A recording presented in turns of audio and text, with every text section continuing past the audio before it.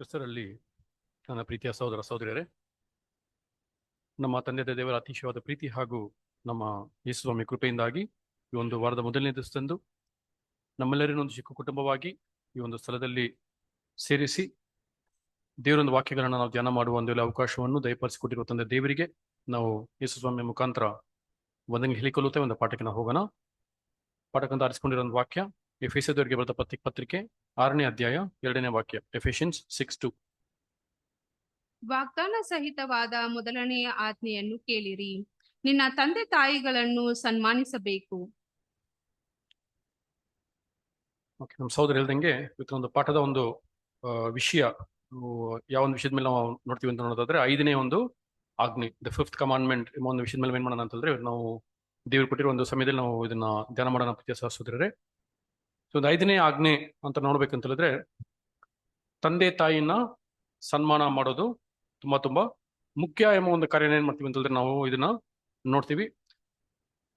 ಈ ಒಂದು ವಾಕ್ಯ ಲೌಕಿಕವಾಗಿನೂ ಅಷ್ಟೇ, ಸಾಂಕೇತಿಕವಾಗಿನೂ ಅಷ್ಟೇ, ಮತ್ತು ದೇವರ ಒಂದು ವಿಷಯದ ಸಂಬಂಧಪಟ್ಟಿರೋ ಒಂದು ಆತ್ಮಿಕ ರೀತಿಯಲ್ಲೂ ಅಷ್ಟೇ ನಮ್ಗೆ ತುಂಬಾ ಮುಖ್ಯ.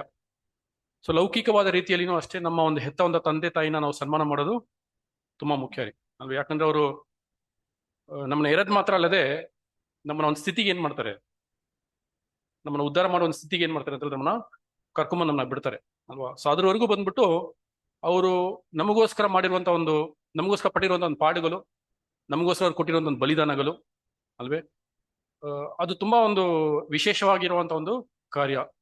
ಅದು ಮಕ್ಕಳು ಅದನ್ನ ನೆನೆಸ್ಕೊಂಡು ನೋಡೋದು ತುಂಬಾ ಮುಖ್ಯ. ಯಾಕಂದ್ರೆ ಅವರು ಪಟ್ಟಿರುವಂತ ಕಷ್ಟ ನಾವು ಕಷ್ಟ ಪಡ್ಬಾರ್ದು ಅಂತಬಿಟ್ಟು ಅವ್ರು ಕಷ್ಟಪಡ್ಬಿಟ್ಟು ಏನ್ ಮಾಡಿರ್ತಾರೆ, ನಮ್ಮನ್ನ ಹೆತ್ತು ನಮ್ಮನ್ನ ಸಾಕಿರ್ತಾರೆ. ಸೊ ಆ ಒಂದು ಕಾರಣಕ್ಕಾಗಿ ಪ್ರೀತಿಯ ಸಹೋದರರೇ, ದೇವರ ಒಂದು ದೃಷ್ಟಿಯಲ್ಲೂ ಅಷ್ಟೇ ತಂದೆ ತಾಯಿನ ಸನ್ಮಾನ ಮಾಡೋದು ಲೌಕಿಕವಾದ ಒಂದು ವಿಷಯದಲ್ಲಿ ತುಂಬಾ ತುಂಬಾ ಮುಖ್ಯವಾಗಿರುವಂತಹ ಒಂದು ಕಾರ್ಯ. ಹಂಗ್ ಸನ್ಮಾನ ಮಾಡಿಲ್ಲ ಅಂತ ಹೇಳಿದ್ರೆ ಅದಕ್ಕೆ ತಕ್ಕಂತ ಒಂದು ದಂಡನೆ ಏನಾಗಿದೆ ದೇವರ ಹತ್ರದಿಂದ, ತಕ್ಕಂತ ಒಂದು ದಂಡನೆ ಖಂಡಿತವಾಗ್ಲೂ ಇದೆ.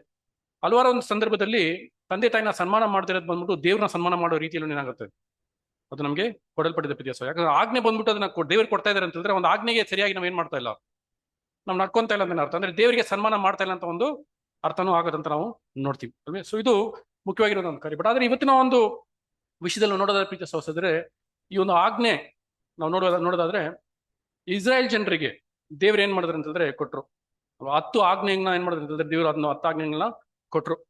ನಾವು ಧರ್ಮಶಾಸ್ತ್ರದ ಒಡಂಬಡಿಕೆಯ ಒಂದು ಅಡಿಯಲ್ಲಿ ನಾವು ಇಲ್ಲ, ಆದ್ರೆ ನಾವು ಏನಾಗಿದೀವಿ, ನಾವು ಕೃಪೆ ಎಂಬ ಒಂದು ಒಡಂಬಡಿಕೆಗೆ ಒಂದು ಸಂಬಂಧಪಟ್ಟವರಾಗಿ ನಾವು ಇದೀವಿ.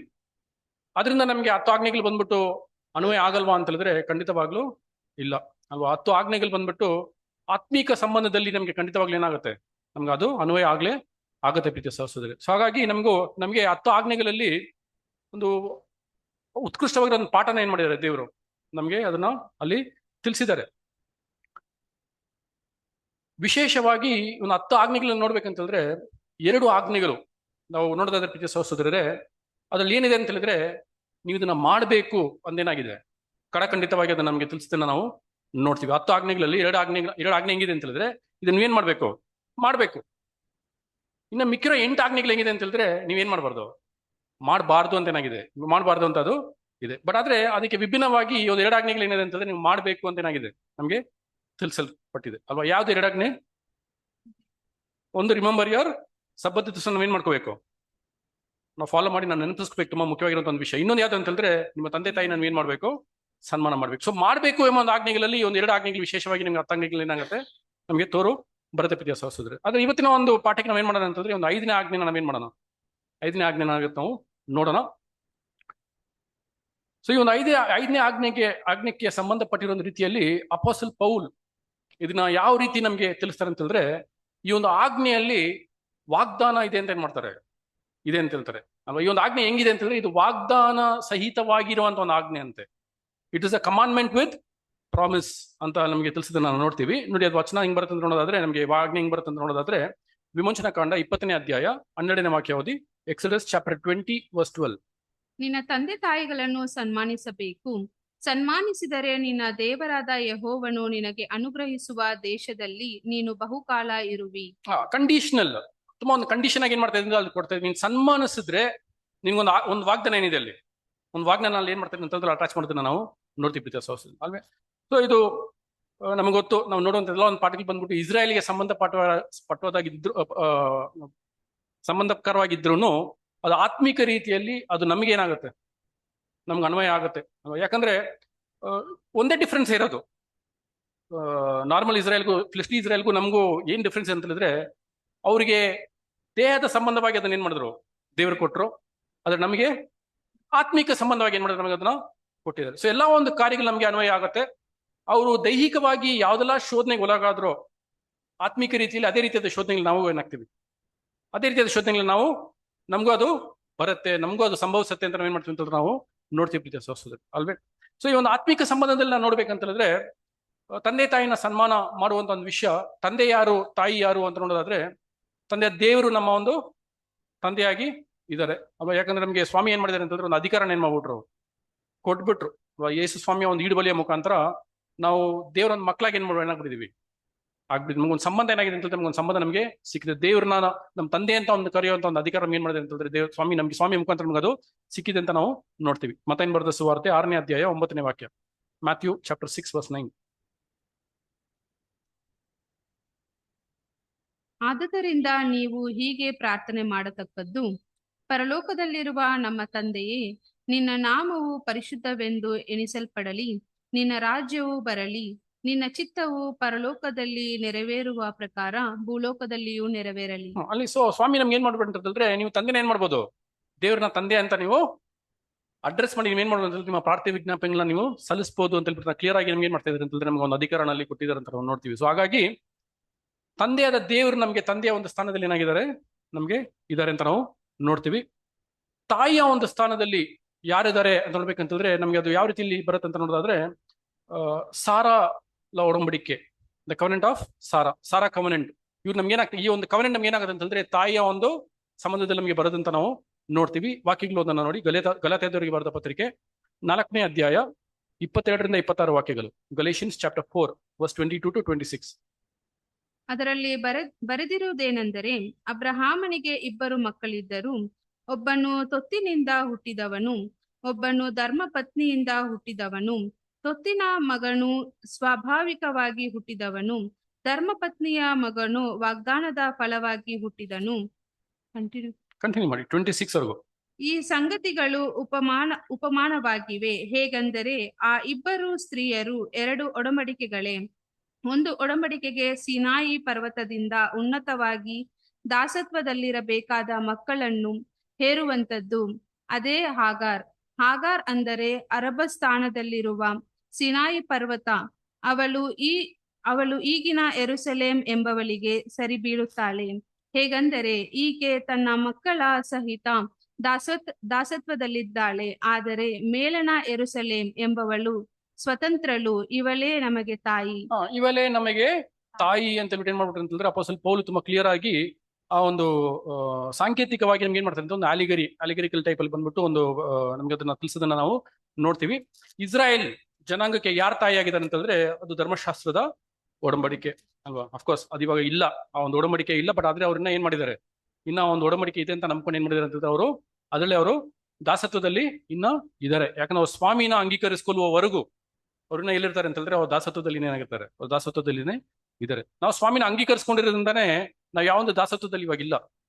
ದಾಸತ್ವದಿಂದ ನಾವ್ ಏನಾಗಿದ್ದೀವಿ, ನಾವು ಹೊರಗಡೆ ಬಂದಿದೀವಿ ಅಲ್ವಾ? ನಾವು ಬಿಡುಗಡೆ ಹಾಕೊಂಡು ನಾವು ಬಂದಿದೀವಿ. ಸತ್ಯ ನಮ್ಗೆ ಯಾವಾಗ ತಿಳಿಯಲ್ಪಡ್ತೋ ಅವಾಗ ನಮ್ಗೆ ಏನಾಗ್ಬಿಡ್ತು, ನಮ್ಗೆ ಬಿಡುಗಡೆ ಆಗ್ಬಿಡ್ತು ಅಂತ ನಾವ್ ಏನ್ ಮಾಡ್ತೀವಿ ಅಂತಂದ್ರೆ ನಾವು ನೋಡ್ತೀವಿ ಸಹೋದರರೇ. ಸೊ ಹಾಗಾಗಿ ಯಹೂದ್ಯರಿಗೆ ಧರ್ಮಶಾಸ್ತ್ರದ ಒಡಂಬಡಿಕೆನೆ ತಾಯಿ, ತಂದೆ ಬಂದ್ಬಿಟ್ಟು ತಂದೆಯಾದ ದೇವರೇ, ಅವ್ರಿಗೂ ಒಂದು ತಂದೆಯಾಗಿ ಏನಾಗಿದ್ದಾರೆ, ಅವ್ರಿಗೂ ನಮ್ಗೆ ಇದ್ದಾರೆ. ಸೊ ಒಂದು 5ನೇ ಒಂದು ಆಜ್ಞೆ ಎಂಬ ಒಂದು ವಿಷಯದ ಒಂದು ಕಾರ್ಯಗಳನ್ನು ನೋಡೋದಾದ್ರೆ, ಆಳವಾದ ಒಂದು ರೀತಿಯಲ್ಲಿ ನಮ್ಗೆ ಒಂದು ಮಲಾಖಿ ಎಂಬ ಒಂದು ಪ್ರವಾದನೆ ಗ್ರಂಥದಲ್ಲಿ ಸ್ಪಷ್ಟವಾಗಿ ಏನ್ ಮಾಡಿದ್ದಾರೆ ಅಂತಂದ್ರೆ, ನಮ್ಗೆ ಹಲವಾರು ಒಂದು ಕಾರ್ಯಗಳನ್ನ ನಮ್ಗೆ ಇದನ್ನ ತಿಳಿಸಿದ್ದಾರೆ ಅಲ್ವಾ? ಸೊ ಯಾವ ರೀತಿಯಲ್ಲಿ ಈ ಒಂದು ಆಜ್ಞೆ ಅಲ್ಲಿ ಇಸ್ರೇಲ್ ಜನರಿಗೆ ಬಂದ್ಬಿಟ್ಟು ಅದು ಅನ್ವಯ ಆಯಿತು, ಅವರು ಯಾವ ರೀತಿಯಲ್ಲಿ ಅದನ್ನ ಅವರು ಸನ್ಮಾನ ಮಾಡ್ಲಿಲ್ಲ ಒಂದು 5ನೇ ಆಜ್ಞೆನ ಅಂತ ಹೇಳ್ಬಿಟ್ಟು ನೋಡಿದಾರೆ ಅಂತಂದ್ರೆ, ಮಲಾಖಿಯ ಒಂದು ಪ್ರವಾದನೆ ಗ್ರಂಥದಲ್ಲಿ ನಮ್ಗೆ ಹಲವಾರು ಒಂದು ವಾಕ್ಯಗಳು, ಇನ್ಫ್ಯಾಕ್ಟ್ ಎಲ್ಲಾ ಒಂದು ವಾಕ್ಯಗಳು ಬಂದ್ಬಿಟ್ಟು ಅದಕ್ಕೆ ಸಂಬಂಧಪಟ್ಟವಾಗಿರೋ ರೀತಿಯಲ್ಲಿ ಏನಾಗಿದೆ ಅಂತಂದ್ರೆ ನಮಗೆ ಅದು ತಿಳಿಸ್ಕೊಡತ್ತೆ ಅಲ್ವೇ? ಸೊ ಹಾಗಾಗಿ ಇಲ್ಲಿ ಈ ಒಂದು ಸ್ಥಳದಲ್ಲಿ ನೋಡೋದಾದ್ರೆ ಈ ಒಂದು ಮಲಾಕಿಯ ಒಂದು ಪ್ರವಾದನೆ ಗ್ರಂಥದಲ್ಲಿ 3 ತರಗತಿಯವರನ್ನ ಒಂದು ವಿಶೇಷವಾಗಿ ನಮ್ಗೆ ಅಲ್ಲಿ ತೋರಿಸಿದ್ದಾರೆ. 3 ತರಗತಿಯವರಿಗೆ ಆಗುವ ಒಂದು ಪಾಠಗಳು ನಮ್ಗೆ ಏನಾಗಿದೆ ಅಂತ ಹೇಳಿದ್ರೆ ಅಲ್ಲಿ ತಿಳಿಸಿದೆ. ಒಂದು ಯಾವ್ದು ಅಂತ ಹೇಳಿದ್ರೆ ಒಂದು ಈ ಒಂದು ದೈಹಿಕ ರೀತಿಯಲ್ಲಿ ಇರುವಂತಹ ಒಂದು ಇಸ್ರಾಯೇಲ್ ಜನಾಂಗ, ನ್ಯಾಚುರಲ್ ಇಸ್ರಾಯೇಲ್. ಇನ್ನೊಂದು ಬಂದ್ಬಿಟ್ಟು nominal spiritual Israel. Nominal spiritual Israel ಇವ್ರು ಯಾರು? ನಾಮಿನಲ್ ಸ್ಪಿರಿಚುವಲ್ ಇಸ್ರಾಯೇಲ್ ಯಾರು?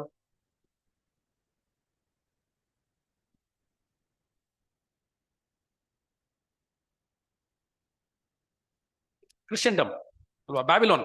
ನಾಮಿನಲ್ ಸ್ಪಿರಿಚುವಲ್ ಇಸ್ರಾಯೇಲ್ ಅಂತಂದ್ರೆ ಬ್ಯಾಬಿಲೋನ್ ಅಲ್ವಾ. ನಾವು ಸುಮಾರು ಸತಿ ಏನ್ ಹೇಳ್ತೀವಿ, ನಾಮಿನಲ್ ಬೈಬಲ್ ಸ್ಟೂಡೆಂಟ್ಸ್ ಅಂತ ಹೇಳ್ತೀನಿ, ಅಪ್ಪ ಇದೆಯಾ? ಯಾಕಂದ್ರೆ ನಮ್ಮಲ್ಲಿ ಆ ತರ ಒಂದು ಕ್ಯಾರೆಕ್ಟರ್ ಏನಾಗಿದೆ, ಅದೊಂದು ಕ್ಯಾರೆಕ್ಟರ್ ಬಂದ್ಬಿಡುತ್ತೆ. ಯಾವಾಗ ಆ ಕ್ಯಾರೆಕ್ಟರ್ ಬಂದ್ಬಿಡುತ್ತೆ ನಾವು ಅಷ್ಟೇ ನಾಮಿನಲ್ ಕ್ರಿಶ್ಚಿಯನ್ಡಮ್ಮೆ.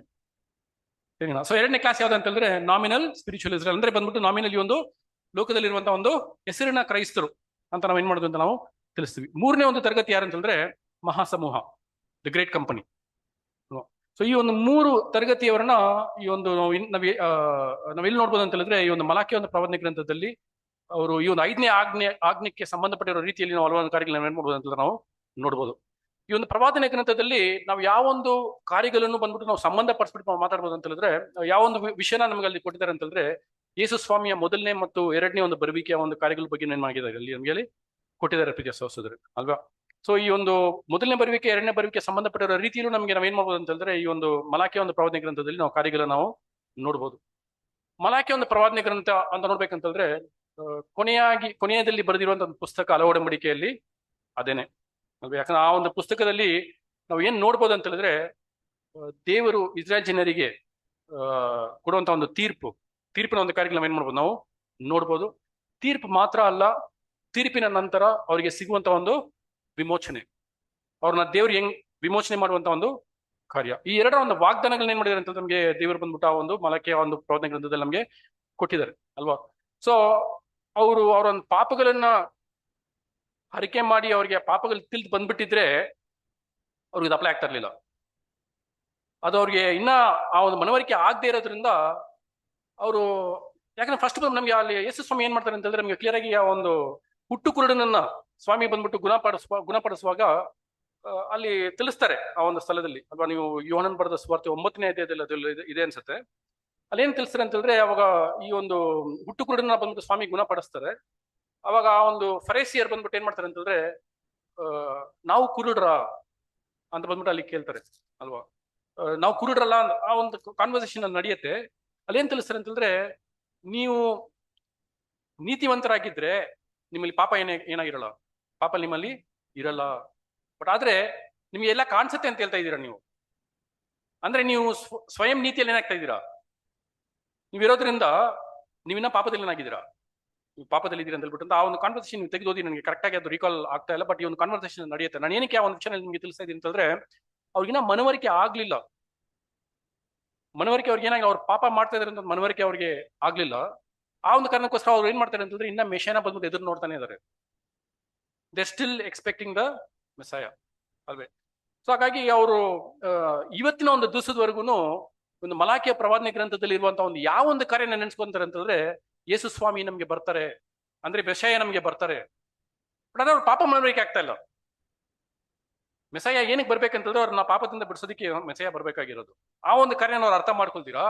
ಮೆಸಾಯ ಬಂದ್ಬಿಟ್ಟು ನಮ್ಮನ್ನ ಬಿಡಿಸ್ತಾರೆ, ನಮ್ಮನ್ನ ಯುದ್ಧಗಳಿಂದ ನಮ್ಮನ್ನ ಕಾಪಾಡ್ತಾರೆ, ನಮ್ಗಂತ ಒಂದು ಸ್ವಂತ ರಾಜ್ಯನ ಏನ್ ಮಾಡ್ತಾರೆ ಕೊಡ್ತಾರೆ ಎಂಬ ಒಂದು ಆಂಗಲಲ್ಲೇ ಮಾತಾಡ್ತಾರೆ ಹೊರತು ಅವ್ರಲ್ಲಿ ಅವ್ರ ಪಾಪನ ಏನ್ ಮಾಡ್ತಾರೆ ಅಂತಂದ್ರೆ ಅವ್ರ ಮನವರಿಕೆ ಮಾಡ್ತಾನೆ ಇಲ್ಲ ಅಂತ ಏನ್ ಮಾಡ್ತೀವಿ ಅಂತಂದ್ರೆ ನಾವು ನೋಡ್ತೀವಿ ಪ್ರೀತಿಯ ಸಹೋದರರೇ ಅಲ್ವೇ. ಹಾಗಾಗಿ ಒಂದು ಮಲಾಕಿಯ ಒಂದು ಪ್ರವಾದನೆ ಗ್ರಂಥದಲ್ಲಿ ನಾವು ಪ್ರಾರಂಭದಲ್ಲಿ ಅದನ್ನ ನಾವು ನೋಡೋದಾದ್ರೆ ಏದೋಮ್ ನಾವು ಒಂದು ವಿರುದ್ಧವಾಗಿ ಒಂದು ತೀರ್ಪನ್ನ ಅಲ್ಲಿ ಕೊಡೋದನ್ನ ನಾವು ಏನ್ ಮಾಡ್ತೀವಿ ಅಂತಂದ್ರೆ ನಾವು ನೋಡ್ತೀವಿ ಅಲ್ವಾ. ಸೊ ಈ ಒಂದು ಏದೋಮ್ ಅಂತ ನೋಡೋದಾದ್ರೆ ಅದು ಹೆಸರಿನ ಒಂದು ಕ್ರೈಸ್ತರಿಗೆ ಒಂದು ಕ್ರಿಶ್ಚಿಯನ್ಡಮ್, ನಾಮಿನಲ್ ಸ್ಪಿರಿಚುವಲ್ ಇಸ್ರಾಯೇಲ್ ಒಂದು ಕ್ರಿಶ್ಚಿಯನ್ಡಮ್ಗೆ ಅದು ಸೂಚಿಸುವಂತ ಒಂದು ಕಾರ್ಯವಾಗಿ ಇದೆ. ಅದು ಮಾತ್ರ ಅಲ್ಲದೆ ಆ ಒಂದು ವಾಕ್ಯಗಳಲ್ಲಿ ಅವರು ಒಂದು ರಾಜ್ಯನ ಸ್ಥಾಪಿಸ್ತಾ ಇದಾರಂತೆ. ದೇರ್ ಎಸ್ಟಾಬ್ಲಿಷಿಂಗ್ ಅ ಕಿಂಗ್ಡಮ್ ಮಾಡೋದಕ್ಕೆ ಒಂದು ಪ್ರಯತ್ನ ಅವ್ರು ಏನ್ ಮಾಡ್ತಾ ಇದ್ದಾರೆ, ಪಡ್ತಾ ಇದಾರೆ ಅಂತ ನಮಗೆ ಅದು ಆ ಒಂದು ಕಾರ್ಯಗಳು ನಾವೇನ್ ಮಾಡ್ಬೋದು ಅಂತಂದ್ರೆ ನಾವು ಅದನ್ನ ಪ್ರಾರಂಭದಲ್ಲಿ ಅದನ್ನ ಓದ್ಬೋದು ಪ್ರೀತಿಯ ಸಹೋದರರೇ. ಬಟ್ ಆದ್ರೆ ಆ ಒಂದು ರಾಜ್ಯ ದೇವರಿಗೆ ಒಂದು ಅನುಸಾರವಾಗಿ ಇಲ್ದೇ ಇರುವ ಒಂದು ಕಾರಣದಿಂದ ದೇವರ ಒಂದು ರಾಜ್ಯನ ಏನ್ ಮಾಡ್ತಾ ಇದ್ದಾರೆ, ನಾಶ ಮಾಡುವಂತ ಒಂದು ಅಂಗಿನಲ್ಲಿ ಅದನ್ನ ಅಲ್ಲಿ ಇದ್ದಾರೆ ಅಂತ ನಾವು ನೋಡ್ತೀವಲ್ವ. ಅದೇ ಬಂದ್ಬಿಟ್ಟು ಇಸ್ರೇಲ್ ಜನರಿಗೆ ಬರುವಂತ ಒಂದು ತೀರ್ಪು ತೀರ್ಪಿನ ಒಂದು ಕಾರ್ಯಗಳನ್ನ ಅಂತ ಏನ್ ಮಾಡ್ತೀವಿ ಅಂತಂದ್ರೆ ನಾವು ನೋಡ್ತೀವಿ ಅಲ್ವೇ. ಸೊ ಆ ರೀತಿಯಲ್ಲಿ ಇನ್ ಮುಂದೆ ಅವ್ರು ನಡ್ಕೊಳ್ಳಲ್ಲ ಅಂತೆ. ಅವ್ರಿಗೆ ಅವ್ರ ಮೇಲೆ ಎಂತ ಒಂದು ತೀರ್ಪನ್ನ ದೇವ್ರು ತಗೊಂಡ್ಬರ್ತಾರೆ ಅಂತ ಹೇಳಿದ್ರೆ, ಸಹೋದರ ಬಂದ್ಬಿಟ್ಟು ಲಾಸ್ಟ್ ಟೈಮ್ ಮಾತಾಡುವಾಗ the day of the lord ಅಲ್ವಾ, ದೇವರ ಒಂದು ಕೋಪದ ಒಂದು ದಿವಸ ಅಂತ ನೋಡ್ಬೇಕಂತಂದ್ರೆ, ಅಲ್ಲಿ ಇಸ್ರೇಲ್ ಜನರಿಗೂ ಏನಾಗಿದೆ, ಅದು ಇಸ್ರೇಲ್ ಜನರ ಮೇಲೆ ಬಂದ್ಬಿಟ್ಟು ದೇವ್ರು ಏನ್ ಮಾಡ್ತಾರೆ, ಕೋಪನ ಸುರಿಸ್ತಾರೆ ಅಲ್ವಾ. ರಿಕಂಪನ್ಸಸ್ ಆಫ್ ಝಯಾನ್ ಅಂತ ಹೇಳ್ಬಿಟ್ಟು ಅಂತ ನಾಮಿನಲ್ ಕ್ರಿಶ್ಚಿಯನ್ ಬಗ್ಗೆ ಮಾತಾಡ್ತಾರೆ. ಬಟ್ ಅದೇ ಇಸ್ರೇಲ್ ಜನರ ಮೇಲೆ ಅವ್ರು ಮಾಡಿರೋ ಒಂದು ತಪ್ಪು, ಅವ್ರಿಗೂ ಬರುವಂತ ಒಂದು ಖಂಡನೆ, ಅವ್ರಿಗೂ ಬರುವಂತ ಒಂದು ತೀರ್ಪಿನ ಬಗ್ಗೆ ಏನ್ ಮಾಡ್ತಾರೆ ಅಂತ ಮಾತಾಡೋದನ್ನ ನಾವು ನೋಡ್ತೀವಿ. ಆ ತೀರ್ಪಿನ ನಂತರ ಇನ್ನು ಮುಂದೆ ಅವ್ರು ಅಂತ ಒಂದು ಕೆಟ್ಟ ಕೆಲಸ ಮಾಡದೇ ಇಲ್ಲ ಅಂತ ಪ್ರೀತಿಸೋಸ್ತಾರೆ. ಅಂದ್ರೆ ಸಂಪೂರ್ಣವಾಗಿ ಅವ್ರು ಏನಾಗ್ಬಿಡ್ತಾರಂತೆ, ಅವ್ರು ಚೇಂಜ್ ಆಗ್ತಾರೆ ಎಂಬ ಒಂದು ವಾಗ್ದಾನಗಳೆಲ್ಲ ನಮಗೆ ವಾಕ್ಯಗಳು ಏನಾಗಿದೆ ಅಂತ ನಮಗೆ ಅದು ವಾಕ್ಯಗಳು ಇದೆ. ಯಾಕಂದ್ರೆ ಈ ಒಂದು ತೀರ್ಪು ದಿಸ್ ಇಸ್ ದ ಲಾಸ್ಟ್. ಇನ್ನೊಂದು ತೀರ್ಪು ಆದ್ಮೇಲೆ ಇನ್ಮೇಲೆ ಏನಾಗಲ್ಲ, ಬರೋದಿಲ್ಲ ಅಂತ ನಾವು ಏನ್ ಮಾಡ್ತೀವಿ ಅಂತ ನಾವು ನೋಡ್ತೀವಿ ಪ್ರೀತಿಸೋಸ್ಕರ. ನೋಡಿ, ಒಂದು ತೀರ್ಪು ಇಸ್ರಾಯೇಲ್ ಜನಾಂಗದ ಮೇಲೆ ಒಂದು ತೀರ್ಪು ಅಂತ ನೋಡಿದ ತಕ್ಷಣ ನಮ್ಗೆ ಯಾವ ಒಂದು ವಾಕ್ಯ ಜ್ಞಾಪಕ ಬರುತ್ತೆ ಅಂತ ಹೇಳಿದ್ರೆ, ಪ್ರಕಟಣೆ ಗ್ರಂಥ 14ನೇ ಅಧ್ಯಾಯ 11ನೇ ವಾಕ್ಯದಲ್ಲಿ ನಾವು ನೋಡ್ಬೋದು ನೋಡಿ. ಪ್ರಕಟಣೆ ಗ್ರಂಥ 14:11, ರೆವಲ್ಯೂಷನ್ ಚಾಪ್ಟರ್ 14:11.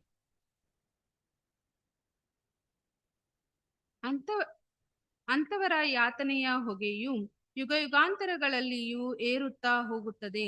ಮೃಗಕ್ಕೆ ಮತ್ತು ಅದರ ವಿಗ್ರಹಕ್ಕೆ ನಮಸ್ಕಾರ ಮಾಡುವವರು, ಅದರ ಹೆಸರನ್ನು ಸೂಚಿಸುವ ಗುರುತನ್ನು ಹಾಕಿಕೊಂಡಿರುವವರೆಲ್ಲರೂ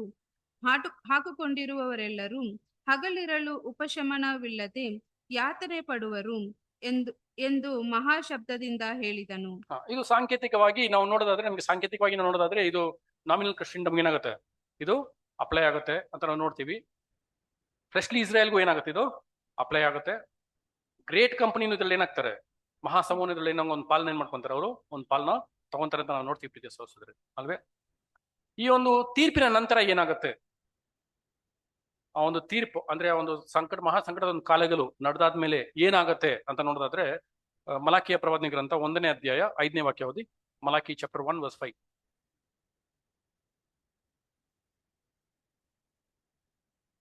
ನೀವೇ ಇದನ್ನು ಕಣ್ಣಾರೆ ಕಂಡು ಯೆಹೋವನು ಇಸ್ರಾಯೇಲಿನ ಮೇರೆಯ ಆಚೆಯು ಮಹಾ ಮಹಿಮೆಯುಳ್ಳವನು ಅಂದುಕೊಳ್ಳುವಿರಿ.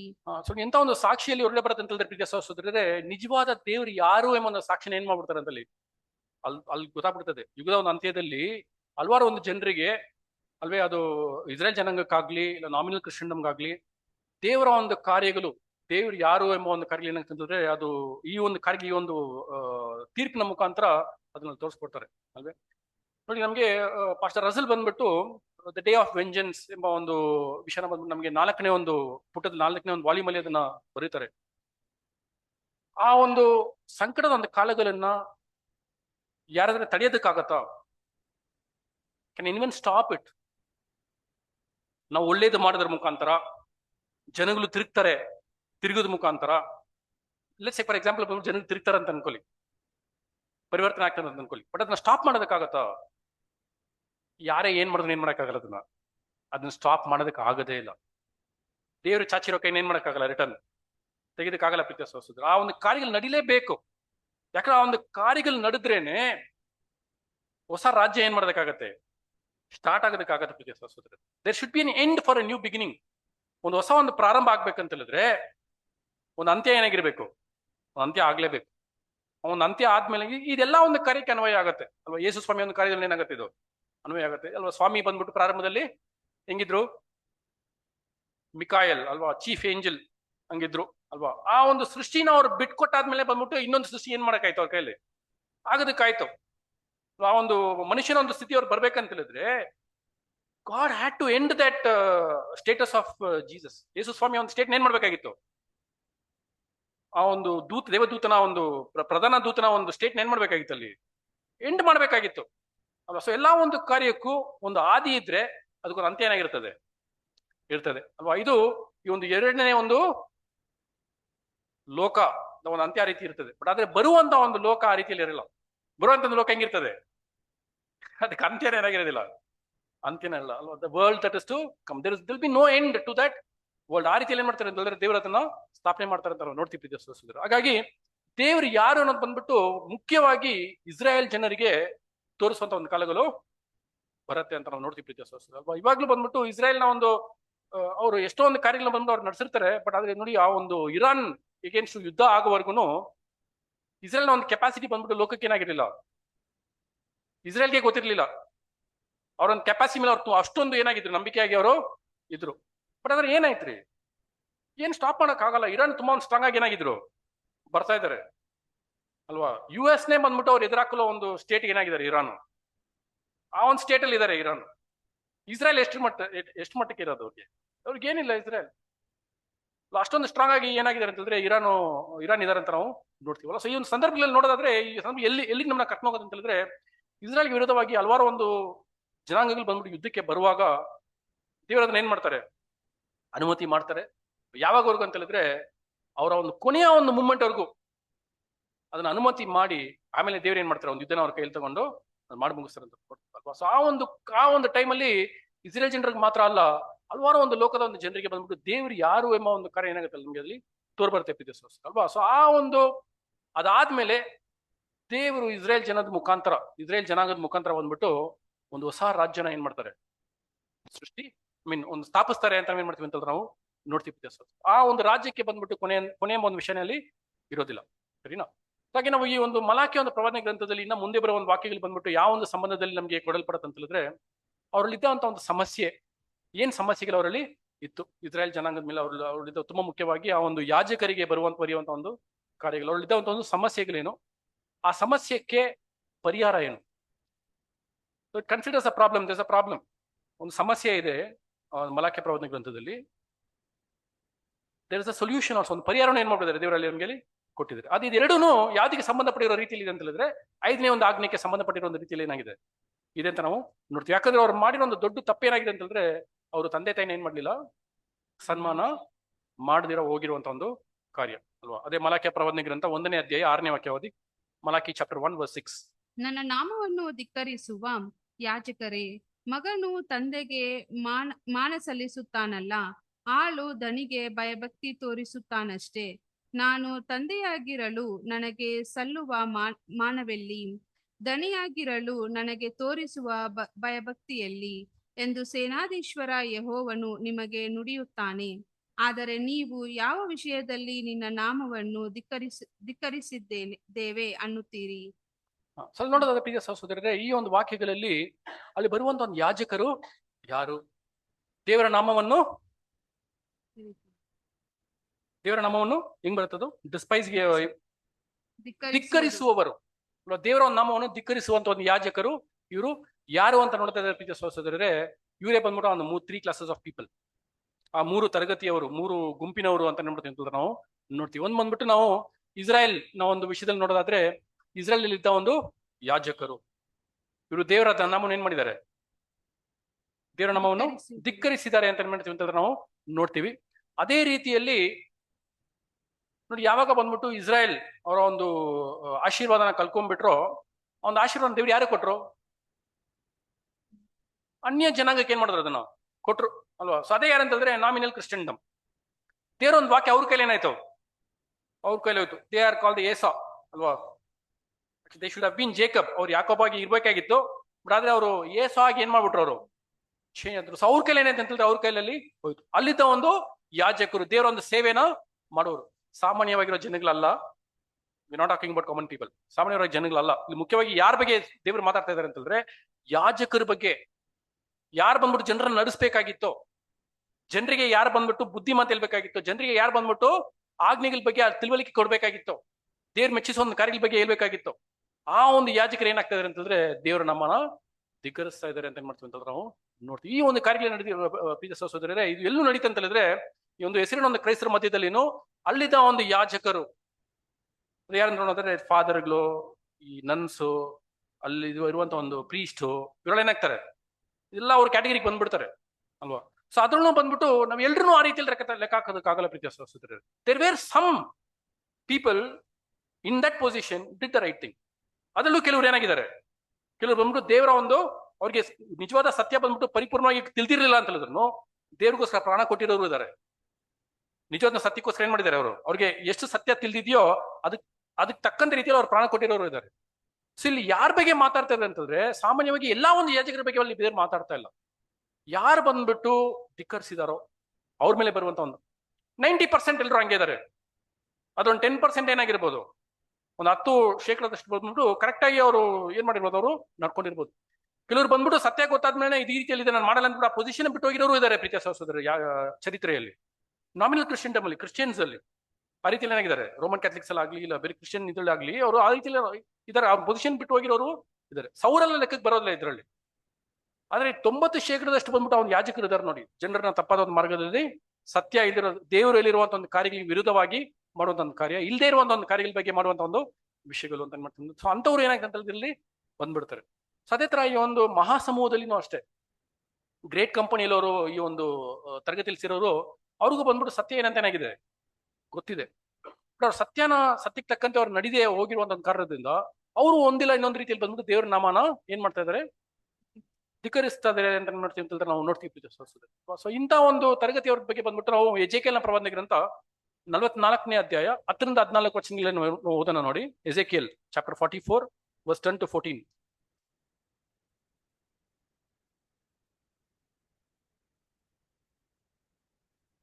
ಎಜೆಕಿಯಲ್ನ ಪ್ರವಾದನೆ ಗ್ರಂಥ 44ನೇ ಅಧ್ಯಾಯ 10ರಿಂದ 14 ವಚನಗಳು. ಇಸ್ರಾಯೇಲ್ಯರು ನನ್ನನ್ನು ತೊರೆದಾಗ ನನ್ನಿಂದಗಳಿ ತಮ್ಮ ಬೊಂಬೆಗಳ ಕಡೆಗೆ ತಿರುಗಿಕೊಂಡು ನನಗೆ ದೂರವಾಗಿ ಹೋದ. ಯಾಜಕರು ಅಂತ ಬರ್ಲಿಲ್ವಾ, ಲೇವಿಯರು ಅಂತ ಬರ್ಲಿಲ್ವಾ? ಎಜೆಕಿಯಲ್ನ ಪ್ರವಾದನೆ ಗ್ರಂಥ 44ನೇ ಅಧ್ಯಾಯ 10ನೇ ವಚನದಲ್ಲಿ ಇಂಗ್ಲಿಷ್ ಅಲ್ಲಿ ಬಂದ್ಬಿಟ್ಟು and the Levites that are gone away ಅಂತ ಬರುತ್ತೆ. ಮುಂದೆ ಬರುತ್ತೆ. ಓಕೆ. ಇಸ್ರಾಯೇಲ್ಯರು ನನ್ನನ್ನು ತೊರೆದಾಗ ನನ್ನಿಂದಗಳಿ ತಮ್ಮ ಬೊಂಬೆಗಳ ಕಡೆಗೆ ತಿರುಗಿಕೊಂಡು ನನಗೆ ದೂರವಾಗಿ ಹೋದ ಲೇವಿಯರು ತಮ್ಮ ದೋಷ ಫಲವನ್ನು ಅನುಭವಿಸುವರು. ಅವರು ತನ್ನ ಪವಿತ್ರಾಲಯದಲ್ಲಿ ಪರಿಚಾರಕರು, ಮಂದಿರ ದ್ವಾರ ಪಾಲಕರು ಆಗಿ ಮಂದಿರದಲ್ಲಿ ಸೇವೆ ಮಾಡಬೇಕು. ಜನರ ಪಕ್ಷವಾಗಿ ಸರ್ವಾಂಗ ಹೋಮ ಪಶುವನ್ನು, ಸಮಾಧಾನ ಯಜ್ಞ ಪಶುವನ್ನು ವಧಿಸಿ ಅವರಿಗೆ ಸೇವೆ ಮಾಡಲು ಸಿದ್ಧರಾಗಿರಬೇಕು. ಇವರೆಲ್ಲ ಬಂದ್ಬಿಟ್ಟು ದೇವರ ದೇವರ ಆಲ್ ರೆಪ್ರೆಸೆಂಟೇಟಿವ್ಸ್ ಆಫ್ ಗಾಡ್, ದೇವರ ಪ್ರತಿನಿಧಿಗಳಾಗಿ ಜನರ ಮುಂದೆ ದೇವರ ಕಾರ್ಯನ ಮಾಡುವವರು, ದೇವರ ಕೆಲಸನ ಮಾಡುವರು, ದೇವರ ಹೇಳಿರುವಂತ ಕಾರ್ಯಗಳನ್ನ ಮಾಡುವವರು. ಸಾಂಗ್ ಯಾವ ರೀತಿಯಲ್ಲಿ ನಡ್ಕೋಬೇಕಾಗಿತ್ತು. ನಾವು ನೋಡ್ತೀವಿ, ಏನ್ ನೋಡ್ತೀವಿ ಅಂತಂದ್ರೆ, ನಾವು ಆರೋನ್ನ ಒಂದು ಮಕ್ಕಳು ಅಲ್ವಾ, ಆ ಒಂದು ಅನ್ಯದ ಒಂದು ಬೆಂಕಿಯಿಂದ ತಗೊಂಡ್ ಹಾಕಿದಕ್ಕೆ ದೇವ್ರು ಏನ್ ಮಾಡ್ಬಿಟ್ರು, ಅವ್ರನ್ನ ಸಾಯಿಸ್ಬಿಟ್ರು ಅವ್ರಿಗೆ ಅಲ್ಲೇ. ಅಂತ ಒಂದು ಪರಿಶುದ್ಧವಾಗಿರುವಂತ ಒಂದು ಸ್ಥಳ, ಅಂತ ಒಂದು ಸ್ಥಾನನ ಏನ್ ಮಾಡಿದ್ರು ಅವ್ರಿಗೆ ದೇವ್ರು ಏನ್ ಮಾಡಿದ್ರು ಅಂತಂದ್ರೆ ದೇವ್ರ ಅವ್ರಿಗೆ ಕೊಟ್ರು. ಬಟ್ ಆದ್ರೆ ಇವ್ರು ಏನ್ ಮಾಡ್ಲಿಲ್ಲ, ಜನರ ಮುಂದೆ ಅವ್ರು ಹೆಂಗ್ ನಡ್ಕೋಬೇಕಾಗಿತ್ತು ಆ ರೀತಿಯಲ್ಲಿ ಅವ್ರು ನಡ್ಕೊಂಡಿಲ್ಲ. ಕಂಟಿನ್ಯೂ ಮಾಡಿ 14ವರೆಗೂ ಓದಿ ಹಂಗೆ. ಅವರು ತಮ್ಮ ಬೊಂಬೆಗಳ ಮುಂದೆ ಜನರಿಗಾಗಿ ಸೇವೆ ಮಾಡಿ ಇಸ್ರಾಯೇಲ್ ವಂಶದವರಿಗೆ ಪಾಪ ಪರಿಹಾರ ವಿಘ್ನವಾದದ್ದರಿಂದ ನಾನು ಅವರ ಮೇಲೆ ಕೈ ಎತ್ತಿದ್ದೇನೆ. ನೋಡಿದ್ರ, ಅವ್ರು ಬಂದ್ಬಿಟ್ಟು ಜನರು ಬಂದ್ಬಿಟ್ಟು ಆ ರೀತಿ ಮಾಡೋ ಒಂದು ಕಾರ್ಯಗಳನ್ನ ದೇವ್ರು ಯಾರನ್ನ ದೂರ ಹೇಳ್ತಾ ಇದಾರೆ ಅಂತ, ಯಾರನ್ನ ದೂರ ಹೇಳ್ತಾ ಇದಾರೆ, ಈ ಒಂದು ಲೇವಿಯರ್ ಯಾಜಕರನ್ನ ದೂರ ಹೇಳ್ತಾ ಇದಾರೆ. ಯಾಕಂದ್ರೆ ಅವರೇ ಬಂದ್ಬಿಟ್ಟು ಕಾರಣ. ಅವ್ರನ್ನ ಇಟ್ಟಿರುವಂತ ಒಂದು ಅವ್ರನ್ನ ಏನ್ ದಿವಸ ದೇವ್ರ ಅವ್ರನ್ನ ನೇಮಿಸಿದ್ರೆ ಅಂತಂದ್ರೆ, ಜನರು ಏನ್ ಮಾಡ್ಬಾರ್ದು, ತಪ್ಪಾದ ಒಂದು ವಿಷಯ ಮಾಡುವಾಗ ನೀವು ಅವ್ರನ್ನ ಏನ್ ಮಾಡ್ಬೇಕು, ಅವ್ರನ್ನ ಕರೆಕ್ಟ್ ಮಾಡ್ಬೇಕು. ಆದ್ರೆ ನೀವೇ ಏನ್ ಮಾಡ್ತಾ ಇದ್ದೀರಾ, ನೀವೇ ತಪ್ಪಾಗಿ ಮಾಡೋದ್ರಿಂದ ಜನರು ನಿಮ್ನ ನೋಡಿ ಏನ್ ಮಾಡ್ತಾ ಇದಾರೆ, ಫಾಲೋ ಮಾಡ್ತಾ ಇದಾರೆ. ಸೊ ಅಂದ್ರೆ ನಾವ್ ಏನಾಗಿರ್ಬೇಕಂದ್ರೆ ಒಂದು ಒಳ್ಳೆ ಉದಾಹರಣೆಯಾಗಿ ಇರ್ಬೇಕು. ದೇವರ ಒಂದು ನಾಮಕ್ಕೆ ಯಾವುದೇ ರೀತಿಯಲ್ಲಿ ಬಂದ್ಬಿಟ್ಟು ನಾವು ಅವಮಾನ ಇಲ್ಲ ಅಗೌರವತೆ ಬರುವಂತ ರೀತಿಯಲ್ಲಿ ನಾವ್ ಹೆಂಗಿರ್ಬೇಕು, ನಾವು ನಡ್ಕೋಬೇಕು. ಯಾಕಂದ್ರೆ ನಾವು ಬಂದ್ಬಿಟ್ಟು ದೇವರ ಒಂದು ಯಾಜಕರಾಗಿ ನಮ್ಮನ್ನ ಏನ್ ಮಾಡಿದ್ದಾರೆ, ದೇವ್ರ ನಮ್ಮನ್ನ ಕರೆದಿದ್ದಾರೆ. ಸೊ ಆ ದೇವರ ನಾಮಕ್ಕೆ ಭಂಗ ಪಡೋ ರೀತಿಯಲ್ಲಿ ನಡ್ಕೊಳ್ಳೋದಾದ್ರೆ ನಾವು ಈ ಕ್ಯಾಟಗರಿಲಿ ಹೋಗಿ ಏನಾಗ್ಬಿಡ್ತೀವಿ, ನಾವು ಈ ಕ್ಯಾಟಗರಿ ಹೋಗಿ ಸೇರ್ಕೊಂತೀವಿ. ಅಂದ್ರೆ ನಾವು ಗ್ರೇಟ್ ಕಂಪ್ನಿಯಲ್ಲಿ ಏನಾಗ್ತೀವಿ, ಹೋಗ್ತೀವಿ. ನಾವು ಆ ಒಂದು ಕಷ್ಟ, ಆ ಒಂದು ಮಹಾ ಒಂದು ಸಂಕಟದ ಒಂದು ಕಾಲದಲ್ಲಿ ನಾವು ಏನಾಗ್ತೀವಿ, ನಾವು ಬಾಗಿಲಾಗ್ತೀವಿ, ದೇವರ ಒಂದು ತೀರ್ಪಿಗೆ ಒಳಗಾಗ್ತೀವಿ ಅಲ್ವೇ. ಆ ಒಂದು ಕಾರ್ಯಗಳು ನಡೆಯುತ್ತಂಗೆ ಕಂಟಿನ್ಯೂ ಮಾಡಿ. ಅವರು ತಮ್ಮ ದೋಷ ಫಲವನ್ನು ಅನುಭವಿಸಿರಬೇಕು. ಇದು ಕರ್ತನಾದ ಯೆಹೋವನ ನುಡಿ. ಅವರು ನನಗೆ ಯಾಜಕ ಸೇವೆ ಮಾಡುವುದಕ್ಕೆ ನನ್ನ ಸನ್ನಿಧಿಗೆ ಸೇರಕೂಡದು. ನನ್ನ ಅತಿ ಪವಿತ್ರವಾದ ಪರಿಶುದ್ಧ ವಸ್ತುಗಳಲ್ಲಿ ಯಾವುದನ್ನು ಸಮೀಪಿಸಬಾರದು. ತಮಗಾದ ಅವಮಾನವನ್ನು ತಾವು ನಡೆಸಿದ ದುರಾಚಾರ ಫಲವನ್ನು ಅನುಭವಿಸುವರು. ದೇವಾಲಯದ ಸಕಲ ಸೇವೆಯಲ್ಲಿಯೂ ಅಲ್ಲಿ ನಡೆಯುವ ಸಮಸ್ತ ಕಾರ್ಯಗಳಲ್ಲಿಯೂ ಸೇವಕ ವೃತ್ತಿಯನ್ನೇ ಅವರಿಗೆ ಕೊಡುವೆನು. ಸೊ ಹಾಗಾಗಿ ನಾವು ನೋಡೋದಾದ್ರೆ ಅವರಿಗೆ ಬರುವಂತ ಒಂದು ತೀರ್ಪು, ಜಡ್ಜ್ಮೆಂಟ್, ಒಂದು ತೀರ್ಪಿನ ಒಂದು ವಿಷಯವಾಗಿನೂ ನಮಗೆ ಪ್ರವಾದನೆ ಮಲಾಖಿ ಒಂದು ಪ್ರವಾದಿಯ ಮುಖಾಂತರ ಒಂದು ಪ್ರವಾದನೆ ಗ್ರಂಥದಲ್ಲಿ ನಮ್ಗೆ ಅದು ತಿಳಿಸ್ಕೊಟ್ಟಿದ್ದಾರೆ ಅಂತ ನಾವು ನೋಡ್ತೀವಿ. ಸರಿನಾ? ಸೊ ಹಾಗಾಗಿ all these 3 classes there is a judgment, message that is proclaimed in the book of Malachi ಪ್ರವಾದನೆ ಗ್ರಂಥದಲ್ಲಿ ಅವರಿಗೆ ಬರುವಂತಹ ಒಂದು ತೀರ್ಪಿನ ಒಂದು ವಿಷಯ ನಮಗೆ ಕ್ಲಿಯರ್ ಆಗಿ ತಿಳಿಸೋದನ್ನ ನಾವು ನೋಡ್ತೀವಿ. ಸೊ ಅವ್ರು ಯಾವ ಒಂದು ವಿಷಯದಲ್ಲಿ ತಪ್ಪೋದ್ರು, ಯಾವ ಒಂದು ವಿಷಯದಲ್ಲಿ ಅವ್ರು ತಪ್ಪೋದ್ರು? ಸೊ ಇಲ್ಲಿ ನಮಗೆ ಮಲಾಕಿ ಪ್ರವಾದನೆ ಗ್ರಂಥದಲ್ಲಿ ನಾವು ನೋಡ್ಬೇಕಂತಂದ್ರೆ ಅವ್ರು ಯಾವ ಒಂದು ವಿಷಯದಲ್ಲಿ ಅವ್ರು ತಪ್ಪು ಹೋಗ್ತಾರೆ ಅಂತ ನೋಡೋದಾದ್ರೆ ಪ್ರೀತಿಯ ಸಹೋದರರೇ, ದೇವರಿಗೆ ಕೊಡುವಂತ ಒಂದು ಸನ್ಮಾನನ ಅವರು ಕೊಡ್ಲಿಲ್ಲ. ಅವ್ರೊಂದು ಒಡಂಬಡಿಕೆಗೆ ಕೊಡುವಂತ ಒಂದು ಸನ್ಮಾನನ ಅವರು ಕೊಡ್ಲಿಲ್ಲ. ಅಲ್ವೇ? ಒಡಂಬಡಿಕೆ ಅಂತಲ್ಲಿ ತಕ್ಷಣ ಬರೀ 10 ಆಜ್ಞೆಗಳು ಮಾತ್ರ ಅಲ್ಲ, ಒಡಂಬಡಿಕೆ ಧರ್ಮಶಾಸ್ತ್ರದ ಒಂದು ಒಡಂಬಡಿಕೆ ಅಂತ ಹೇಳಿದ ತಕ್ಷಣ ಬರೀ 10 ಆಜ್ಞೆಗಳು ಮಾತ್ರ ಅಲ್ಲ ರೀ. 10 ಆಜ್ಞೆಗಳು ಬಂದ್ಬಿಟ್ಟು ನೀವು ಏನ್ ಮಾಡ್ಬೇಕು ಏನ್ ಮಾಡ್ಬಾರ್ದು ಅಂತ ನಮಗೆ ತಿಳಿಸ್ಕೊಟ್ಟಿದ್ದಾರೆ. ಬಟ್ ಆದ್ರೆ ದೇವರಿಗೆ ನೀವು ದೇವ್ರ ಮುಂದೆ ಯಾವ ರೀತಿಯಲ್ಲಿ ಸೇವೆ ಮಾಡ್ಬೇಕು, ನಿಮ್ ಸೇವೆಗಳು ಹೆಂಗಿರ್ಬೇಕು, ಎಂತ ಒಂದು ಬಲಿಗಳನ್ನ ನೀವು ದೇವರಿಗೆ ಕೊಡ್ಬೇಕು, ಯಾವ್ದನ್ನ ಕೊಡ್ಬೇಕು ಯಾವ್ದನ್ನ ಕೊಡಬಾರ್ದು, ನಿಮ್ಮ ಮನಸ್ಥಿತಿಗಳು ಹೆಂಗಿರ್ಬೇಕು, ನೀವ್ ಎಂತ ಒಂದು ಡ್ರೆಸ್ ನ ಹಾಕೋಬೇಕು, ಇದೆಲ್ಲ ಒಂದೊಂದು ರೀತಿಯಲ್ಲಿ ಏನ್ ಮಾಡಿದ್ರೆ ಧರ್ಮಶಾಸ್ತ್ರದ ಒಡಂಬಡಿಕೆಯಲ್ಲಿ ನಮಗೆ ಒಂದು 5 ಪುಸ್ತಕದಲ್ಲಿ ಒಂದು ಯಾಜಕನ ಒಂದು ಕರ್ತವ್ಯಗಳೇನೋ ಅವ್ರು ಹೆಂಗ್ ನಡ್ಕೋಬೇಕು, ಇದೆಲ್ಲ ಎಲ್ಲಿ ಬಂದಿದೆ ಅಂತ ಹೇಳಿದ್ರೆ ಇದೇ ಬಂದ್ಬಿಟ್ಟು ಒಡಂಬಡಿಕೆ. This is the covenant. So ಹಾಗಾಗಿ ಬರೀ 10 ಆಜ್ಞೆಗಳು ಮಾತ್ರ ಕವನೆಂಟ್ ಅಲ್ಲ, ಒಡಂಬಡಿಕೆ ಅಲ್ಲ. ಬೇರೆ ಹಲವಾರು ಕಾರ್ಯಗಳು ಏನಾಗಿದ್ದಾರೆ ಕೊಟ್ಟಿದ್ದಾರೆ. ಬಲಿಗಳು ನೀವು ಹಿಂಗ್ ಸಲ್ಲಿಸ್ಬೇಕು ಎಂಬ ಒಂದು ಕಾರ್ಯ ಅಲ್ಲ. ಆ ಒಂದು ವಿಷಯದಲ್ಲಿ ಅವ್ರು ಏನ್ ಮಾಡ್ತಾರೆ ಅಂತಂದ್ರೆ ಅವ್ರು ತಪ್ಪೋಗ್ಬಿಡ್ತಾರೆ. ತಪ್ಪೋಗದೆ ಮಾತ್ರ ಅವರು ಆ ಒಂದು ವಿಷಯದಲ್ಲಿ ತಪ್ಪೋಗಿದ್ದಾರೆ ಎಂಬ ಒಂದು ಮನವರಿಕೆನ ಅವ್ರು ಏನ್ ಮಾಡಲ್ಲ, they fail to realise that they have sin. ಯಾಕಂದ್ರೆ ಅವ್ರು ಕೇಳ್ತಾರೆ, ನಿಮ್ ನಾಮನ ಎಲ್ಲಿ ನಾವು ಧಿಕ್ಕರಿಸಲ್ಪಟ್ಟಿದೀವಿ, ಯಾವ ಒಂದು ವಿಷಯದಲ್ಲಿ ನಾವು ತಪ್ಪು ಹೋದ್ವಿ ಅಲ್ವಾ? ನೋಡಿ ನಿಮ್ಗೆ 6ನೇ ವಚನ ಓದಿಸ್ತಿರೋದು ಮಲಾಕಿ 1:6 ಅಲ್ಲಿ ಓದಿ. ನನ್ನ ನಾಮವನ್ನು ಧಿಕ್ಕರಿಸುವ ಯಾಜಕರೇ, ಮಗನು ತಂದೆಗೆ ಮಾನ ಸಲ್ಲಿಸುತ್ತಾನಲ್ಲ, ಆಳು ದನಿಗೆ ಭಯಭಕ್ತಿಯನ್ನು ತೋರಿಸುತ್ತಾನಷ್ಟೇ. ನಾನು ತಂದೆಯಾಗಿರಲು ನನಗೆ ಸಲ್ಲುವ ಮಾನವೆಲ್ಲಿ, ದನಿಯಾಗಿರಲು ನನಗೆ ತೋರಿಸುವ ಭಯಭಕ್ತಿಯಲ್ಲಿ ಎಂದು ಸೇನಾಧೀಶ್ವರ ಯೆಹೋವನು ನಿಮಗೆ ನುಡಿಯುತ್ತಾನೆ. ಆದರೆ ನೀವು ಯಾವ ವಿಷಯದಲ್ಲಿ ನಿನ್ನ ನಾಮವನ್ನು ಧಿಕ್ಕರಿಸಿದ್ದೇವೆ? ಯಾವ ವಿಷಯದಲ್ಲಿ ನಿಮ್ಮ ನಾಮನ ನಾವು ಧಿಕ್ಕರಿಸಿದ್ದೇವೆ ಅಂತ ಹೇಳ್ಬೇಕಂತ ಹೇಳಿದ್ರೆ ಅವ್ರಿಗೆ ಅರ್ಥ ಆಗ್ತಿಲ್ಲ ಯಾವ ವಿಷಯದಲ್ಲಿ ಅವ್ರು ಧಿಕ್ಕರಿಸಿದಾರೆ ಅಂತ ಹೇಳ್ಬಿಟ್ಟಂತ. ಅಷ್ಟೊಂದು ಕುರುಡರಾಗಿ ಏನಾಗ್ಬಿಟ್ಟಿದ್ದಾರೆ ಅವರು, ಅಷ್ಟೊಂದು ಕುರುಡರಾಗಿ ಆಗ್ಬಿಟ್ಟಿದ್ದಾರೆ. ಯಾಕಂದ್ರೆ ಇದಕ್ಕೆಲ್ಲ ಕಾರಣ ಬಂದ್ಬಿಟ್ಟು ಏನಂತ ನೋಡೋದಾದ್ರೆ ಸ್ವಯಂ ನೀತಿ, ಸೆಲ್ಫ್ ರೈಚಿಯಸ್ನೆಸ್. ಅವ್ರ ಮೈಂಡ್ ಏನ್ ಮಾಡ್ಬಿಟ್ಟಿದೆ, ಕ್ಲೋಸ್ ಆಗಿದೆ ಮಾಡಿದೆ ಅಂತ ನಾವು ನೋಡ್ತೀವಿ. ಓದಿಸ್ತಾರೆ 7ನೇ ವಾಕ್ಯ ಹೋಗಿದೆ. ನನ್ನ ಯಜ್ಞವೇದಿಯ ಮೇಲೆ ಅಶುದ್ಧ ಪದಾರ್ಥಗಳನ್ನು ಅರ್ಪಿಸುತ್ತೀರಲ್ಲ, ಯಾವ ವಿಷಯದಲ್ಲಿ ನಿನ್ನನ್ನು ಅಶುದ್ಧಗೊಳಿಸಿದ್ದೇವೆ ಅನ್ನುತ್ತೀರೋ? ಯಾವ ವಿಷಯದಲ್ಲಿ ನಿಮ್ಮನ್ನ ಅಶುದ್ಧಗೊಳಿಸಿದೀವಿ ಅಂತ ಹೇಳ್ಬಿಟ್ಟಂತ ರಿಟರ್ನ್ ಅವ್ರು ಏನ್ ಮಾಡ್ತಾರಂತೆ, ದೇವರಿಗೆ ಅವ್ರು ಬಂದ್ಬಿಟ್ಟು ರಿಟರ್ನ್ ಕ್ವಶನ್ ಕೇಳ್ತಾರೆ ಅಲ್ವಾ? ನಮ್ಗೆ ಸ್ವಾಮಿನೂ ಬಂದ್ಬಿಟ್ಟಿದ್ರ ಬಗ್ಗೆ ಮಾತಾಡಿದ್ರೆ ಒಂದ್ ಕಡೆ ಗೊತ್ತಿದಲ್ಲ, ಸ್ವಾಮಿ ಒಂದ್ ಕಡೆ ಹೇಳ್ತಾರೆ ಸ್ವಾಮಿ ಸ್ವಾಮಿ ಅಂತ ಬಂದ್ಬಿಟ್ಟು ಏನ್ ಮಾಡ್ತಾರೆ, ಒಂದ್ ಕರೀತಾರೆ. ಅವಾಗ ಸ್ವಾಮಿ ಏನ್ ಹೇಳ್ತಾರೆ, ನೀವ್ ಯಾರಂತಾನೆ ನನ್ಗೆ ಗೊತ್ತಿಲ್ಲ ಅಂತ ಹೇಳ್ಬಿಡ್ತಾರೆ. ಡೈರೆಕ್ಟ್ ಆಗಿ ರಿಜೆಕ್ಟ್, ನೀವ್ ಯಾರಂತಾನೆ ನನಗೆ ಗೊತ್ತಿಲ್ಲ, ಬಾಗ್ಲೇನ್ ಮಾಡಿ ಕ್ಲೋಸ್ ಮಾಡಿ. ಸೊ ಇದೆಲ್ಲ ಬಂದ್ಬಿಟ್ಟು ಅದಕ್ಕೆ ಸಂಬಂಧಪಟ್ಟಿರುವಂತ ಒಂದು ವಿಷಯಗಳೇ. ಸೊ ಇದೆಲ್ಲ ಬಂದ್ಬಿಟ್ಟು ಯಾರಿಗೆ ಅನ್ವಯ ಆಗುತ್ತೆ ಅಂತ ಹೇಳಿದ್ರೆ ಇದು ಗ್ರೇಟ್ ಕಂಪನಿಗೂ ಅನ್ವಯ ಆಗುತ್ತೆ, ನಾಮಿನಲ್ ಸ್ಪಿರಿಚುವಲ್ ಇಸ್ರೇಲ್ಗೂ ಅನ್ವಯ ಆಗುತ್ತೆ, ಈ ಒಂದು ನಾರ್ಮಲ್ ಆಗಿರುವಂತ ಒಂದು ದೇಹದಲ್ಲಿರುವಂತಹ ಒಂದು ಇಸ್ರೇಲ್ ಜನಾಂಗಕ್ಕೂ ಅನ್ವಯ ಆಗುವಂತ ಒಂದು ಕಾರ್ಯ ಪ್ರೀತಿಯ ಸಹೋದರರೇ ಅಲ್ವಾ? ಸೊ ಇದು ಆಲ್ರೆಡಿ ಅವ್ರು ಮಾಡ್ಬಿಟ್ಟಿದ್ದಾರೆ. ಈ ಒಂದು ಫ್ಲೆಶ್ ಇಸ್ರೇಲ್ ಬಂದ್ಬಿಟ್ಟು ಆ ರೀತಿ ಏನ್ ಮಾಡೋ ಕಾರ್ಯಗಳು ಅವರು ನಡೆಸಿದ್ದಾರೆ ಅಲ್ವಾ? ಸೊ ಏನೊಂದು ಪಾಪ ಅವ್ರು ಮಾಡಿದ್ರೆ ಅಂತ ಹೇಳಿದ್ರೆ ಮತ್ತೆ ಇನ್ನೊಂದ್ಸತಿ ಓದಿಸ್ತಾರೆ 7ನೇ ವಾಕ್ಯ. ನನ್ನ ಯಜ್ಞವೇದಿಯ ಮೇಲೆ ಅಶುದ್ಧ ಪದಾರ್ಥಗಳನ್ನು ನನ್ನ ಯಜ್ಞವೇದಿಯ ಮೇಲೆ ನೀವೇನ್ ಮಾಡ್ಬಿಟ್ರಿ, ಅಶುದ್ಧ ಪದಾರ್ಥಗಳನ್ನ ಸಲ್ಲಿಸ್ಬಿಟ್ಟಿದ್ದೀರಾ. ನೋಡಿ, ದೇವರಿಗೂ ಜನರಿಗೂ ಮುಖ್ಯವಾಗಿರೋ ಒಂದು ಭಾಗ ದೇವರಿಗೆ ಕೊಟ್ಟಿರೋ ಕೆಲಸ ಏನಂತ ಹೇಳಿದ್ರೆ, ಮುಖ್ಯವಾಗಿರುವಂತ ಒಂದು ಕೆಲಸ ಏನಂತ ಹೇಳಿದ್ರೆ ಬಲಿಗಳನ್ನ ಸಲ್ಲಿಸೋದು. ಯಾಜಕರ ಒಂದು ಮುಖ್ಯವಾಗಿರೋ ಒಂದು ಕೆಲಸ ಏನ್ರಿ, ಬಲಿಗಳನ್ನ ಸಲ್ಲಿಸೋದು. ಅಲ್ಲಿಂದಾನೆ ಎಲ್ಲಾ ಪ್ರಾರಂಭ ಆಗತ್ತೆ. ನೀವು ಬಂದ್ಬಿಟ್ಟು ಮಹಾಪುರುಷದ ಒಂದು ಸ್ಥಳಕ್ಕೆ ಹೋಗ್ಬೇಕಂದ್ರೂ ನಿಮ್ಗೆ ಹೊರಗಡೆ ಏನಾಗಿರ್ಬೇಕು, ಬಲಿಯಾಗಿರ್ಬೇಕು. ಆಗಿರೋ ಬಲಿಯಿಂದನೇ ನೀವೇನ್ ಮಾಡ್ತೀರಾ, ತಗೊಂಡು ಒಳಗಡೆ ತಗೊಂಡು ಹೋಗಕ್ಕಾಗತ್ತೆ.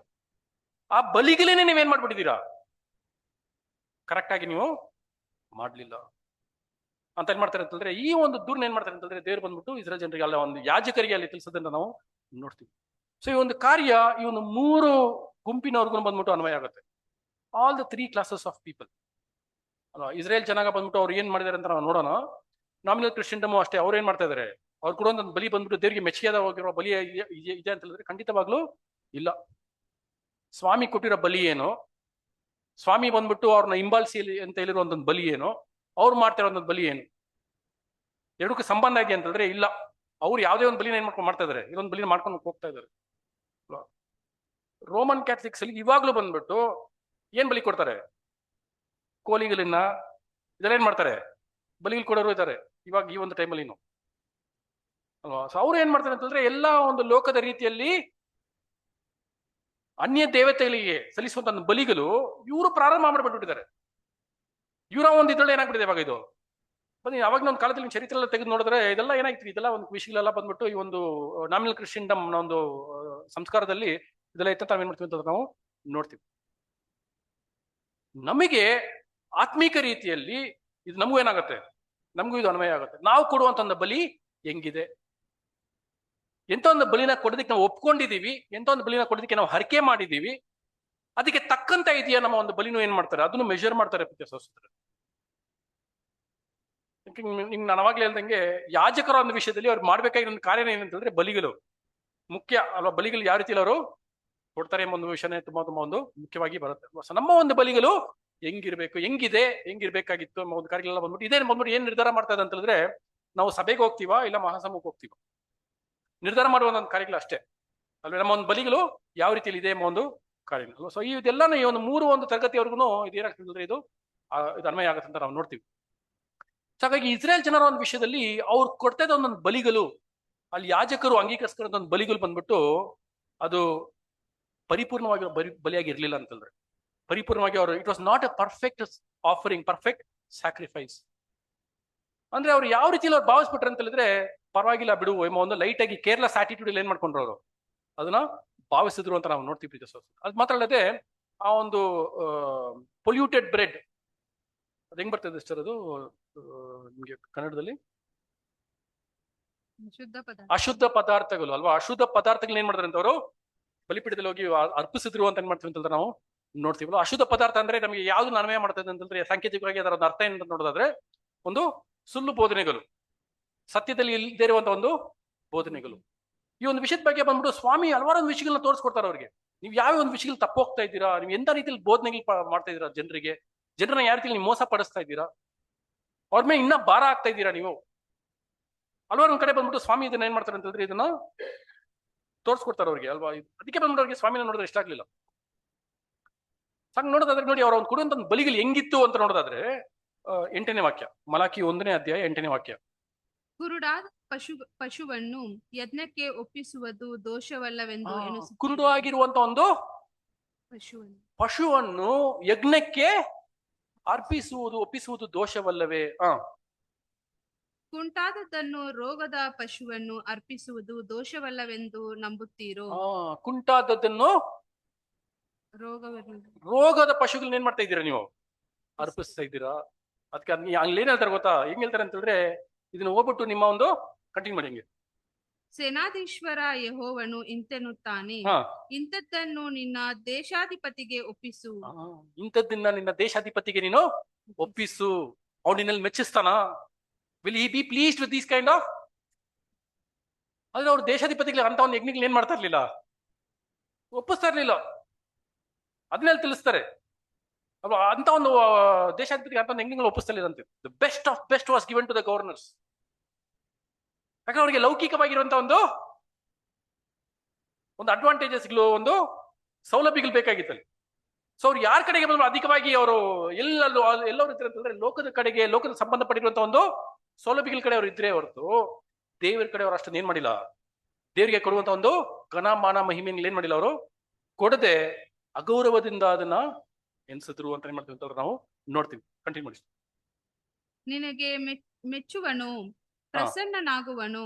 ಹಾಗಾದರೆ ದೇವರ ದಯೆ ದೊರೆಯುವ ಹಾಗೆ ದೇವರನ್ನು ಒಲಿಸಿಕೊಳ್ಳಿರಿ. ಸಾಕು ಸರ್ ಅಲ್ವಾ. ಸರ್ ನಾವು ನೋಡೋದಾದ್ರೆ ಇಂಥ ಒಂದು ರೀತಿಯಲ್ಲಿ ಏನ್ ಮಾಡಿದೆ ಅಂತಂದ್ರೆ ಅವ್ರ ಬಲಿಗಳನ್ನ ಅವರು ಕೊಡ್ತಾ ಇದ್ರು. ಏನೋ ಒಂದು ಕಾಟಾಚಾರಕ್ಕೋಸ್ಕರ, ಕರ್ತವ್ಯಕ್ಕೋಸ್ಕರ, ಮಾಡ್ಬೇಕು ಅನ್ನೋದಕ್ಕೋಸ್ಕರ ಏನ್ ಮಾಡ್ತಾ ಇದ್ರು ಅಂತ ಅವರು ಬಲಿಗಳನ್ನ ಸಲ್ಲಿಸ್ತಾ ಇದ್ರು ಅಷ್ಟೇ. ಪರಿಪೂರ್ಣ ಹೃದಯದಿಂದ ಕರೆಕ್ಟ್ ಆಗಿದ್ದನ್ನ, ಪರಿಪೂರ್ಣವಾಗಿರೋದನ್ನ ಬಂದ್ಬಿಟ್ಟು ಅವ್ರು ಸಲ್ಲಿಸ್ತಾ ಇದ್ದಾರೆ ಅಂತಂದ್ರೆ ಖಂಡಿತವಾಗ್ಲೂ ಇಲ್ಲ. ಅದಕ್ಕೆ ಬಂದ್ಬಿಟ್ಟು ಅವ್ರ ಮೇಲೆ ಅವ್ರು ದೂರ ಹೇಳ್ತಾ ಇದ್ದಾರೆ. ಮುಖ್ಯವಾಗಿ ಇಲ್ಲಿ ಯಾರ ಮೇಲೆ ಹೇಳ್ತಾ ಇದ್ದಾರೆ ಅಂತಂದ್ರೆ ಯಾಜಕರ ಮೇಲೆ. ನೀವ್ ಹೆಂಗ್ ಅದನ್ನ ಅಕ್ಸೆಪ್ಟ್ ಮಾಡಿದ್ರಿ, ನೀವ್ ಹೆಂಗ್ ತಗೊಂಡ್ರಿ, ನೀವ್ ಹೆಂಗ್ ಅದನ್ನ ಬಂದು ನಾನು ಬಲಿಪೀಠದಲ್ಲಿ ಬಂದ್ಬಿಟ್ಟು ಅದನ್ನ ಬಲಿಗಳು ಕೊಟ್ರಿ ನೀವು. ಆ ರೀತಿ ಏನ್ ಮಾಡ್ತಾರೆ ಅಂತಂದ್ರೆ ಆ ಒಂದು ವಿಷಯನೇ ಬಂದ್ಬಿಟ್ಟು ಅಲ್ಲಿ ಯಾಜಕರಿಗೆ ತಿಳಿಸಿದ್ರೆ ನಾವು ನೋಡ್ತಿರ್ತೀವಿ ಸಹೋದರರೇ ಅಲ್ವೇ. ಸೊ ಅಂದ್ರೆ ಅವರು ಆ ಒಂದು ಒಡಂಬಡಿಕೆಗೆ ತಕ್ಕಂತ ರೀತಿಯಲ್ಲಿ ಒಡಂಬಡಿಕೆಯಲ್ಲಿ ಬರೆದಿರುವಂತ ಒಂದು ಬಲಿಗಳು, ನಿಮ್ಮ ಬಲಿಗಳು ಯಾವ ರೀತಿಯಲ್ಲಿ ಇರಬೇಕು ನಾವು ನೋಡ್ತಿಲ್ವಾ? ಸರ್ವಾಂಗ ಹೋಮ ಬಲಿಗಳು ಬಂದ್ಬಿಟ್ಟು ಆ ಬಲಿಗಳು ಹೆಂಗಿರ್ಬೇಕಂತಂದ್ರೆ ಪರಿಶುದ್ಧವಾಗಿರ್ಬೇಕಂತೆ. ಅಲ್ವೇ? ಯಾವ್ದೇ ರೀತಿ ಅದನ್ನ ಕುಂದು ಕೊರತೆ ಏನಾಗಿರ್ಬಾರ್ದಂತೆ, ಅದರಲ್ಲಿ ಇರ್ಬಾರ್ದಂತೆ.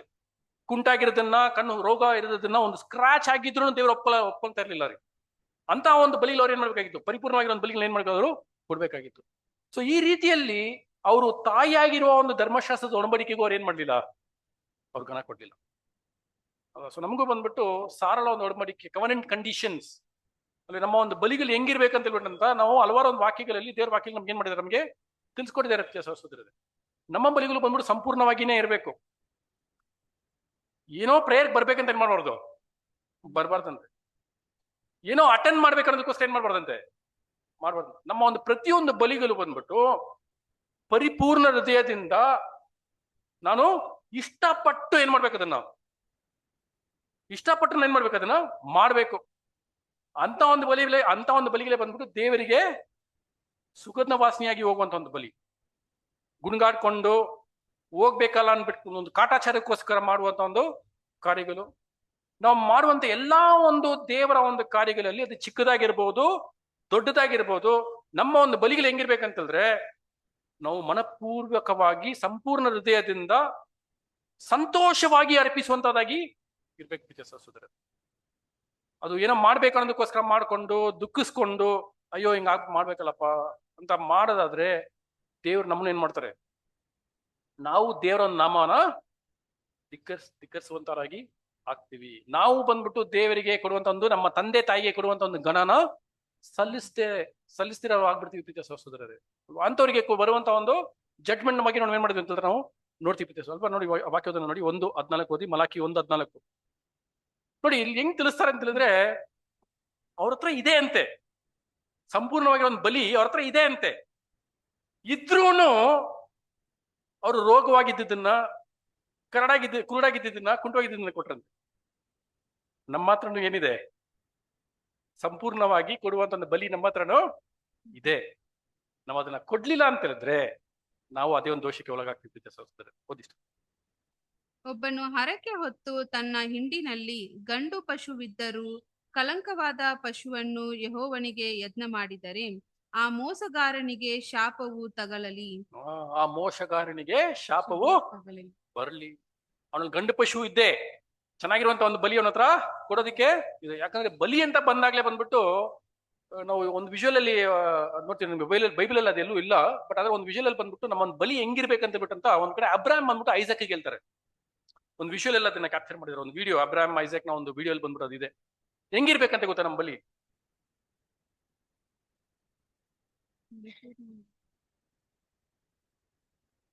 ನಾವು ಯಾವ್ದನ್ನ ಅತಿಯಾಗಿ ಆಸೆ ಪಟ್ಟಿದೀವೋ, the one we like the most, Isaac ಅದನ್ನೇ ಹೇಳೋದು. ನೀನು ಅತಿಯಾಗಿ ಆಸೆ ಪಟ್ಟಿರೋದು ಯಾವ್ದು ಅಂತಂದ್ರೆ ಆ ಒಂದು ಕುರಿಮರಿ ಅಂತ ಹೇಳ್ತಾರೆ. ಒಂದು ಕುರಿಮರಿ ನನಗೆ ತುಂಬಾ ಒಂದು ಇಷ್ಟ, ತುಂಬಾ ಒಂದು ಇಷ್ಟವಾಗಿರುವಂತ ಒಂದು ನನಗೆ ಒಂದು ಕಾರ್ಯ. ಅಬ್ರಾಹಂ ಹೇಳ್ತಾರೆ ಅದನ್ನ ಬಲಿ ಕೊಡು ಅಂತ ಹೇಳ್ತಾರೆ. ಸೊ ನಮಗೆ ಇಷ್ಟವಾಗಿರುವುದು ಯಾವುದು? ನಮ್ಮ ಒಂದು ದೇಹ ಅಲ್ವೇ? ನಮ್ಮ ಒಂದು ದೇಹ, ನಮ್ಮ ದೇಹ ಅಂದ್ರೆ ನಮಗೆ ತುಂಬಾ ಇಷ್ಟ. ನಾನು ಸುಮಾರು ಸತಿ ನಾನು ಹೇಳಿದ್ದೀನಿ ಕಾರ್ಯನ ಅಲ್ವೇ? ಒಂದು ಪಿಂಪಲ್ ಬಂದ್ರೆ ನಾವ್ ಏನ್ ಮಾಡಲ್ಲ, ಅವತ್ ನೈಟಲ್ಲಿ ನಿದ್ದೆ ಬರಲ್ಲ ನಮ್ಗೆ. ಅಯ್ಯೋ ಹಿಂಗಪ್ಪ, ಹಿಂಗ್ ಈ ಮುಖ ಹಿಂಗ್ ಹೋಗೋದ್ ನಾನು ಹೊರಗಡೆ, ಅದನ್ನ ಹೋಗಿಸಿಗೆ ಏನೆಲ್ಲೋ ಮಾಡ್ತೀವಿ ಅಲ್ವಾ? ಇವಾಗ ಬಂದ್ಬಿಟ್ಟು ಕಡ್ಲ ಮಾವೆಲ್ಲ ಪಟ್ಕೋಪ್ಪ. ನಮ್ಗೆ ಕಡ್ಲ ಮಾವು, ಸಂದನೋ, ಅನ್ನ ಗೊತ್ತು, ನಾನು ಮಾಡಿದ್ದೀನಿ ಮನೇಲಿ ಅದನ್ನ. ಅವಾಗೆಲ್ಲ ಬಂದ್ಬಿಟ್ಟು ಏನೋ ಒಂದು ಗುಲೆ ತರ ಬಂದ್ಬಿಟ್ರೆ ಇಮಿಡಿಯೇಟ್ ಆಗಿ ನಾವು ಆ ಮನೇಲಿ ಇದಿದೆ ಯಾವ್ದ್ರಿ ಸ್ಯಾಂಡಲ್ವುಡ್, ಆ ಕಲ್ಲಲ್ಲಿ ಇದ್ ಮಾಡ್ಬಿಟ್ಟು ಹಚ್ಬಿಟ್ಟು ನೀರ್ ಹಾಕ್ಬಿಟ್ಟು ಏನ್ ಮಾಡ್ತೀವಿ, ಹಾಕೊಂಡ್ಬಿಡ್ತೀವಂತೆ. ಇದೆಲ್ಲ ಮಾಡಿದೀನಿ, ಹಾಕೊಂಡಿದೀನಿ. ಇನ್ನ ಏನ್ ಮಾಡ್ತಾ ಇದೀನಿ ಅಂತಂದ್ರೆ, ಈ ಒಂದು ಹಾಲಲ್ಲಿ ಬಂದ್ಬಿಟ್ಟು ಆ ಒಂದು ಇಬ್ಬರಲ್ವಾ ಏನೇ ಅದ್ರಲ್ಲಿ ಬಂದ್ಬಿಟ್ಟು ಅರ್ಶನ ಹಾಕ್ಬಿಟ್ಟು ಹಾಕೊಂಡ್ಬಿಡೋದು. ಮತ್ತೆ ಒಂದ್ಸತಿ ಏನ್ ಮಾಡ್ಬಿಟ್ಟೆ ಅಂತ ಹೇಳಿದ್ರೆ, ಡೆಟಾಲ್ ನೀರ್, ಕುದಿಯೋ ನೀರಲ್ಲಿ ಡೆಟಾಲ್ ಹಾಕ್ಬಿಟ್ಟು ಆ ಒಂದು ಸ್ಟೀಮ್ ನ ತಗೊಳ್ಳೋದು. ಮುಖಾಲ ಫುಲ್ ಬೆಂದೋಯ್ತ್ರಿ ಒಂದ್ಸತಿ. ಅಲ್ವಾ? ಅಷ್ಟೊಂದು ಆಸೆ ನಮ್ಮ ಒಂದು ದೇಹದ ಮೇಲೆ. ಅದೇ ದೇವ್ರ ಕೇಳೋದು ಅದನ್ನ, ನಿಮ್ ದೇಹವನ್ನ ಸಜೀವಾಗಿರೋ ಒಂದು ಬಲಿಯಾಗಿ ಏನ್ ಮಾಡಿ ನನಗೆ ಕೊಡಿ. ಯಾಕಂದ್ರೆ ನಮ್ಗೆ ತುಂಬಾ ಇಷ್ಟಪಡೋದು ಅದನ್ನೇ. ನಾವು ನಮ್ಗೆ ಏನಾದ್ರು ಒಂದು ಆದ್ರೆ ನಮ್ ಕೈಲಿ ಏನ್ ಮಾಡೋಕ್ಕಾಗಲ್ಲ, ತಡ್ಕೊಳಕ್ಕಾಗಲ್ಲ. ಒಂದ್ ಸ್ವಲ್ಪ BP ವೇರಿಯೇಷನ್ ಆಗ್ಬಿಟ್ರೆ ಏನ್ ಮಾಡ್ಬಿಡ್ತೀವಿ ನಾವು, ಇಮ್ಮಿಡಿಯೇಟ್ ಆಗಿ ಹಾಸ್ಪಿಟಲ್ಗೆ ಏನ್ ಮಾಡ್ತೀವಿ, ಅಯ್ಯೋ ಏನಾಯ್ತು, ನಾವು ನಮ್ಮ ಒಂದು ಯೋಚನೆ, ನಮ್ಮ ಒಂದು ಭಾವನೆ ಹೆಂಗಿರ್ಬೇಕಂತ ಹೇಳಿದ್ರೆ, ಅದಕ್ಕೋಸ್ಕರ ಬಂದ್ಬಿಟ್ಟು ನಮ್ಗೆ ಏನಾದ್ರೆ ಕಾಯಿಲೆ ಬಂದಾಗ ಬಂದ್ಬಿಟ್ಟು ಮನೇಲೆ ಕೂತ್ಕೋಬೇಕಂತ ಹೇಳ್ತಾ ಇಲ್ಲ. ಬಟ್ ಮುಖ್ಯವಾಗಿ ನಾವು ಏನ್ ಮಾಡ್ಬೇಕಂತ ಹೇಳಿದ್ರೆ, ನಮ್ಗೆ ಏನಾದ್ರೆ ಒಂದು ತೊಂದರೆ ಬಂದ್ರೆ ಇಮ್ಮಿಡಿಯೇಟ್ ಆಗಿ ನಮ್ಮನ್ನ ಏನ್ ಮಾಡ್ಕೋಬೇಕು, ನಾವು ಸರಿಪಡಿಸ್ಕೊಳ್ಳೋ ಒಂದು ಕಾರ್ಯ ನಾವು ಮಾಡ್ಬೇಕು. ಏನಕ್ಕೋಸ್ಕರ ಅಂತ ಹೇಳಿದ್ರೆ, ಬಲಿ ಕೊಡ್ಬೇಕಲ್ವಾ. ಬಲಿ ಕೊಡೋದಕ್ಕೋಸ್ಕರ ನನ್ನನ್ನು ನಾನು ಏನ್ ಮಾಡ್ಕೋಬೇಕು, ನಾನು ನೋಡ್ಕೋಬೇಕು. ಸೊ ನನ್ನ ಒಂದು ದೇಹನ ನಾನು ಕಾಪಾಡ್ಕೋಬೇಕಾಗಿರುವಂತ ಒಂದು ಉದ್ದೇಶ ಏನಾಗಿರ್ಬೇಕಂತ ಹೇಳಿದ್ರೆ, ದೇವರಿಗೆ ಸಂಪೂರ್ಣವಾಗಿರೋ ಒಂದು ಬಲಿ ನಾನು ಏನೇನ್ ಮಾಡ್ಬೇಕು, ಕೊಡ್ಬೇಕು ಎಂಬ ಒಂದು ಉದ್ದೇಶದಿಂದ ನನ್ನ ದೇಹ ನಾನು ಏನ್ ಮಾಡ್ಕೋಬೇಕು, ನಾನು ಕಾಪಾಡ್ಕೋಬೇಕು. ಯಾಕಂದ್ರೆ ನನ್ನ ಓಟ ಓಡಿ ನಾನು ಮುಗಿಸಿಲ್ಲ ಈ ಒಂದು ಲೋಕದಲ್ಲಿ. ಹಾಗಾಗಿ ನಮ್ಮ ಒಂದು ಬಲಿಗಳು ಎಂತದಾಗಿರ್ಬೇಕಂತಂದ್ರೆ, ಅದು ಪರಿಪೂರ್ಣವಾಗಿ ದೇವರಿಗೆ ಮೆಚ್ಚಿಯಾದ ರೀತಿಯಲ್ಲಿ ಸುಗಂಧ ವಾಸನೆಯಾಗಿ ಕೊಡುವಂತ ಒಂದು ಬಲಿಯಾಗಿ ಅದು ಇರಬೇಕು ಅಲ್ವಾ. ಸೊ ಇನ್ನು ಹೆಚ್ಚಿನ ಒಂದು ಡೀಟೇಲ್ಸ್ ಅನ್ನು ಕೊಡಲ್ಲ, ನಿಮ್ಗೆಲ್ಲ ಅರ್ಥ ಆಗಿರ್ತದೆ ಏನೆಲ್ಲ ಬರ್ತಾ ಇದೀನಿ ಅಂತ ಅಲ್ವಾ. ಸೊ ಹಲವಾರು ಒಂದು ವಾಕ್ಯಗಳು ನಾವು ಕೇಳಿದೀವಿ. ನಾನಾ ರೀತಿಯಲ್ಲಿ ಬ್ರದರ್ಸ್ ಏನ್ ಮಾಡಿದ್ದಾರೆ, ನಮ್ಮ ಬಲಿಗಳು ಹೆಂಗಿರ್ಬೇಕಂತ ನಮ್ಗೆ ಏನ್ ಮಾಡಿದ್ದಾರೆ, ನಮ್ಮ ಪಾಠಗಳು ನಮಗೆ ಕೊಟ್ಟಿದ್ದಾರೆ. ಇನ್ನ ಡೀಟೇಲ್ ಆಗಿ ನಾವು ಹೋದ್ರೆ ಬಂದ್ಬಿಟ್ಟು ಸಬ್ಜೆಕ್ಟ್ ಎಲ್ಲ ಫುಲ್ ಏನಾಗ್ಬಿಡ್ತದೆ, ಅದ್ರ ಬಗ್ಗೆನೆ ಹೋಗ್ಬಿಡುತ್ತೆ. ಹಾಗಾಗಿ ನಮ್ಮ ಒಂದು ಬಲಿಗಳು ಬಂದ್ಬಿಟ್ಟು ಸಂಪೂರ್ಣವಾಗಿ ನಮ್ಮ ಹತ್ರ ಇದೆ, ನಮ್ಮ ಹತ್ರ ಇಲ್ಲ ಅಂತ ಇಲ್ಲ, ನಮ್ಮ ಹತ್ರ ಬಂದ್ಬಿಟ್ಟು ಇದೆ. We have the best of times that we can give to God, but we use the best of times to do something else. ನಮ್ಮಲ್ಲಿ ಬಂದ್ಬಿಟ್ಟು ಸಮಯ ಎಂತ ಒಂದು ಸಮಯ ಅದ ಅಂತ ಹೇಳಿದ್ರೆ, ವಿ ಹ್ಯಾವ್ ಟೈಮ್. ಯಾಕಂದ್ರೆ ಇವಾಗ ಬಂದ್ಬಿಟ್ಟು ನಾರ್ಮಲ್ ಆಗಿ ಹೆಂಗ್ಬಿಟ್ಟಿದೆ, ಯಾರು ಬಂದ್ಬಿಟ್ಟು ದೇವರೊಂದು ಕಾರ್ಯನ ಮಾಡೋದಕ್ಕೆ ಏನಂತ ಕೇಳಿದ್ರೆ ಏನ್ ಹೇಳ್ತೀವಿ ನಾವು, ಫಸ್ಟ್ ಏನ್ ಹೇಳ್ತೀವಿ, ಟೈಮ್ ಇಲ್ಲ, ತುಂಬಾ ಬಿಸಿ. ಬಟ್ ಬೇರೆದಕ್ಕೆಲ್ಲ ಟೈಮ್ ಇರುತ್ತೆ ನಮಗೆ. ವಿ ವಿಲ್ ಹ್ಯಾವ್ ಟೈಮ್, ನಮಗೆ ಸಮಯ ಇದೆ. ಅದೇ ದೇವರಿಗೋಸ್ಕರ ಸಮಯ ಒದಗಿಸಿ ಕೊಡೋದಕ್ಕೆ ಸಮಯನ ಇಲ್ಲ. So that is the best of times. ಯಾಕಂದ್ರೆ ಆ ಒಂದು ಟೈಮಲ್ಲಿ ನಮ್ಮ ಸ್ವಂತ ಕಾರ್ಯಗಳನ್ನ ಮಾಡೋದಕ್ಕೆ ನಾವೇನ್ ಮಾಡಿರ್ತೀವಿ, ಅದನ್ನ ಒದಗಿಸಿಟ್ಟಿರ್ತೀವಿ. ಟೈಮ್ ಇಲ್ಲ ಅಂತಿಲ್ಲ, ಟೈಮ್ ಇದೆ. You can still replenish time from the time that you have, but we will spend the time for something. ಆ ಬಲಿನ ಕೇಳ್ತಾ ಇದ್ದಾರೆ ದೇವರು. ಆ ಒಂದು ಟೈಮ್ ನನಗೆ ಕೊಡು, ನೀನು ಯಾವ್ದನ್ನ ಇಷ್ಟಪಟ್ಟು ಮಾಡ್ಬೇಕಂತ ಒಂದು ಟೈಮ್ ಒದಗಿಸಿಟ್ಟಿದ್ಯಾ ನೋಡು, ಲೋಕದ ಒಂದು ಕಾರ್ಯಕ್ಕೋಸ್ಕರ. ಆ ಒಂದು ಸಮಯನ ನನಗೆ ಕೊಡು. ಆ ಸಮಯನ ದೇವರಿಗೆ ಕೊಡೋದೇ ಬಂದ್ಬಿಟ್ಟು ಅತಿ ಶ್ರೇಷ್ಠವಾಗಿರುವಂತ ಒಂದು ಬಲಿಯಾಗಿ ಅದು ಬರುತ್ತೆ. ಅದನ್ನ ಬಿಟ್ಬಿಟ್ಟು ಎಲ್ಲಾ ಮಾಡ್ಬಿಡ್ತೀವಿ, ಲಾಸ್ಟ್ 10 ನಿಮಿಷ ಕೊಡ್ತೀವಿ ದೇವರಿಗೆ. ಇದು ನಾನು ಯೂಶಲ್ ಆಗಿ ಎಕ್ಸಾಂಪಲ್ ಕೊಡ್ತೀನಿ ಎಲ್ರಿಗೂ ಅಲ್ವಾ. ಬಂದ್ಬಿಟ್ಟು ಇದೆಲ್ಲ ನಾನು ಕೇಳಿರೋ ಒಂದು ಎಕ್ಸಾಂಪಲ್ಸ್ ಬ್ರದರ್ಸ್ ಹತ್ರದಿಂದ ಬಂದ್ಬಿಟ್ಟು ಹಲವಾರು ಒಂದು ಸಬ್ಜೆಕ್ಟ್ಸ್ ಕೊಡೋ ಒಂದು ಎಕ್ಸಾಂಪಲ್ಸ್. ಮನೇಲಿ ಬಂದಿರೋರಿಗೆ ಬಂದ್ಬಿಟ್ಟು ಕಾಫಿ ಲಾಸ್ಟ್ ಮಂಡಿ ಕೊಟ್ರೆ ಹೆಂಗಿರ್ತದೆ ಗೆಸ್ಟಿಗೆ, ಆ ರೀತಿ ಲೆಕ್ಕ ಅಲ್ವಾ. ದೇವರಿಗೆ ಕೊಡುವಂತ ಒಂದು ಬಲಿ ಆ ರೀತಿ ಏನಾಗ್ಬಿಡ್ತದೆ, ಆ ರೀತಿಯಲ್ಲಿ ಆಗ್ಬಿಡ್ತದೆ. ಚೆನ್ನಾಗಿರೋದನ್ನ ನಾವು ತಗೊಂಡ್ಬಿಡ್ತೀವಿ, ಕೆಟ್ಟದಾಗಿರೋದನ್ನ ಲಾಸ್ಟ್ ಅಲ್ಲಿ ಮಂಡಿ ಇರೋದನ್ನ ಏನ್ ಮಾಡ್ತೀವಿ, ಬೇರೆಯವ್ರಿಗೆ ಕೊಡ್ತೀವಿ ಅಲ್ವಾ. ಅದೇ ತರ ಬಂದ್ಬಿಟ್ಟು ಈ ಆಫೀಸ್ಗಳಲ್ಲಿ ಬಂದ್ಬಿಟ್ಟು ಊಟ ಶೇರ್ ಮಾಡ್ತೀವಿ ಗೊತ್ತಾ, ನಾವು ಊಟಕ್ಕೆ ಕುತ್ಕೊಂತೀವಲ್ವಾ. ಎಂತೊಂದು ಹ್ಯಾಬಿಟ್ ಇರುತ್ತೆ ಅಂತ ಹೇಳಿದ್ರೆ, ನಮಗೆ ಲಾಸ್ಟ್ ಅಲ್ಲಿ ನಮ್ಗೆ ತಿನ್ನಕ್ಕಾಗಲ್ಲ, ಮಿಕ್ಕಿರತ್ತದೆ. ಅವಾಗ ಅದನ್ನ ತಗೊಂಡಾಗ ಏನ್ ಮಾಡ್ತೀವಿ, ತಗೊಳ್ಳಿ ಏನ್ ಮಾಡ್ತೀವಿ, ಡಿಸ್ಟ್ರಿಬ್ಯೂಟ್ ಮಾಡ್ತೀವಿ. ಅದೇ ನಮ್ಮಲ್ಲಿ ಇರುವಂತ ಒಂದು ಗುಣ. ನೀವು ತಿನ್ನೋದಕ್ಕೆ ಮುಂಚೆ ತೆಗೆದು ಕೊಡ್ರಿ, ಅವ್ರಿಗೆ ಡಿಸ್ಟ್ರಿಬ್ಯೂಟ್ ಮಾಡ್ರಿ. ಇದೆಲ್ಲ ಬಂದ್ಬಿಟ್ಟು ನಾರ್ಮಲ್ ಆಗಿರುವಂತ ಒಂದು ಕಾರ್ಯಗಳು. ನಾವು ಅನುದಿನದ ಒಂದು ಬದುಕಿನಲ್ಲಿ ನಮ್ಗೆ ಇರುವಂತ ಒಂದು ಬುದ್ಧಿಗಳು ಹಿಂಗೆ ಇರೋದು. ಅಂತ ಒಂದು ಬುದ್ಧಿನ ಇಟ್ಕೊಂಡು ನಾವು ದೇವರಿಗೆ ನಾವು ಮೆಚ್ಚೋದಕ್ಕಾಗತ್ತಂದ್ರೆ ಖಂಡಿತವಾಗ್ಲೂ ಆಗಲ್ಲ. ದೇವ್ರು ಮೆಚ್ಚೋದು ನಮ್ಮನ್ನ ಬಲಿ ಅನ್ನೋದೇ ದೇವ್ರು ಮೆಚ್ಚೋದು. ನಾವು ಆ ಒಂದೆಲ್ಲ ಬಲಿಗಳು ನಾವು ನಮ್ಮ ಒಂದು ಸ್ವಂತ ಕಾರ್ಯಕ್ಕೆ ಉಪಯೋಗಿಸ್ಕೊಂಡು ಮಿಕ್ಕಿರೋದನ್ನ ಏನ್ ಮಾಡ್ತೀವಿ, ಇದನ್ನ ಏನ್ ಮಾಡ್ತೀವಿ, ಕೆಟ್ಟೋಗಿರೋದನ್ನ ದೇವರಿಗೆ ಕೊಡೋರಂತಾಗಿ ಆಗ್ತೀವಿ.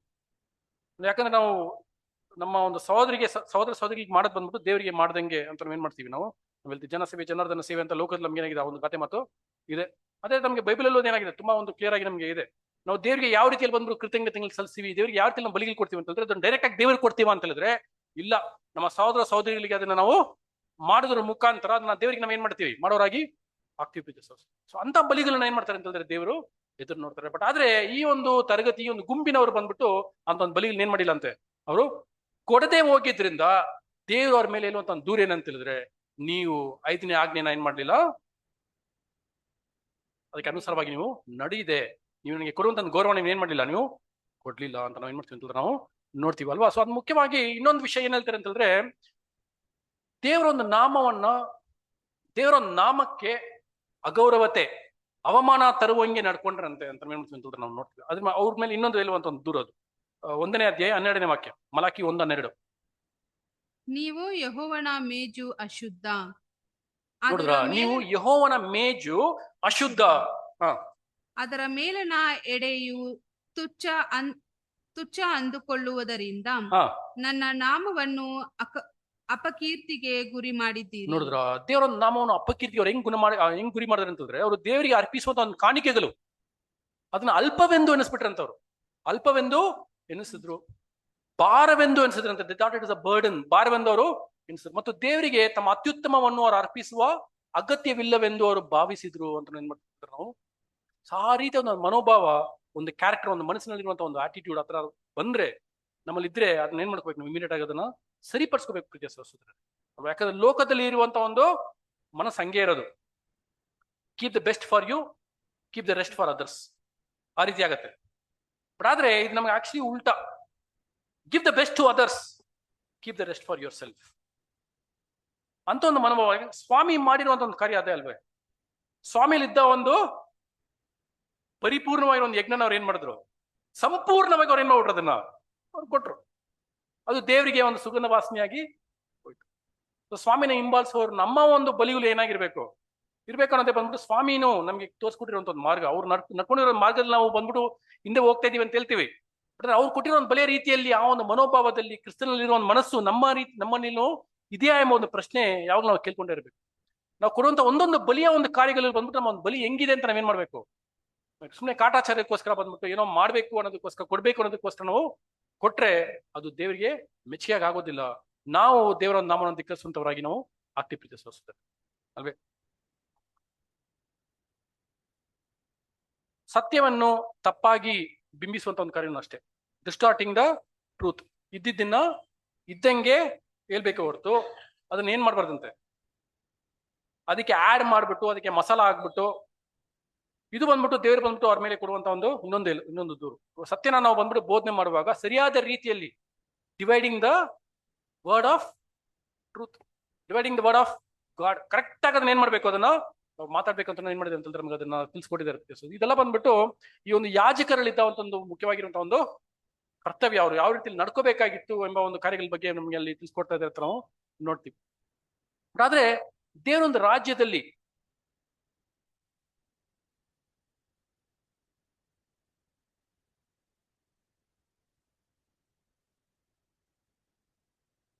ದೇವರ ರಾಜ್ಯದಲ್ಲಿ ಇದೆಲ್ಲ ಏನಾಗಿರುತ್ತೆ, ಪರಿಪೂರ್ಣತೆಗೆ ಬಂದ್ಬಿಟ್ಟಿರ್ತದೆ. ಇದನ್ನ ದೇವರು ಏನ್ ಮಾಡ್ತಾರೆ, ಇದನ್ನ ಸರಿಪಡಿಸ್ಬಿಡ್ತಾರೆ. ಅಲ್ಲಿ ಅವ್ರಿಗೆ ಏನಾಗಂತಂದ್ರೆ ಅವ್ರಿಗೆ ತಿಳಿದು ಬರುತ್ತೆ ಯಾವ ರೀತಿಯಲ್ಲಿ ಬರೀ ಅವ್ರಿಗೆ ಕೊಡ್ಬೇಕಂದ್ರೆ ದೇವರ ರಾಜ್ಯದಲ್ಲಿ ಇದನ್ನ ಸರಿಪಡಿಸುವಂತ ಒಂದು ಕಾರ್ಯಗಳು. ಯಾಕಂದ್ರೆ ಎಲ್ಲಾ ಸಮಸ್ತ ಒಂದು ಸೃಷ್ಟಿ, ಸಮಸ್ತ ಒಂದು ಕಾರ್ಯಗಳು, ಲೋಕದಲ್ಲಿ ಎಲ್ಲ ಒಂದು ಕಾರ್ಯಗಳನ್ನ ಸರಿಪಡಿಸುವಂತ ಒಂದು ಕಾಲಗಳು ಏನಾಗತ್ತೆ ಬಂದೇ ಬರುತ್ತೆ. ಅದು ಇನ್ನ ತುಂಬಾ ದೂರ ಇಲ್ಲ ಅಲ್ವಾ ನಮ್ಗೆ, ಯಾವಾಗ ಆಗತ್ತೆ ಅಂತ ಏನಾಗಿಲ್ಲ, ಇನ್ನ ಕರೆಕ್ಟ್ ಆಗಿ ಗೊತ್ತಿಲ್ಲ. ಬಟ್ ಆದ್ರೆ ಅತಿ ಒಂದು ಹತ್ರದಲ್ಲಿ ಏನಾಗಿದ್ದೀವಿ ನಾವು, ಹತ್ರದಲ್ಲಿ ನಾವು ಅದಕ್ಕೂ ನಾವು ಏನಾಗಿದ್ದೀವಿ ಅಲ್ಲಿ ಇದೀವಿ ಪ್ರೀತಿ ಸಹೋದರರು. ದೇವರ ಒಂದು ರಾಜ್ಯದಲ್ಲಿ ಬಂದ್ಬಿಟ್ಟು ಅವ್ರು ಕೂಡ ಒಂದು ಬಲಿಗಳು ಬಂದ್ಬಿಟ್ಟು ಯಾವ ರೀತಿ ಇರ್ತದೆ ಅಂತಂದ್ರೆ ಅದು ಪರಿಪೂರ್ಣವಾಗಿ ಶುದ್ಧವಾಗಿ ಅದು ಇರುತ್ತೆ. ಜನರು ಅವಾಗ ತಿಳ್ಕೊಂತಾರಂತೆ ಯಾವ ರೀತಿ ಬಲಿಗಳು ಕೊಡ್ಬೇಕಂತ ಬಿಟ್ಟಂತ. ಮಲಾಕಿ 1:11 ಇಷ್ಟ, ಮಲಾಕಿ 1:11, ಮಲಾಕಿ 1:11. ಸೂರ್ಯನು ಮೂಡುವ ದಿಕ್ಕಿನಿಂದ ಮುಳುಗುವ ದಿಕ್ಕಿನವರೆಗೂ ನನ್ನ ನಾಮವು ಅನ್ಯ ಜನಾಂಗಗಳಲ್ಲಿ ಘನವಾಗಿದೆ. ಒಂದೊಂದು ಸ್ಥಳದಲ್ಲಿಯೂ ನನ್ನ ನಾಮಕ್ಕೆ ಧೂಪವನ್ನು ಶುದ್ಧ ನೈವೇದ್ಯವನ್ನು ಅರ್ಪಿಸುತ್ತಾರೆ. ಹೌದು, ಅನ್ಯ ಜನಾಂಗಗಳಲ್ಲಿಯೇ ನನ್ನ ನಾಮವು ಘನವಾಗಿದೆ. ಇದು ಸೇನಾಧೀಶ್ವರ ಯೆಹೋವನ ನುಡಿ. ಹಾಗಾಗಿ ಪ್ರಿಯ ಸಹೋದರರೇ, ನಾವು ಬಂದ್ಬಿಟ್ಟು ನಮ್ಮ ಒಂದು ಪ್ರಶ್ನೆಗೆ ಉತ್ತರ, ಯಾವ್ದ್ರಲ್ಲಿ ಅವರು ತಪ್ಪೋದ್ರು, ವಾಟ್ ಆರ್ ದ ಫೇಲಿಯರ್ಸ್, ಒಂದು ಪ್ರಶ್ನೆಗೆ ಏನ್ ಮಾಡ್ಬಿಟ್ಟಿದ್ರೆ ಉತ್ತರ ನಮ್ಗೆ ಒಂದನೇ ಒಂದು ಅಧ್ಯಾಯದಲ್ಲಿ ನಮ್ಗೆ ಅದು ಏನಾಗಿದೆ ಅಂತ ನಮಗೆ ಸಿಕ್ಕಿದೆ ಪ್ರಿಯ ಸಹೋದರ ಅಲ್ವಾ. ನಮ್ಗೆ ಏನಕ್ಕೆ ತುಂಬಾ ಮುಖ್ಯ ಅಂತ ಹೇಳಿದ್ರೆ, ಯಾಕಂದ್ರೆ ನಮ್ಮ ಒಂದು ಬಲಿಗಳು ದೇವರಿಗೆ ಮೆಚ್ಚುಗೆಯಾದ ರೀತಿಯಲ್ಲಿ ಅದು ಇರಬೇಕು. ಇಲ್ಲಾಂದ್ರೆ ದೇವ್ರು ನಮ್ಮನ್ನ ಯಾವ ರೀತಿ ನಮ್ಮನ್ನ ಪರಿಗಣಿಸ್ತಾರೆ, ದೇವ್ರು ಯಾವ ರೀತಿಯಲ್ಲಿ ನಮ್ಮನ್ನ ನೋಡ್ತಾರೆ ಎಂಬ ಒಂದು ಕಾರ್ಯ ನಮ್ಗೆ ತಿಳಿಸ್ಕೊಡ್ತಾರೆ ಅಂತ ನಾವು ನೋಡ್ತೀವಿ. 2ನೇ ಒಂದು ಅಧ್ಯಾಯದಲ್ಲಿ ನಾವು ನೋಡ್ಬೇಕಂತ ಹೇಳಿದ್ರೆ, ಈ ಒಂದು ಯಾಜಕರಿಗೆ ಮತ್ತು ಆ ಒಂದು ಲೇವಿಯರಿಗೆ ದೇವರು ಕೊಡುವಂತ ಒಂದು ಕಂಡೆಮ್ನೇಷನ್ ಅಂತ ನಾವೇನ್ ಮಾಡ್ತೀವಿ, ಆ ಒಂದು ಕಾರ್ಯದ ಬಗ್ಗೆ ನಮ್ಗೆ ಅಲ್ಲಿ ತಿಳಿಸ್ಕೊಟ್ಟಿದ್ದಾರೆ. ಅದು ಮಾತ್ರ ಇಲ್ಲದೆ ಒಂದು ಫೇತ್ಫುಲ್ ಅಂಡ್ ಅನ್ಫೇತ್ಫುಲ್ ಕ್ಲಾಸ್, ದೇವರಿಗೆ ನಿಷ್ಠೆಯಿಂದ ನಡ್ಕೊಳ್ಳುವವರು ಮತ್ತು ನಿಷ್ಠೆ ಇಲ್ಲದೆ ನಡ್ಕೊಳ್ಳೋರ ಬಗ್ಗೆ 2 ಒಂದು ಕಾರ್ಯಗಳು ಬಂದ್ಬಿಟ್ಟು ಅಲ್ಲಿ ನಮ್ಗೆ ಅಲ್ಲಿ ತಿಳಿಸಿದಾರೆ ಅಂತ ನಾವು ನೋಡ್ತೀವಿ. 8 ಮತ್ತು 9ನೇ ಒಂದು ವಾಕ್ಯಗಳಲ್ಲಿ ಅವರು ಯಾವ ರೀತಿಯಲ್ಲಿ ಬಂದ್ಬಿಟ್ಟು ದೇವರ ಒಂದು ನಾಮಕ್ಕೆ ಅವರು ಅವಮಾನ ಕೊಡುವ ರೀತಿಯಲ್ಲಿ ಅವ್ರು ತಗೊಂಡ್ಬಂದಿದ್ದಾರೆ ಎಂಬ ಒಂದು ಕಾರ್ಯಗಳನ್ನ ಮತ್ತೆ ಅದನ್ನ ಅಲ್ಲಿ ರಿಪೀಟ್ ಮಾಡಿ ಅವ್ರಿಗೆ ನೆಕ್ಸ್ಟ್ ಬರುವಂತ ಒಂದು ಜಡ್ಜ್ಮೆಂಟ್ ಬಗ್ಗೆ ಎಲ್ಲ ಮಾತಾಡೋದನ್ನ ನಾವು ಏನ್ ಮಾಡ್ತೀವಿ ಅಂತಂದ್ರೆ ನಾವು ನೋಡ್ತೀವಿ. ಸೊ ಆ ರೀತಿಯಲ್ಲಿ ಅವ್ರು ಏನ್ ಮಾಡಿಲ್ಲ ಅಂತಂದ್ರೆ, ಅವರಿಗೆ ದೇವರಿಗೆ ಕೊಡುವಂತ ಒಂದು ತಕ್ಕಂತ ರೀತಿಯಾದ ಒಂದು ಗಣಮಾನ ಮಹಿಮೆಗಳನ್ನ ಅವರು ದೇವರಿಗೆ ಮತ್ತೆ ಅವರ ಆ ಒಂದು ಒಡಂಬಡಿಕೆಗೆ ಅವರು ಕೊಡದೆ ಆ ವಿಷಯಗಳಲ್ಲಿ ಅವ್ರು ಬಂದ್ಬಿಟ್ಟು ತಪ್ಪು ಹೋದ್ರು ಎಂಬ ಒಂದು ಕಾರ್ಯಗಳನ್ನ ಮತ್ತೆ ಅಲ್ಲಿ ಕಾರ್ಯಗಳಲ್ಲಿ ತಗೊಂಬರ್ತೀವಿ ಅಂತ ನಾವು ನೋಡ್ತೀವಿ. ವಾಕ್ಯಗಳನ್ನ ನೋಡಿ, ಮಲಾಕಿ 2ನೇ ಅಧ್ಯಾಯ 8 ಮತ್ತು 10ನೇ ವಾಕ್ಯ. Malachi chapter 2 verse 8 and 10. ನೀವು ದಾರಿ ತಪ್ಪಿದ್ದೀರಿ, ನಿಮ್ಮ ಧರ್ಮೋಪದೇಶದಿಂದ ಬಹು ಜನರನ್ನು ಮುಗ್ಗರಿಸುವ ಹಾಗೆ ಮಾಡಿದ್ದೀರಿ, ಲೇವಿಯ ಒಡಂಬಡಿಕೆಯನ್ನು ಭಂಗಪಡಿಸಿದ್ದೀರಿ. ಇದು ಸೇನಾಧೀಶ್ವರ ಯೆಹೋವನ ನುಡಿ. ನೀವು ನನ್ನ ಮಾರ್ಗವನ್ನು ಅನುಸರಿಸದೆ ನಿಮ್ಮ ಧರ್ಮಶಾಸ್ತ್ರೋಪದೇಶದಲ್ಲಿ ಮುಖದಾಕ್ಷಿಣ್ಯವನ್ನು ತೋರಿಸಿದ್ದರಿಂದ ನಾನಂತೂ ನಿಮ್ಮನ್ನು ಎಲ್ಲಾ ಜನರ ಮುಂದೆ ಮಾನಗೆಟ್ಟವರನ್ನಾಗಿಯೂ ಕೀಳಾದವರನ್ನಾಗಿಯೂ ಮಾಡುವೆನು. ಸೊ ಅವ್ರು ದೇವ್ರು ಬಂದ್ಬಿಟ್ಟು ನಮ್ಗೆಲ್ಲ ಬಂದ್ಬಿಟ್ಟು ಹಲವಾರು ಒಂದು ಬೇರೆ ಬೇರೆ ಸ್ಟೈಲ್ ಅಲ್ಲಿ ದೇವ್ರು ಬಂದ್ಬಿಟ್ಟು ಏನ್ ಮಾಡಿದಾರೆ ಅಂತಂದ್ರೆ ಮಾತಾಡಿದ್ದಾರೆ ಬೇರೆ ಬೇರೆ ಪ್ರವಾದಿಗಳ ಮುಖಾಂತರ ಅಲ್ವಾ. ಕೆಲವೊಂದ್ ಕಡೆ ಹೆಂಗ್ ಮಾತಾಡಿದಾರೆ ಅಂತಂದ್ರೆ, ಆ ಒಂದು ಕಷ್ಟಕರ ಸಮಯದಲ್ಲಿ ಬಂದ್ಬಿಟ್ಟು ನೀವು ನನ್ನ ಕರೆದ್ರೆ ನಾನು ಏನ್ ಮಾಡ್ತೀನಿ, ನಾನು ನೋಡ್ಬಿಟ್ಟು ನಾನು ನಗಿತೀನಿ ಅಂತ ಹೇಳ್ಬಿಡ್ತಾರೆ ಒಂದ್ ಕಡೆ. I will laugh at your distress. ಯಾಕಂದ್ರೆ ಇಷ್ಟು ದಿವಸ ನಾನು ನಿಮ್ಮನ್ನ ಕರೆದೆ, ನೀವು ನನ್ಗೆ ಕಿವಿ ಕೊಟ್ಟು ನೀವ್ ಏನ್ ಮಾಡಿಲ್ಲ, ತಿರುಗಿ ನೋಡ್ಲಿಲ್ಲ. ಆದ್ರೆ ಒಂದು ಕಾಲ ಬರುತ್ತೆ, ಆ ಒಂದು ಕಾಲದಲ್ಲಿ ನೀವು ಹತ್ತಿ ನನ್ನ ಕರಿತೀರಾ, ಹತ್ಬಿಟ್ಟು ನನ್ನ ಕರಿತೀರಾ, ನಾನು ನಿಮ್ಮನ್ನ ನೋಡ್ಬಿಟ್ಟು ಏನ್ ಮಾಡ್ತೀನಿ, ನಗಿತೀನಿ ಅಂತ ಹೇಳ್ಬಿಟ್ಟು ಮಾಡ್ತಾರೆ. ಸೊ ಇದೆಲ್ಲ ಬಂದ್ಬಿಟ್ಟು ಯಾವ ಒಂದು ಕಾಲಕ್ಕೆ ಇದು ಬರುತ್ತೆ ಅಂತ ಹೇಳಿದ್ರೆ, ಆ ಒಂದು ಜಡ್ಜ್ಮೆಂಟ್ ಟೈಮ್, ಒಂದು ತೀರ್ಪಿನ ಒಂದು ಕಾಲದಲ್ಲಿ ಆಗುವಂತ ಒಂದು ಕಾರ್ಯ. ಯಾಕಂದ್ರೆ ಆ ಒಂದು ಟೈಮಲ್ಲಿ ಬಂದು ಅವ್ರು ಮೊರೆಯಿಟ್ಟು ಕರೀತಾರೆ ದೇವ್ರನ್ನ ಅಲ್ವಾ. ಸೊ ಅವ್ರಿಗೂ ಬಂದ್ಬಿಟ್ಟು ಏನು ಮನವರಿಕೆ ಆಗ್ಬೇಕು, ದೇವರ ಒಂದು ಉದ್ದೇಶ, ದೇವರ ಒಂದು ಆಸೆ ಏನು, ಅವ್ರು ಬಂದ್ಬಿಟ್ಟು ಮನ ತಿರುಗ್ಬಿಟ್ಟು ಪರಿಪೂರ್ಣವಾಗಿ ಸಂಪೂರ್ಣವಾದ ಹೃದಯದಿಂದ ದೇವ್ರನ್ನ ಆರಾಧನೆ ಮಾಡ್ಬೇಕು.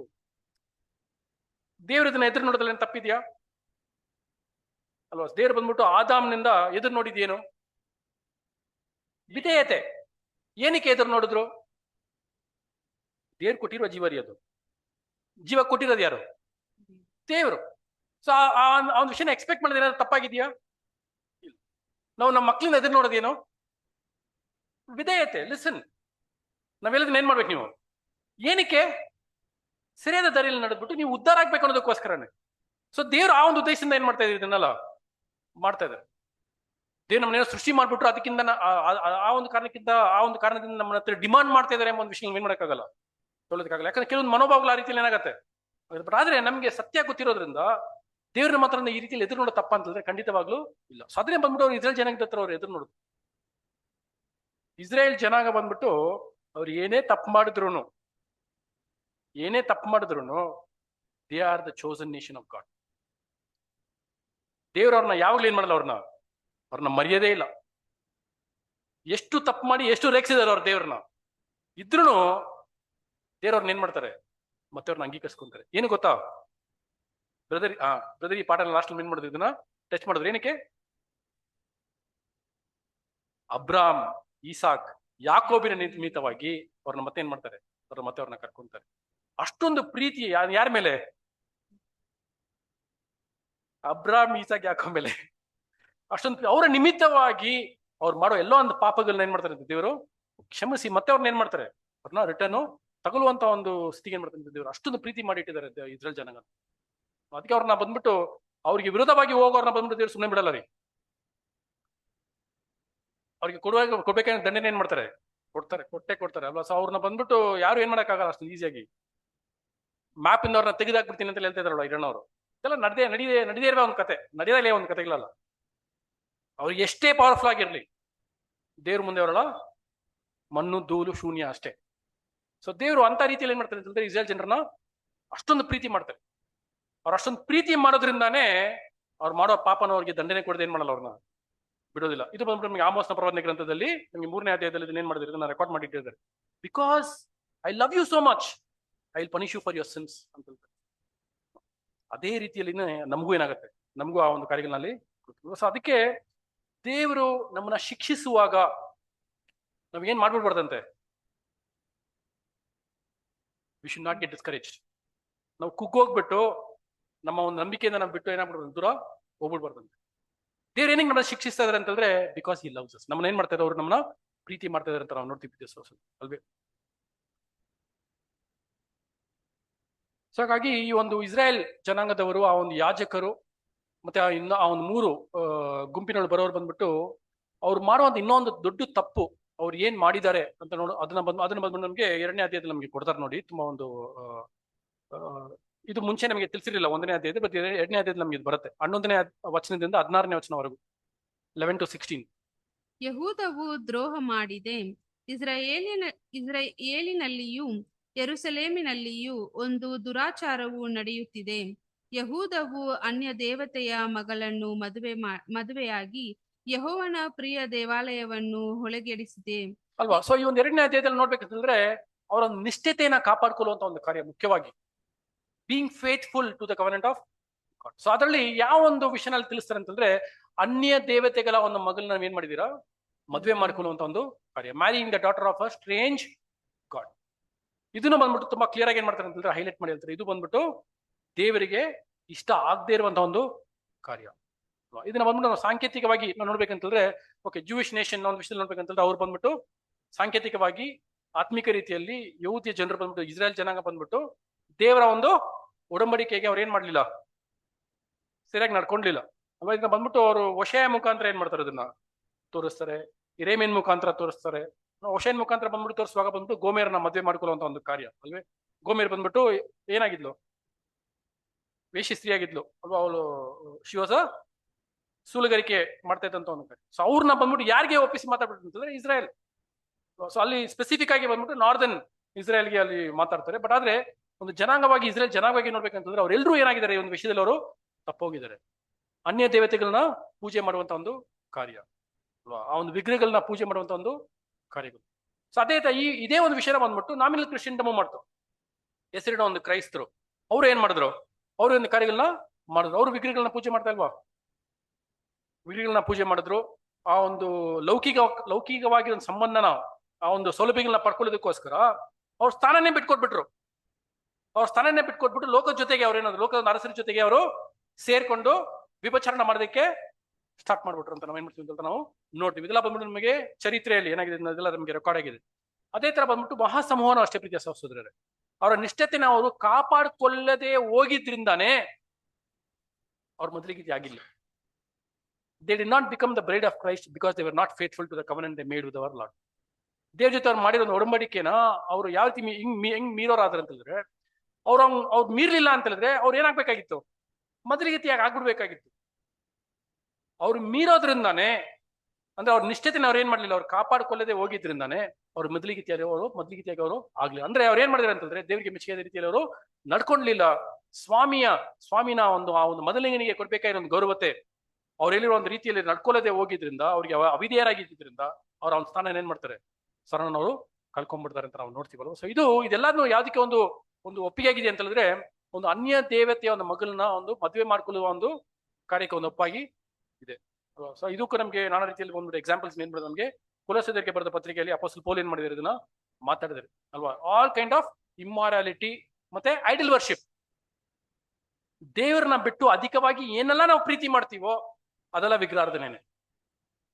ಸೊ ಈ ರೀತಿಯಲ್ಲಿ ಏನ್ ಮಾಡಿದಾರೆ ಅಂತಂದ್ರೆ, ಒಂದು ಮಹಾ ಸಮೂಹ ಈ ರೀತಿಯಲ್ಲಿ ಏನಾಗಿ ಆ ಒಂದು ಮನೋಭಾವದಲ್ಲಿ ಅವರು ನಡ್ಕೊಂಡು ಹೋಗಿದ್ರಿಂದಾನೆ ಆ ಒಂದು ನಿಷ್ಠತೆನ ಅವ್ರು ಏನ್ ಮಾಡ್ಕೊಂಡ್ಬಿಟ್ರು, ಅವ್ರು ಕಳ್ಕೊಂಡ್ಬಿಟ್ರು ಅಂತ ಏನ್ ಮಾಡ್ತೀವಿ ಅಂತಂದ್ರೆ ನಾವು ನೋಡ್ತೀವಿ ಪ್ರೀತಿಯ ಸಹೋದರರೇ ಅಲ್ವಾ. ಮಲಾಕಿ 2ನೇ ಅಧ್ಯಾಯ 11ನೇ ವಾಕ್ಯ ಓದಿ, ಇನ್ನೊಂದ್ಸತಿ ಓದಿಸ್ತು. ಮಲಾಕಿ 2:11. ಯಹೂದವು ದ್ರೋಹ ಮಾಡಿದೆ, ಇಸ್ರಾಯೇಲಿನಲ್ಲಿಯೂ ಯೆರೂಸಲೇಮಿನಲ್ಲಿಯೂ ಒಂದು ದುರಾಚಾರವು ನಡೆಯುತ್ತಿದೆ. ಯಹೂದವು ಅನ್ಯ ದೇವತೆಯ ಮಗಳನ್ನು ಮದುವೆಯಾಗಿ ಯೆಹೋವನ ಪ್ರಿಯ ದೇವಾಲಯವನ್ನು ಹೊಳೆಗೆಡಿಸಿದೆ. ಅಲ್ವಾ. ದೇವರನ್ನ ಅನ್ಯ ದೇವತೆಯ ಮಗಳನ್ನ ಮದುವೆ ಮಾಡಿ ಅವ್ರು ಏನ್ ಮಾಡಿದ್ದಾರೆ ಅಂತ ಒಂದು ದುರಾಚಾರನ ಮಾಡಿದ್ದಾರೆ ಅಂತ ಏನ್ ಮಾಡ್ತಾರೆ ಅಂತ ನಾವು ಅಲ್ಲಿ ನೋಡ್ತೀವಿ ಸಹೋದರರೇ ಅಲ್ವಾ. ಸೊ ಅದೇ ಒಂದು ಅಧ್ಯಾಯದಲ್ಲಿ 15ನೇ ವಾಕ್ಯದಲ್ಲಿ ಬಂದ್ಬಿಟ್ಟು, ಆದ್ರೆ ನಿಜವಾದ ಒಂದು ಸತ್ಯ ಸಭೆ ಬಗ್ಗೆ ಅಲ್ಲಿ ದೇವರು ಒಂದು ಹಿಂಟ್ ಕೊಡ್ತಾ ಇದ್ದಾರೆ ನೋಡಿ. ಅಲ್ಲಿ ನಮ್ಗೆ 15ನೇ ವಾಕ್ಯ ಓದಿ. ಪರಮಾತ್ಮ ಅಂಶನಾದ ಯಾವನು ಹೀಗೆ ಮಾಡಲಿಲ್ಲ, ಆ ಪ್ರಸಿದ್ಧನೊಬ್ಬನು ಏಕೆ ಇಂಥ ಕೃತ್ಯ ಮಾಡಿದನು. ಇಲ್ಲ ಸಿಸ್ಟರ್, 2ನೇ ಅಧ್ಯಾಯ 15ನೇ ವಾಕ್ಯನ. ಓಕೆ, 14ರಿಂದ ಓದ್ಕೊಂಬನ್ನಿ.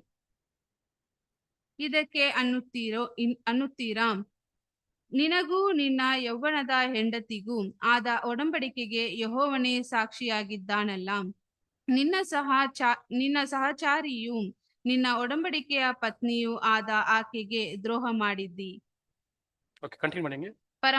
ಪರಮಾನಂಶವಾದ ಯಾವನು ಹೀಗೆ ಮಾಡಲಿಲ್ಲ, ಆ ಪ್ರಸಿದ್ಧನೊಬ್ಬನು ಏಕೆ ಇಂಥ ಕೃತ್ಯ ಮಾಡಿದನು. ದೇವರ ವರವಾದ ಸಂತಾನವನ್ನು ಹಾರೈಸಿರಿ. ದೇವರ ವರವಾದ ಸಂತಾನವನ್ನು ಹಾರೈಸಿರಿ. ಯಾರು ಹಾರೈಸೋದಂತಂದ್ರೆ ಸಭೆ. ಇವರೇ ಬಂದು ಏನ್ ಮಾಡ್ತಾರೆ ಅಂತಂದ್ರೆ, ಆ ಒಂದು ದೇವರಿಗೆ ಮೆಚ್ಚುಗೆಯಾದ ರೀತಿಗಳನ್ನ, ದೇವರಿಗೆ ಮೆಚ್ಚುಗೆಯಾದ ಬಲಿಗಳನ್ನ ಕೊಟ್ಕೊಂಡು ಅವರ ಒಂದು ಒಡಂಬಡಿಕೆನ ದೇವರಿಗೆ ತಕ್ಕಂತ ರೀತಿಯಲ್ಲಿ ಮಾಡೋರಾಗಿ ಅಲ್ಲಿ ಆಗ್ತಾರೆ ಅಂತ ನಾವು ನೋಡ್ತಿದ್ದೀವಿ. ಅದೇ ಬಂದ್ಬಿಟ್ಟು ದೇವರಿಗೆ ಮೆಚ್ಚುಗೆಯಾದ ಒಂದು. ಹೀಗಿರಲು ನಿಮ್ಮ ಆತ್ಮವನ್ನು ಎಚ್ಚರಿಕೆಯಿಂದ ಹಾ. ನೋಡಿಕೊಳ್ಳಿರಿ. ಸೊ ಇದು ನಮಗೆ ತುಂಬಾ ಮುಖ್ಯ. ನಮ್ಮ ಆತ್ಮವನ್ನು ನಾವು ಎಚ್ಚರಿಕೆಯಿಂದ ನಾವ್ ಏನ್ ಮಾಡ್ಕೋಬೇಕು, ನಾವು ನೋಡ್ಕೋಬೇಕು ಅಲ್ವಾ. ಇದು ಬಂದ್ಬಿಟ್ಟು ನಮಗೆ ನಾನಾ ರೀತಿಯಲ್ಲಿ ಬಂದ್ಬಿಟ್ಟು ಅಪೊಸ್ತಲ ಪೌಲ್ ಹೇಳೋದನ್ನ ಈಗ ಹೇಳ್ತಾರೆ ಅಂತಂದ್ರೆ, ಎಕ್ಸಾಮಿನ್ ಯೋರ್ ಸೆಲ್ಫ್. ನೀವು ಬಂದ್ಬಿಟ್ಟು ನಂಬಿಕೆಯಲ್ಲಿ ಇದ್ದೀರಾ ಅಂತ ಹೇಳ್ಬಿಟ್ಟು ಅಂತ ಏನ್ ಮಾಡಿ ನಿಮ್ಮನ್ನ ನೀವು ಪರೀಕ್ಷಿಸ್ಕೊಂಡು ನೀವು ನೋಡ್ಕೊಳ್ಳಿ. ಈಗ ನಾವು ಮಾಡ್ಕೊಳ್ಳೋದ್ರಿಂದ ನಮ್ಗೆ ಏನಾಗುತ್ತೆ, ನಮಗೂ ಗೊತ್ತಾಗತ್ತೆ. ನಾವು ಎಕ್ಸಾಮಿನ್ ಮಾಡ್ಕೊಂಡು ನಮ್ಮನ್ನ ನಾವು ಶೋಧನೆಗೆ ಒಳಗಾಕೊಂಡು ನಾವು ನೋಡ್ಕೋವಾಗ ಅದನ್ನ ನಮ್ಮನ್ನ ಶೋಧಿಸ್ಕೊಂಡು ನಾವು ಪರೀಕ್ಷಿಸ್ಕೊಂಡು ನಾವು ನೋಡ್ಕೋಬೇಕಂತ ಹೇಳಿದ್ರೆ ನಮ್ಗೆ ಗೊತ್ತಾಗತ್ತೆ ನಾವು ಬಂದ್ಬಿಟ್ಟು ಯಾವ ಒಂದು ಕಾರ್ಯಗಳಲ್ಲಿ ತಪ್ಪು ಹೋಗ್ತಾ ಇದೀವಿ ಅಂತ ಹೇಳ್ಬಿಟ್ಟು ಅಂತ. ಇಲ್ಲಾಂದ್ರೆ ನಿಮ್ಗೆ ಏನಾಗಲ್ಲ, ಇಲ್ಲಾಂದ್ರೆ ನಮ್ಗೆ ಗೊತ್ತಾಗೋದಿಲ್ಲ ಅಲ್ವಾ. ಡೈಲಿ ಅದೇ ಒಂದು ಹ್ಯಾಬಿಟ್ ಆಗ್ಬಿಡ್ತದೆ. ಇವತ್ತಿರೋ ಒಂದು ಪಾಪ ಮಾಡ್ಬಿಟ್ವಿ ಅಲ್ವಾ, ಅದನ್ನ ಬಂದ್ಬಿಟ್ಟು ನಾವು ನಮ್ಮನ್ನ ಪರೀಕ್ಷಿಸ್ಕೊಂಡು ಈ ಪಾಪ ಮಾಡಿದೀನಿ, ನಾಳೆ ನಾನು ಮಾಡಬಾರ್ದು ಅಂತ ಒಂದು ಭಾವನೆ ಆ ಒಂದು ಪ್ರಾಕ್ಟೀಸ್ ನಾವು ಮಾಡ್ಕೊಂಡಿಲ್ಲ ಅಂತ ಹೇಳಿದ್ರೆ ನಾಳೆ ಪುನಃ ಅದೇ ಒಂದು ತಪ್ಪು ನಾವು ಮಾಡ್ಬಿಟ್ಟು ಹೆಂಗಾಗತ್ತೆ ಅಂತ ಹೇಳಿದ್ರೆ ಅದೇ ಒಂದು ಹ್ಯಾಬಿಟ್ ಆಗಿ ಏನಾಗ್ಬಿಡುತ್ತೆ, ಚೇಂಜ್ ಆಗ್ಬಿಟ್ಟು ಯಾವ ನಮ್ಮ ಮನಸ್ಸು ಯಾವ ರೀತಿ ಹೋಗತ್ತೆ ಅಂತ ಹೇಳಿದ್ರೆ ಅದು ಪಾಪ ಅಂತಾನೆ ನಮಗೆ ಕಾಣಿಸಲ್ಲ ಅಂತ ಒಂದು ಸಲ ನಮ್ದು ದಿವಸ. ಅದಕ್ಕೆ ಬಂದ್ಬಿಟ್ಟು ನಮ್ಮನ್ನ ಅನುದಿನ ನಮ್ಮನ್ನ ಪರೀಕ್ಷಿಸ್ಕೊಂಡು ನೋಡ್ಕೋಬೇಕಾಗಿರೋದು ತುಂಬಾ ತುಂಬಾ ಮುಖ್ಯ ಅಲ್ವಾ. ಸೊ ಇದು ಆ ಒಂದು ಗಾಡ್ಲಿ ಸೀಡ್ ಅದು ಹೆಂಗ್ ಬರ್ತದೆ ಸರ್, ಅದು ಮತ್ತೆ ಒಂದು ಸ್ಟೇಟ್ಮೆಂಟ್ ಓದಿ. ಒಂದು ಸಂತತಿ ಬಗ್ಗೆ ಮಾತಾಡ್ತಾರಲ್ಲ, ಪರಮಾತ್ಮ ಅಂಶನಾದ ಯಾವನು ಹೀಗೆ ಮಾಡಲಿಲ್ಲ. ದೇವರ ವರವಾದ ಸಂತಾನರಾಗಿ ನಾವೇನಾಗ್ಬೇಕಂತೆ, ನಾವ್ ಆಗ್ಬೇಕಂತಂದ್ರೆ ನಾವು ಆ ರೀತಿ ನಾವ್ ಇರ್ಬೇಕಂತಂದ್ರೆ ಅನುದಿನಾನು ನಮ್ಮನ್ನ ಪರೀಕ್ಷಿಸ್ಕೊಂಡು ನಮ್ಮಲ್ಲಿರುವಂತ ಕೊರತೆಗಳನ್ನ ನಾವು ಸರಿಪಡಿಸ್ಕೊಂಡು ಹೋದ್ರೆ ಮಾತ್ರನೇ ಅವನ ಸಂತಾನವಾಗಿ ಆಗೋದಕ್ಕೆ ಸಾಧ್ಯ ಅಂತ ಏನ್ ಮಾಡ್ತೀವಿ ಅಂತ ನಾವು ನೋಡ್ತೀವಿ. ಬಟ್ ಆದ್ರೆ ಇದನ್ನ ಯಾರು ಮಾಡ್ಲಿಲ್ಲ ಅಂತ ಹೇಳಿದ್ರೆ ಇದನ್ನ ಗ್ರೇಟ್ ಕಂಪನಿ ಮಾಡ್ಲಿಲ್ಲ. ನಾಮಿನಲ್ ಕ್ರಿಶ್ಚಿಯನ್ ಬಿಟ್ಬಿಡಿ, ಇಸ್ರೇಲ್ ಜನಾಂಗನ ಬಿಟ್ಬಿಡಿ, ಅದೇ ಗ್ರೇಟ್ ಕಂಪನಿ ನಮ್ ಜೊತೆನೇ ಇದ್ದಾರೆ. ನಾವು ಆಗಿರ್ಬೋದು, ನಮ್ಮಲ್ಲಿ ಅಂತ ಒಂದು ಮನೋಭಾವಗಳು ಇರ್ಬೋದು. ಅಂತ ಒಂದು ಮನೋಭಾವ ನಮ್ಮಲ್ಲಿದ್ರೆ ಇದನ್ನ ಸರಿಪಡಿಸ್ಕೋಬೇಕಾಗಿರೋದು ತುಂಬಾ ತುಂಬಾ ಮುಖ್ಯ ಪ್ರೀತಿಯ ಅಲ್ವಾ. ಸೊ ಇವಾಗ ಇದೆಲ್ಲ ಸಮಸ್ಯೆಗಳನ್ನ ನೋಡ್ಬಿಟ್ವಿ. ಇವಾಗ we all seen the problem, ಇವರಲ್ಲಿದ್ದ ಒಂದು ಸಮಸ್ಯೆಗಳೇನು ಅಂತ ನೋಡ್ಬಿಟ್ಟು ಇದಕ್ಕೆ ಸೊಲ್ಯೂಷನ್ ಏನು ಅಂತ ಬಿಟ್ಟು ನಮಗೆ 3rd ಚಾಪ್ಟರ್ ಏನ್ ಮಾಡ್ತಾರೆ, 3ನೇ ಅಧ್ಯಾಯದಲ್ಲಿ ನಮಗೆ ಅದನ್ನ ತಿಳಿಸ್ಕೊಡ್ತಾರೆ ಅಲ್ವಾ. ಮುಖ್ಯವಾಗಿ ನಮ್ಗೆ ಅಲ್ಲಿ ಈ ಒಂದು ದೇವರಿಗೆ ನಿಷ್ಠೆಂತರಾಗಿ ನಡ್ಕೊಳ್ಳುವಂತ ಒಂದು ಯಾಜಕರ ಬಗ್ಗೆ ನಮಗೆ ಅಲ್ಲಿ ತೋರಿಸಲ್ಪಟ್ಟಿದೆ. ಇದು ನಮಗೆ ಎಲ್ಲೂ ನಮಗೆ ಕನೆಕ್ಟ್ ಮಾಡ್ತಾರೆ ಅಂತಂದ್ರೆ ಎಜೆಕೇಲನ ಪ್ರವಾದನೆ ಗ್ರಂಥ 44ನೇ ಅಧ್ಯಾಯದಲ್ಲೂ ನಮ್ಗೆ ಅದನ್ನ ಕನೆಕ್ಟ್ ಮಾಡೋದನ್ನ ನಾವು ನೋಡ್ತೀವಿ ಪ್ರೀತಿಯ ಸಹೋದರರೇ ಅಲ್ವಾ. So chapter 3 begins with the solution to this problem. 3ನೇ ಒಂದು ಅಧ್ಯಾಯ, ಮಲಾಕಿ 3ನೇ ಅಧ್ಯಾಯ ಬಂದ್ಬಿಟ್ಟು ಈ ಒಂದು ಸಮಸ್ಯೆಗೆ ಪರಿಹಾರ ಏನು ಅನ್ನೋದು ಒಂದು ರೀತಿಯಲ್ಲಿ ಏನಾದ್ರು ಪ್ರಾರಂಭ ಆಗತ್ತೆ ಪ್ರೀತಿಯ ಸಹೋದರರೇ ಅಲ್ವಾ. ಎಜೆಕೇಲ 44ನೇ ಅಧ್ಯಾಯ 15ನೇ ವಾಕ್ಯ ಮಾತ್ರ ಓದಿ ಫಸ್ಟ್. ಎಜೆಕೇಲ್ ಚಾಪ್ಟರ್ 44:15. ಆದರೆ ಇಸ್ರಾಯೇಲ್ಯರು ನನ್ನನ್ನು ತೊರೆದಾಗ ಲೇವಿಯರು ಚಾದೋಕನ ಸಂತಾನದವರು ಆದ ಯಾಜಕರು ನನ್ನ ಪವಿತ್ರಾಲಯದ ಇಸ್ರೇಲ್ ಅವ್ರು ಬಂದ್ಬಿಟ್ಟು ತೊರಗ್ಬಿಟ್ರು. ಆ ಮಧ್ಯದಲ್ಲಿನೂ ಕೆಲವೊಂದು ಯಾಜಕರು ಇದ್ರಂತೆ. ಯಾರಂತಂದ್ರೆ ಜಾದೋಕನ ಸಂತಾನದವರು. ಇವರು ದೇವರಿಗೆ ಮೆಚ್ಚಿಯಾದ ರೀತಿಯಲ್ಲಿ ಕೆಲಸಗಳನ್ನ ಮಾಡಿರೋರು. ಈ ಜಾದೋಕರು ಯಾರು ಗೊತ್ತಾ? ಇವರೇ ಸ್ಯಾಡುಸೀಸ್ರಿ, ಸದ್ದು ಸೇರಿದಾರೆ ಗೊತ್ತಾ? ಇವ್ರು ಅಲ್ಲಿಂದಾನೆ ಸ್ಟಾರ್ಟ್ ಆಗಿತ್ತು. ಈ ಜಾದೋಕನ ಸ್ಯಾಡುಸೀಸ್ ಯಾರಂತಂದ್ರೆ ಈ ಒಂದು ಜಾದೋಕನ ವಂಶಸ್ಥರು. ಅದಕ್ಕೆ ಬಂದ್ಬಿಟ್ಟು ಅವ್ರಿಗೆ ಆ ಒಂದು ಪೊಸಿಷನ್ ಸಿಕ್ತಲ್ಲಿ, ದೇವಾಲಯದಲ್ಲಿ ದೇವಾಲಯ ನೋಡ್ಕೊಳ್ಳುವಂತ ಒಂದು ಪೊಸಿಷನ್ ಅವ್ರಿಗೆ ಸಿಕ್ತಂತ ನಾವು ನೋಡ್ತೀವಿ. ಈ ಜಾದೋಕನ ವಂಶದವರೇ ಬಂದ್ಬಿಟ್ಟು ಇವರೆಲ್ಲ ಬಂದಿರೋ ಸ್ಯಾಡುಸೀಸ್ ನ ಒಂದು ಜೀನಿಯಾಲಜಿ ಮೇಲೋಕಂತಂದ್ರೆ ಒಂದು ಜಾದೋಕನ ಒಂದು ವಂಶಸ್ಥರು. ಕಂಟಿನ್ಯೂ ಮಾಡಿ ಸರ್. ಆದ ಯಾಜಕರು ನನ್ನ ಪವಿತ್ರಾಲಯದ ಪಾರುಪತ್ಯವನ್ನು ನೆರವೇರಿಸದರಿಂದ ಅವರು ನನ್ನನ್ನು ಸೇವಿಸಲು ನನ್ನ ಸನ್ನಿಧಿಗೆ ಸೇರುವರು. ನನಗೆ ರಕ್ತ ಮೇಧಸ್ಸುಗಳನ್ನು ಅರ್ಪಿಸಲು ನನ್ನ ಸಮ್ಮುಖದಲ್ಲಿ ನಿಂತುಕೊಳ್ಳುವರು. ಸೊ ಇವ್ರನ್ನ ಯಾರಿಗೂ ನಾವು ಒಪ್ಪಿಸಿ ಮಾತಾಡ್ತೀವಿ ಅಂತ ಹೇಳಿದ್ರೆ ಸತ್ಯಸಭೆಗೂ ಒಪ್ಪಿಸಿ ಇವ್ರನ್ನ ಏನ್ ಮಾಡ್ತೀವಿ ನಾವು, ಸತ್ಯಸಭೆಗೂ ಇವ್ರನ್ನ ನಾವು ಕಂಪೇರ್ ಮಾಡ್ಕೊಂಡು ಮಾತಾಡ್ಬೋದು ಅಲ್ವಾ. ಸೊ ಇವ್ರಿಗೆ ದೇವ್ರು ಏನ್ ಮಾಡ್ತಾರೆ ಅಂತಂದ್ರೆ ಆ ಒಂದು ಅಧಿಕಾರ, ಆ ಒಂದು ಕೆಲಸನ ಕೊಡ್ತಾರೆ ಅಲ್ವಾ. ದೇವಾಲಯನ ನೋಡ್ಕೊಳ್ಳುವಂತ ಒಂದು ಕೆಲಸ, ಆ ಒಂದು ಬಲಿಗಳನ್ನ ಕೊಡುವಂತ ಒಂದು ಕೆಲಸ ಅಲ್ವಾ. ಈ ಒಂದು ಕೆಲಸನ ಅವ್ರಿಗೆ ಏನ್ ಮಾಡ್ತಾರೆ ಅಂತಂದ್ರೆ ಅವರು ದೇವ್ರ ಮುಂದೆ ಏನ್ ಮಾಡಿ ಬಲಿಗಳನ್ನ ಅವರು ಒಪ್ಪಿಸ್ಬೋದು ಅಂತ ಏನ್ ಮಾಡ್ತೀವಿ ಅಂತಂದ್ರೆ ನಾವು ನೋಡ್ತೀವಿ. ಆ ಒಂದು ಕೆಲಸ ಅವ್ರು ಕೊಡೋದನ್ನ ನಾವು ನೋಡ್ತೀವಿ. ಸೊ ಇದಕ್ಕೆ ಈ ಒಂದು ಪರಿಹಾರ ಏನು ಅಂತ ನೋಡೋದಾದ್ರೆ ನಮಗೆ ಮೊದಲು 3 ವಾಕ್ಯಗಳಲ್ಲಿ, ಮಲಾಕಿ 3ನೇ ಅಧ್ಯಾಯ ಮೊದಲು 3 ವಾಕ್ಯಗಳು ಬಂದ್ಬಿಟ್ಟು ಆ ಒಂದು ಪ್ರಿಪರೇಷನ್ ಅಲ್ವಾ, ಯಾವುದಕ್ಕೆ ಒಂದು ಸಿದ್ಧತೆ ಅಂತ ನೋಡ್ಬೇಕಂತಂದ್ರೆ ಶುದ್ಧೀಕರಣ ಮಾಡುವುದಕ್ಕೆ ಒಂದು ಪ್ರಿಪರೇಷನ್, ಸಿದ್ಧತೆನ ಮಾಡುವಂತ ಒಂದು ಕಾರ್ಯ. ಓದಿಸ್ತರು. ಇಗೋ ನನ್ನ ದೂತನನ್ನು ಕಳುಹಿಸುತ್ತೇನೆ, ಹ್ಮ್. ಆತನು ನನ್ನ ಮುಂದೆ ದಾರಿಯನ್ನು ಸರಿ ಮಾಡುವನು. ನೀವು ಹಂಬಲಿಸುವ ಕರ್ತನು ತನ್ನ ಆಲಯಕ್ಕೆ ಪಕ್ಕನೆ ಬರುವನು. ಆಹಾ, ನಿಮಗೆ ಇಷ್ಟವಾದ ಒಡಂಬಡಿಕೆಯ ದೂತನು ಇರುತ್ತಾನೆ, ಇದು ಸೇನಾಧೀಶ್ವರ ಯೆಹೋವನ ನುಡಿ. ಆತನು ಬರುವ ದಿನವನ್ನು ಯಾರು ತಾಳರು? ಆತನು ಕಾಣಿಸಿಕೊಳ್ಳುವಾಗ ಯಾರು ನಿಂತಾರು? ಆತನು ಅಕ್ಕಸಾಲಿಗನ ಬೆಂಕಿಗೂ ಅಗಸನ ಚೌಳಿಗೂ ಸಮಾನನಾಗಿದ್ದಾನೆ. ಬೆಳ್ಳಿಯನ್ನು ಶೋಧಿಸುವ ಅಕ್ಕಸಾಲಿಗನಂತೆ ಕುಳಿತು ಲೇವಿ ವಂಶದವರನ್ನು ಶೋಧಿಸಿ ಬೆಳ್ಳಿ ಬಂಗಾರಗಳನ್ನು ಎಂಬಂತೆ ಶುದ್ಧೀಕರಿಸುವನು. ಅವರು ಸಧರ್ಮಿಗಳಾಗಿ ಯೆಹೋವನಿಗೆ ನೈವೇದ್ಯವನ್ನು ತಂದೊಪ್ಪಿಸಿದ್ರು. ಓಕೆ, ಸೊ ಇದೆಲ್ಲಿ ಪ್ರಾರಂಭ ಆಯ್ತು? ಎಲ್ಲಿ ಪ್ರಾರಂಭ ಆಯ್ತು ಅಂತ ನೋಡ್ಬೇಕಂತಂದ್ರೆ ಜಾನ್ ದ ಬ್ಯಾಪ್ಟಿಸ್ಟ್, ಸ್ನಾನಿಕನಾದ ಯೋಹಾನನಿಂದ ಅದು ಪ್ರಾರಂಭ ಆಗಿರುವಂತ ಒಂದು ಕಾರ್ಯ. ಯಾಕಂದ್ರೆ ಅವ್ರು ಬಂದ್ಬಿಟ್ಟು ಸ್ವಾಮಿಯ ಒಂದು ಬರವಣಿಗೆಗೆ ಏನ್ ಮಾಡಿದ್ರು, ಅಲ್ಲಿ ಸಿದ್ಧ ಮಾಡಿಕೊಟ್ಟಂತ ಒಂದು ಕಾರ್ಯ. ಅದೊಂದು ಕಂಟಿನ್ಯೂಷನ್ ಪಿಕ್ಚರೇ ಬಂದ್ಬಿಟ್ಟು ಸ್ವಾಮಿಯ ಎರಡನೇ ಒಂದು ಬರುವಿಕೆ, second presence of our lord. ಅಲ್ಲಿ ಬಂದಿರೋರು ಯಾರಂತ ಹೇಳಿದ್ರೆ ಮೆಸೆಂಜರ್ ಅಲ್ವಾ, ಒಡಂಬಡಿಕೆಯ ಒಂದು ದೂತನು. ಯಾರಂತ ನೋಡ್ಬೇಕಂತಂದ್ರೆ ಪಿಕ್ಚರ್ ಸಂಸ್ಥೆ ಅಕ್ಕ ಸಾಲಿಗನಂತೆ ಬಂದಿದ್ದಾರೆ. ಇದು ಯಾರಂತ ನೋಡ್ಬೇಕಂತಂದ್ರೆ ಇದು ನಮ್ಮ ಕರ್ತನ ಇರೋ ಒಂದು ಯೇಸು ಸ್ವಾಮಿ. ಅವರ ಒಂದು ಸೆಕೆಂಡ್ ಪ್ರೆಸೆನ್ಸ್, ಎರಡನೇ ಒಂದು ಪ್ರಸನ್ನತೆ ಒಂದು ಕಾಲದಲ್ಲಿ ಅವ್ರು ಯಾವ ರೀತಿಯಲ್ಲಿ ಬಂದಿದ್ದಾರೆ ಅಂತ ಹೇಳಿದ್ರೆ ಒಂದು ಅಕ್ಕ ಸಾಲಿಗನಂತೆ ಅವರು ಬಂದಿದ್ದಾರೆ. ಅದಕ್ಕೆ ನೋಡಿ ಏನ್ ಹೇಳ್ತಾರೆ ಅಂತ ಹೇಳಿದ್ರೆ ಆತನ ಬರುವಿಕೆಯನ್ನು ತಾಳುವವರು ಯಾರು? ಹೂ ಕ್ಯಾನ್ ಸ್ಟ್ಯಾಂಡ್ ಅಂತ ಏನ್ ಮಾಡ್ತಾರೆ ಒಂದು ಕ್ವೆಶ್ಚನ್ ಅವರು. ಏನಕ್ಕೆ ಅಂತ ಹೇಳಿದ್ರೆ ಆತನ ಅಕ್ಕ ಸಾಲಿಗನಂತೆ ಬಂದಿದ್ದಾರೆ. As come like a refiner's fire ಅಲ್ವಾ, ಒಂದು ಬೆಂಕಿನ ಪುಟಕ್ಕೆ ಹಾಕುವಂತ ಏನಾಗಿದೆ ಅಂತ ಹೇಳಿದ್ರೆ ಬಂದಿರೋದಾಗಿ ನಾವು ಏನ್ ಮಾಡ್ತೀವಿ ಅಂತ ಹೇಳಿದ್ರೆ ನಾವು ನೋಡ್ತೀವಿ. ಸೊ ಇದು ಯೇಸು ಸ್ವಾಮಿ ಒಂದು ಎರಡನೇ ಬರುವಿಕೆ, ಒಂದು ಪ್ರಸನ್ನತೆ ಒಂದು ಕಾಲಗಳನ್ನ ಸೂಚನೆ ಮಾಡೋದಾಗಿ ಅಲ್ಲಿ ಇದೆ. ಆ ಒಂದು ಮೆಸೆಂಜರ್, ಆ ಒಂದು ದೂತ ಯಾರಂತ ಹೇಳ್ಬೇಕಂತಂದ್ರೆ ಅದು ಯೇಸು ಸ್ವಾಮಿನೇ ಅಲ್ವಾ. ಸೊ ಇದು ಯೇಸು ಸ್ವಾಮಿ ಬಗ್ಗೆ ಒಂದು ಯೇಸು ಸ್ವಾಮಿನ ಒಂದು ವಿಷಯ ನಿಮ್ಗೆ ತಿಳಿಸ್ತಾರೆ ನೋಡಿ. ಈ ಒಂದು ಕಾರ್ಯದ ಬಗ್ಗೆನೆ ಮತ್ತಾಯನ ಬರೆದ ಸುವಾರ್ತೆ 17ನೇ ಅಧ್ಯಾಯ 11ನೇ ವಾಕ್ಯ ಓದಿ. Matthew chapter 17 verse 11.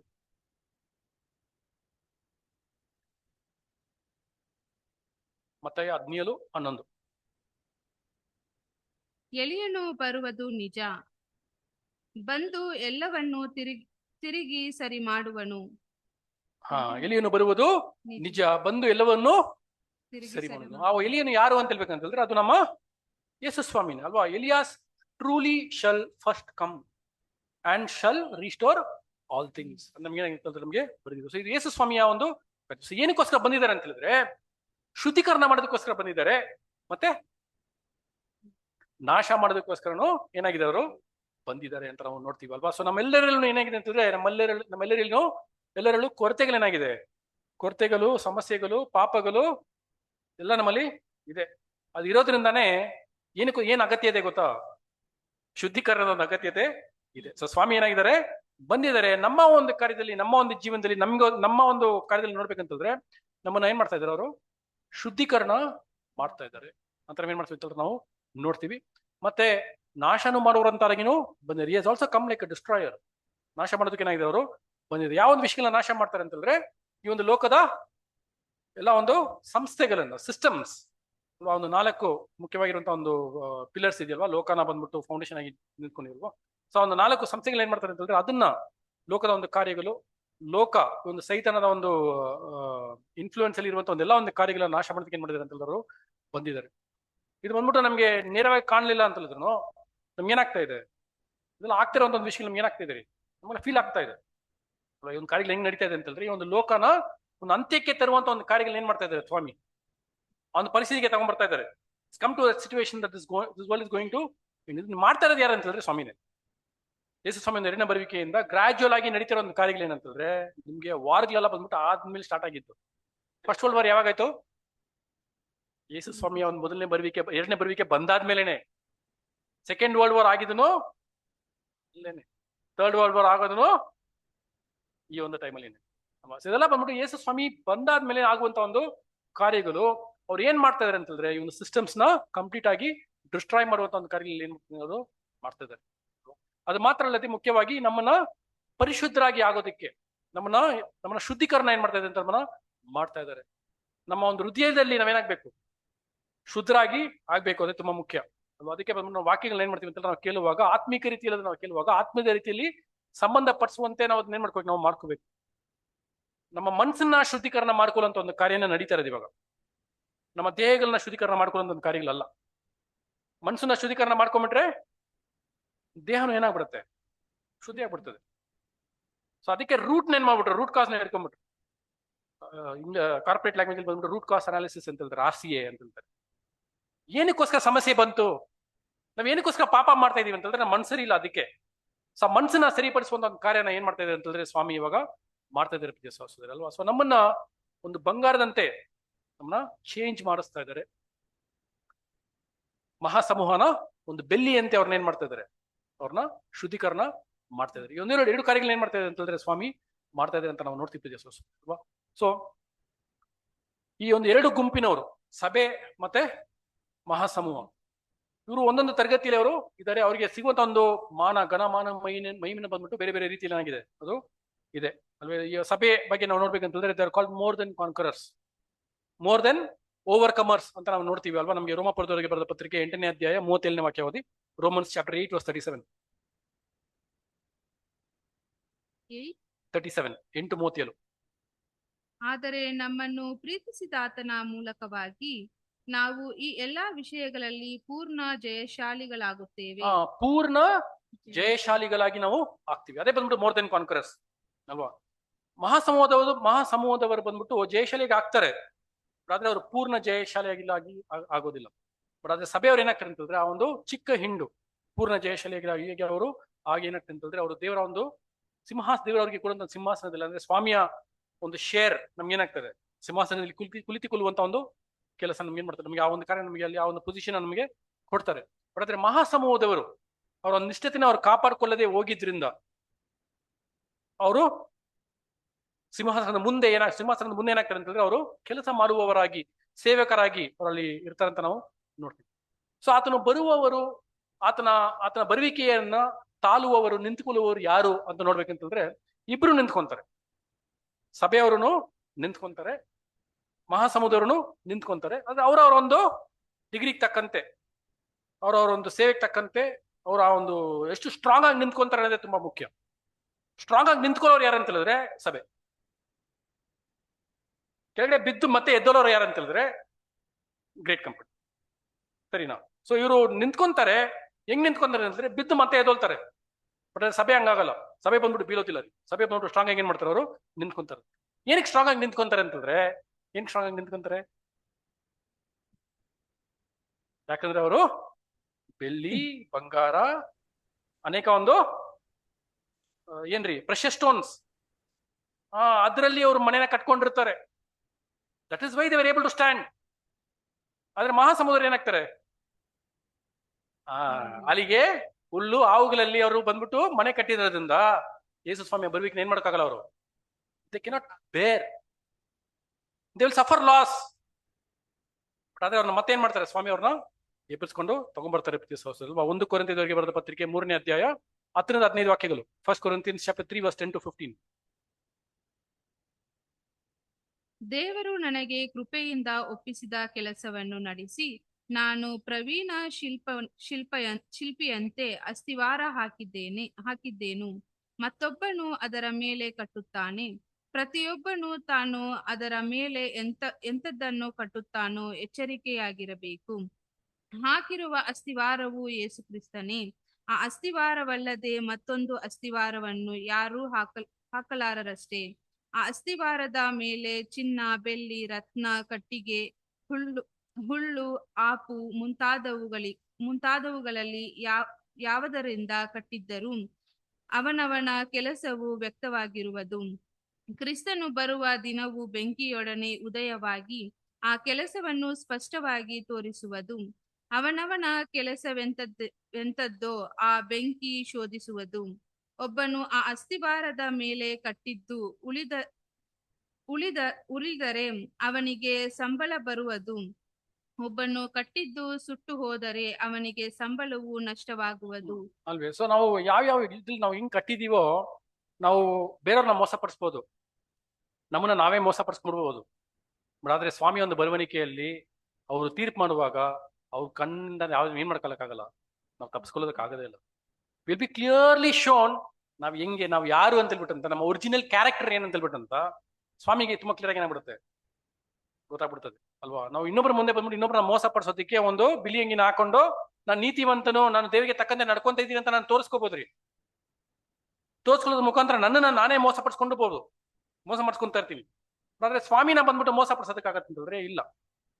ಯಾಕಂದ್ರೆ ಆತನ ಬರುವಿಕೆಯಲ್ಲಿ ನಿಂತ್ಕೊಳ್ಳೋರು ಯಾರು, ನಿಂತ್ಕೊಂಡ್ರೆ ನಾವು ಸರಿಯಾದ ರೀತಿಯಲ್ಲಿ ನಾವು ನಡ್ಕೊಂಡಿದೀವಿ ಅಂತ ಅರ್ಥ. ನಿಂತ್ಕೊಳ್ಳಕ್ ಆಗ್ಲಿಲ್ಲ ಅಂತ ಹೇಳಿದ್ರೆ ನಾವೇನಾಗ್ತೀವಿ, ನಾವು ನಡ್ಕೊಂಡಿಲ್ಲ ಅಂತ ತುಂಬಾ ಕ್ಲಿಯರ್ ಆಗಿ ಏನಾಗ್ಬಿಡುತ್ತೆ ನಮ್ಗೆ ಅಲ್ಲಿ ತೋರಿಸ್ಕೊಬಿಡ್ತಾರೆ ಅಂತ ನಾವು ನೋಡ್ತೀವಿ. ಸೊ ಹಾಗಾಗಿ ನಮ್ಮ ಒಬ್ಬೊಬ್ಬರ ಮನಸ್ಸು ಯಾವ ರೀತಿಯಲ್ಲಿ ಇರ್ಬೇಕು, ನಾನು ನಿಂತ್ಕೋಬೇಕಂತ ಹೇಳಿದ್ರೆ ನನ್ನ ಮನೋಭಾವ ಹೆಂಗಿರ್ಬೇಕು, ನನ್ನ ಮನಸ್ಸು ಹೆಂಗಿರ್ಬೇಕಂತ ಹೇಳಿದ್ರೆ, ಮುಖ್ಯವಾಗಿ ನೀವೇಲಿ ನನಗೆ ನಾವು ನಿಂತ್ಕೋಬೇಕಂತ ಹೇಳಿದ್ರೆ ನಾವ್ ಏನ್ ಕೆಲಸ ಮಾಡ್ಬೇಕು, ಫಸ್ಟ್ ಏನ್ ಮಾಡ, ಬೇಸಿಕ್ ಏನು, ನಾವ್ ನಿಂತ್ಕೋಬೇಕಂತ ಹೇಳಿದ್ರೆ ಇಲ್ಲ ಸಾಮಾನ್ಯವಾಗಿ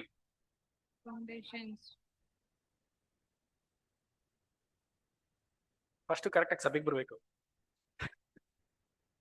ಫಸ್ಟ್ ಕರೆಕ್ಟ್ ಆಗಿ ಸಭೆಗೆ ಬರ್ಬೇಕು ಅಲ್ವಾ, ಇದು ತುಂಬಾ ಮುಖ್ಯ. ಇದೇ ಫಸ್ಟ್ ಫೆಲೋಶಿಪ್ ತುಂಬಾ ಮುಖ್ಯ. ಒಂದು ಸಹೋದರ ಸಹೋದರಿ ಒಂದು ಅನ್ಯೂನ್ಯತೆ, ಒಂದು ಐಕ್ಯತೆಯಲ್ಲಿ ಇರ್ಬೇಕಾಗಿರೋದು ತುಂಬಾ ಮುಖ್ಯ ರೀ. ಇದನ್ನ ನಾವು ಮಾಡಿಲ್ಲ ಅಂತ ಹೇಳಿದ್ರೆ ಬೇರೆ ಯಾವ್ದನ್ನು ಮಾಡಕ್ಕಾಗಲ್ಲ. ನಮ್ಮ ಮನೋಭಾವ ಹೆಂಗಿರ್ಬೇಕು, ನಮ್ಮ ಮನ್ಸು ಹೆಂಗಿರ್ಬೇಕಂತ ಹೇಳಿದ್ರೆ we should be very fellowship ಅಲ್ಲಿ ನಾನು ಯಾವಾಗ್ಲೂ ಇರಬೇಕು, ತುಂಬಾ ತುಂಬಾ ಮುಖ್ಯವಾಗಿರೋದು ಒಂದು ಕಾರ್ಯ. ಅದಿಲ್ಲ ಅಂತ ಹೇಳಿದ್ರೆ ಬೇರೆ ಯಾವ್ದು ಮಾಡಕ್ಕಾಗಲ್ಲ. ಯಾಕಂದ್ರೆ ನಾವೆಲ್ಲ ಕಲ್ತ್ಕೊಳ್ಳೋದು ಅಲ್ಲೇ, ನಮ್ಮಲ್ಲಿರೋ ತಪ್ಪು ನಮ್ಗೆ ತೋರ್ ಬರೋದು ಅಲ್ಲೇನೆ, ಇನ್ನೊಬ್ಬರ ಒಂದು ಗುಣ, ಒಳ್ಳೆ ಗುಣ ನಾವು ಕಲ್ತ್ಕೊಳ್ಳೋದು ಆ ಒಂದು ಸ್ಥಳದಿಂದಾನೆ. ಅದಕ್ಕೆ ಬಂದ್ಬಿಟ್ಟು ಅಪೊಸ್ತಲ ಪೌಲ್ ಬಂದ್ಬಿಟ್ಟು ಸಭೆಗೆ ಹೋಗೋದನ್ನ ಏನ್ ಮಾಡ್ಬೇಡಿ, ಸಭೆ ಕೂಡೋದನ್ನ ನಿಲ್ಸ್ಬಿಡ್ಬೇಡಿ ಅಂತ ಹೇಳ್ತಾರೆ ಅಲ್ವಾ. ನೋಡಿ, ನಮ್ಗೆ ಯಾವ್ದಾರ ಒಂದು ಹಿಂಟ್ ಬಂದ್ಬಿಟ್ಟು ನಮ್ಗೆ ಈ ಒಂದು ವಾಕ್ಯದಲ್ಲಿ ಎಲ್ಲಿ ಕೊಡ್ತಾರೆ ಅಂತ ಹೇಳಿದ್ರೆ 3ನೇ ಅಧ್ಯಾಯ 16-17 ವಾಕ್ಯ ಓದಿ ಸರ್. ಮಲಾಕಿ 3:16 and 17. ಇಂಥ ಮಾತುಗಳನ್ನು ಕೇಳಿ ಯೆಹೋವನ ಭಕ್ತರು ಒಬ್ಬರಿಗೊಬ್ಬರು ಮಾತಾಡಿಕೊಂಡರು ಅಂದ್ರೆ ಏನರ್ಥ, ಸಭೆಗೆ ಬರೋದು, ಸಭೆಯಲ್ಲಿ ಸಹೋದರನ ಅನ್ಯೂನ್ಯತೆಯಲ್ಲಿ ಇರೋದು, ಸಹೋದರ ಸಹೋದರಿಗಳ ಜೊತೆಗೆ ನಾವು ಅವ್ರ ಜೊತೆಯಲ್ಲಿ ಇರುವಂತ ಒಂದು ಕಾರ್ಯ. ಯೆಹೋವನು ಕಿವಿಗೊಟ್ಟು ಆಲಿಸಿ ಭಯಭಕ್ತಿಯಿಂದ ತನ್ನ ನಾಮಸ್ಮರಣೆ ಮಾಡುವವರ ಹೆಸರುಗಳನ್ನು ತನ್ನ ಮುಂದೆ ಜ್ಞಾಪಕದ ಪುಸ್ತಕದಲ್ಲಿ ಬರೆಸಿದನು. ತುಂಬಾ ಮುಖ್ಯ ಪ್ರೀತಿಯ ಸಹೋದರರೇ ಅಲ್ವಾ. ನಮ್ಮ ಒಂದು ಸಹೋದರ ಸಹೋದರಿಯರನ್ನ ಅವ್ರಿಗೆ ಕೊಡ್ಬೇಕಾಗಿರೋ ಒಂದು ಘನತೆ, ಅವ್ರಿಗೆ ಕೊಡ್ಬೇಕಾಗಿರೋ ಒಂದು ಘನಮಾನ ಮಹಿಮೆಗಳನ್ನ, ಅವ್ರನ್ನ ಯಾವಾಗ್ಲೂ ನಮ್ಮ ಒಂದು ಉನ್ನತ ಒಂದು ಸ್ಥಾನದಲ್ಲಿ ಇಡ್ಬೇಕಾಗಿರೋದು ತುಂಬಾ ತುಂಬಾ ಮುಖ್ಯ. ನಮ್ಮನ್ನ ನಾವೇ ಕಡಿಮೆ ಮಾಡ್ಕೊಂಡು ಅವ್ರನ್ನ ಏನ್ ಮಾಡ್ಬೇಕು, ಹೆಚ್ಚಿಸ್ಕೊಂಡು ಅವ್ರನ್ನ ಉನ್ನತ ಸ್ಥಾನದಲ್ಲಿ ಇರ್ಬೇಕು. ಅವ್ರಿಗೆ ಕೊಡುವಂತ ಒಂದು ಗೌರವನ ಏನ್ ಮಾಡ್ಬೇಕು, ನಾವು ಕೊಡ್ಬೇಕು. ಹಂಗ್ ಕೊಟ್ರೆ ಅದು ಯಾವ್ದಕ್ ಸಮಾನ ಅಂತ ಹೇಳಿದ್ರೆ ಅದು ನಾವು ದೇವರಿಗೆ ಕೊಡುವಂತ ಒಂದು ಗೌರವಕ್ಕೆ ಸಮಾನ ಅಲ್ವಾ. ಯಾಕಂದ್ರೆ ನಾವು ಹಲವಾರು ಸರಿ ಏನ್ ಮಾಡ್ಬಿಡ್ತೀವಿ, ಆ ಒಂದು ವಿಷಯಗಳಲ್ಲಿ ತಪ್ಪೋಗ್ಬಿಡ್ತೀವಿ ಅಲ್ವಾ. ನಮ್ಗೆ ಬಂದ್ಬಿಟ್ಟು ಪ್ರೀತಿ ಎಂಬ ಒಂದು ವಿಷಯ ಬಂದಾಗ್ಲೇನೆ ನಮ್ಗೆ ಪಾಸ್ಟರ್ ರಸಲ್ ಬಂದ್ಬಿಟ್ಟು ಆ ಒಂದು 4 stages ಆಫ್ ಲವ್ ಅಲ್ವಾ, 4 phases ಆಫ್ ಲವ್ ಡೆವಲಪ್ಮೆಂಟ್ ಅಂತ ಹೇಳ್ಬೇಕಂತಂದ್ರೆ 3ನೇದು ಯಾವ್ದು ಬರ್ತದೆ ಅಂತ ಹೇಳಿದ್ರೆ ಲವ್ ಯುವರ್ ಬ್ರದರನ್, ಸಹೋದರ ಸಹೋದರನ್ನ ಪ್ರೀತಿ ಮಾಡುವಂತ ಒಂದು ಪ್ರೀತಿ. ಆ ಒಂದು ಪ್ರೀತಿಯಲ್ಲಿ ನಾವು ಜಯಶಾಲಿಯಾಗಿ ಆದ್ರೆ ಮಾತ್ರನೇ ಬಂದ್ಬಿಟ್ಟು ಶತ್ರುಗಳನ್ನ ಏನ್ ಮಾಡಕ್ಕಾಗತ್ತೆ, ಪ್ರೀತಿಸೋದಕ್ಕಾಗತ್ತೆ. ಸೊ ಕೊನೆಯಲ್ಲಿ ಎಲ್ಲ ಎಲ್ಲಿ ಬಂದು ಮುಗಿತದೆ ಅಂತ ಹೇಳಿದ್ರೆ ಪ್ರೀತಿಯ ಒಂದು ವಿಷಯದಲ್ಲಿ ಏನಾಗ್ಬಿಡ್ತದೆ ಅಂದ್ಬಿಟ್ಟು ಮುಗ್ದೋಗ್ಬಿಡ್ತದೆ. ಯಾಕಂದ್ರೆ ನಮ್ಗೆ ನೀತಿ ಕೇಳದೆ ಪ್ರೀತಿನೇ ಅಲ್ವೇ, ನೀತಿ ಕೇಳದೆ ಪ್ರೀತಿನೇ. ನೀತಿ ಏನ್ ಕೇಳ್ತು, ತಂದೆನ ನೀವೇನ್ ಮಾಡ್ಬೇಕು, ತಂದೆ ದೇವ್ರನ್ನ ಪೂರ್ಣ ಹೃದಯದಿಂದ ಪೂರ್ಣ ಪಾರ್ಣದಿಂದ ಪ್ರೀತಿಸ್ಬೇಕು. ಅದು ಸೊ ನೀತಿ ಕೇಳದೇನ್ರಿ, ಪ್ರೀತಿನೇ. ಅದ್ ಮಾತ್ರ ಕೇಳ್ತಾ ಅಂತಂದ್ರೆ ಇಲ್ಲ, ನಿಮ್ಮ ಸಹೋದರ ಸಹೋದರಿಗಳನ್ನ ನೀವೇನ್ ಮಾಡ್ಬೇಕು, ನಿಮ್ಮಂತೆನೆ ನೀವು ಪ್ರೀತಿಸ್ಬೇಕು. ಅಂದ್ರೆ ಅವ್ರಿಗೆ ಕೊಡ್ಬೇಕಾಗಿರುವಂತ ಒಂದು ತಕ್ಕ ಒಂದು ಘನಮಾನ ಮಹಿಗಳನ್ನ ಏನ್ ಮಾಡ್ಬೇಕು ನಾವು, ತುಂಬಾ ತುಂಬಾ ಮುಖ್ಯವಾಗಿರುವಂತ ಒಂದು ಕಾರ್ಯ ಪ್ರೀತಿಸ ಅಲ್ವಾ. ಸೊ ಇದನ್ನ ನಾವು ಮಾಡ್ಲಿಲ್ಲ ಅಂತ ಹೇಳಿದ್ರೆ, ಅಂತ ಒಂದು ಮನೋಭಾವ ಇರ್ಲಿಲ್ಲ ಅಂತ ಹೇಳಿದ್ರೆ, ನಾವು ಇಲ್ಲ ಅಂತ ಹೇಳಿದ್ರೆ ನಾವು ಉದ್ಧಾರ ಆಗೋದಕ್ಕಾಗಲ್ಲ ನಮ್ಮ ಆತ್ಮಿಕ ಜೀವನದಲ್ಲಿ. ಅವ್ರಿಗೆ ಕೊಡ್ಬೇಕಾಗಿರುವಂತ ಒಂದು ಘನಮಾನ ನಾವು ಕೊಡ್ಬೇಕು. ಯಾಕಂದ್ರೆ ಅವರಿಂದ ನೋಡಿ, ಅವ್ರ ಮುಖಾಂತರ ನಾವೇನ್ ಮಾಡ್ತೀವಿ, ನಾವು ಇವಾಗ ಬಂದ್ಬಿಟ್ಟು ನಾನು ಸಭೆಗೆ ಬಂದಿಲ್ಲ ಅಂತ ಹೇಳಿದ್ರೆ ನನ್ ಹೆಂಗ್ ಬೆಳೆಯೋದು, ನನ್ ಬೆಳೆಯೋದಕ್ಕಾಗತ್ತಾ, ಒಳ್ಳೆ ಗುಣಗಳನ್ನ ಬೆಳೆಸ್ಕೊಳ್ಳೋದಕ್ಕಾಗತ್ತಾ, ನನ್ನಲ್ಲಿ ಕೆಟ್ಟ ಗುಣ ಅಂತ ನನಗೆ ಗೊತ್ತಾಗತ್ತಾ? ಯಾಕಂದ್ರೆ ನಾನು ಮಾತಾಡುವಾಗ ಒಬ್ರಿಗೊಬ್ರು ಮಾತಾಡ್ಕೊಂಡ್ರಂತೆ ಅಲ್ಲ, ನಮ್ಗೆ ಏನ್ ಬರ್ತಿದೆ ಅಲ್ಲಿ, ಒಬ್ರಿಗೊಬ್ರು ಅವರು ಮಾತಾಡ್ಕೊಂಡ್ರಂತ ಹೇಳಿದ್ರೆ ವಿ ಶೇರ್ ಆರ್ ಕಷ್ಟ ಸುಖನ ಹಂಚ್ಕೊಳ್ಳೋದ್ರಿ ಅಷ್ಟೇ. ಸಿಂಪಲ್ ಆಗಿ ಹೇಳ್ಬೇಕಂತಂದ್ರೆ ಒಬ್ರೊಬ್ರು ಕಷ್ಟ ಸುಖನ ನಾವು ಹಂಚ್ಕೋಬೇಕು. We have to carry each other's burden. Full ಆಗಿ ಬರ್ಡನ್ ಆಗಿ ಎದ್ಬಿಡ್ಬೇಡಿ. ಅಯ್ಯೋ ಅವ್ರು ಹೊತ್ಕೊಂತಾರೆ ನನ್ನ ಒಂದು ಬಾರಣ ಅಂತ ಹೇಳ್ಬಿಟ್ಟಂತ ಏನ್ ಮಾಡ್ಬಿಡ್ಬೇಡಿ. ಫುಲ್ ಹಂಗೆ ಬಿಟ್ಬಿಡ್ಬೇಡ್ರಿ. ಯಾಕಂದ್ರೆ ಇವಾಗ ನಿಮ್ಗೆ ಒಬ್ರು ಮಾತ್ರ ಭಾರವಾಗಿರಲ್ಲ, ಏನಾಗಿರ್ತಾರೆ ಸುಮಾರು ಸಹೋದರರು ಏನಾಗಿರ್ತಾರೆ ಭಾರವಾಗಿ ಇರ್ತಾರೆ. ಆ ಸುಮಾರು ನಾನೊಬ್ನಾಗಿರ್ತೀನಿ ಅನ್ಕೋಲಿ. ನನ್ನ ಭಾರಣ ನಿಮ್ಮ ಮೇಲೆ ಕಡಿಮೆ ಮಾಡ್ಕೊಂಡ್ಬಿಟ್ರೆ ನಿಮ್ಗೆ ಆ ಒಂದು ಟೈಮ್ ಏನಾಗತ್ತೆ, ನಿಮ್ಮ ಓಟನ ಓಡೋದಕ್ಕೆ ನೀವು ಆ ಟೈಮ್ನ ಸ್ಪೆಂಡ್ ಮಾಡ್ಕೋಬಹುದು. ಸೊ ಆ ರೀತಿಯಲ್ಲಿ ನಾವು ಒಬ್ರಿಗೊಬ್ರು ಭಾರವಾಗಿ ಒತ್ಕೋಬೇಕಾದ್ ಬಂದ್ಬಿಟ್ಟು it is a royal law. ಅದು ಕ್ರಿಸ್ತನ ನಿಯಮ ರೀ. That is the royal law of love, ನಿಯಮ. ಬಟ್ ಆದ್ರೆ ನಾವು ಯಾವಾಗ ಇನ್ನೊಬ್ರಿಗೆ ಭಾರ ಆಗ್ತೀವಿ ಗೊತ್ತಲ್ವಾ? When do we become a burden for others? ಇದೆಲ್ಲ ನಾನು ಮಾತಾಡಿದ್ದೀನಿ ನೋಡ್ರಿ. When do we become a burden for others? When we sin. ನಮ್ಮಲ್ಲಿ ಪಾಪ ಇದ್ದಾಗ ನಾವು ಇನ್ನೊಬ್ರಿಗೆ ಏನಾಗ್ಬಿಡ್ತೀವಿ, ಭಾರವಾಗಿ ಆಗ್ಬಿಡ್ತೀವಿ. ಅದಕ್ಕೆ ತಾನೇ ಯೇಸು ಸ್ವಾಮಿಯ ಶಿಲ್ಪೆ ಬಂದು ನಮಗೆ ಲಘುವಾಗಿರೋದು. ಯೇಸು ಸ್ವಾಮಿಯ ಶಿಲ್ಪೆ ನಮ್ಗೆ ಏನಕ್ಕೆ ಲಘುವಾಗಿದೆ? ಯಾಕಂದ್ರೆ ಪಾಪ ಇಲ್ಲದೆ ಇರೋ ಒಂದು ಶಿಲ್ಪೆ ಅಲ್ವೇ? ಇಟ್ ಡಸಂಟ್ ಹ್ಯಾವ್ ಸಿನ್. ಅದಕ್ಕೆ ಬಂದ್ಬಿಟ್ಟು ನಮಗೆ ಲಘುವಾಗಿ ಬಂತು. ನಮಗೆ ನಾವು ಅದನ್ನ ಭಾರವಾಗಿ ಮಾಡ್ಕೊಂಡ್ಬಿಟ್ಟಿದ್ವಿ. ಹೆಂಗ್ ಭಾರವಾಗಿ ಮಾಡ್ಕೊಂಡ್ಬಿಟ್ವಿ? ಪಾಪದ ನಿಮಿತ್ತವಾಗಿ ಅದು ಭಾರ ಆಗ್ಬಿಡ್ತು. ಸೊ ನಾವು ಇನ್ನೊಬ್ರು ಹೆಂಗ್ ಭಾರ ಆಗ್ತೀವಿ ಅಂತ ಹೇಳಿದ್ರೆ, when we sin V become a burden for others. So ಅದು ಎಷ್ಟು ಮಟ್ಟಿಗೆ ಸಾಧ್ಯ ಆಗತ್ತೋ ಅಷ್ಟು ಮಟ್ಟಿಗೆ ಏನ್ ಮಾಡ್ಬೇಕು, ಅದನ್ನ ಬೇಗ ಅದನ್ನ ಸರಿಪಡಿಸ್ಕೊಳ್ಳೋದ್ ಮುಖಾಂತರ ಆ ಭಾರನ ಇನ್ನೊಬ್ರು ಪ್ರೇರಣೆ ನಾವ್ ಏನ್ ಮಾಡ್ಬೋದು, ತೆಗಿಬಹುದು.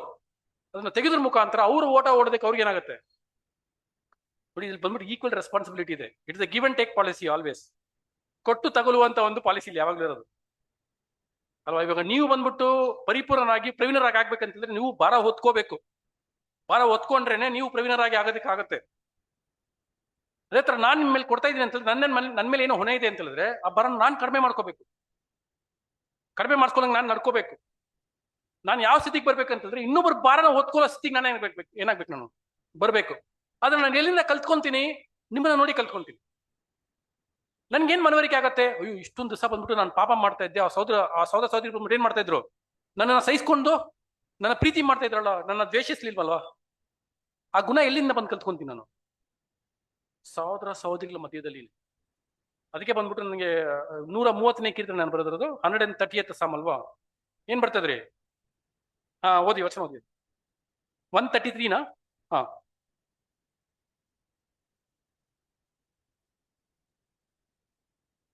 ಓದಿ. ಆಯ್ತು, ಒಂದು 5 minutes ಅಲ್ಲಿ ಮುಗಿಸ್ಬಿಡ್ತೀನಿ. 133. ಓದಿ. ಯೆಹೋವನು 133 133 ಕೀರ್ತನೆ.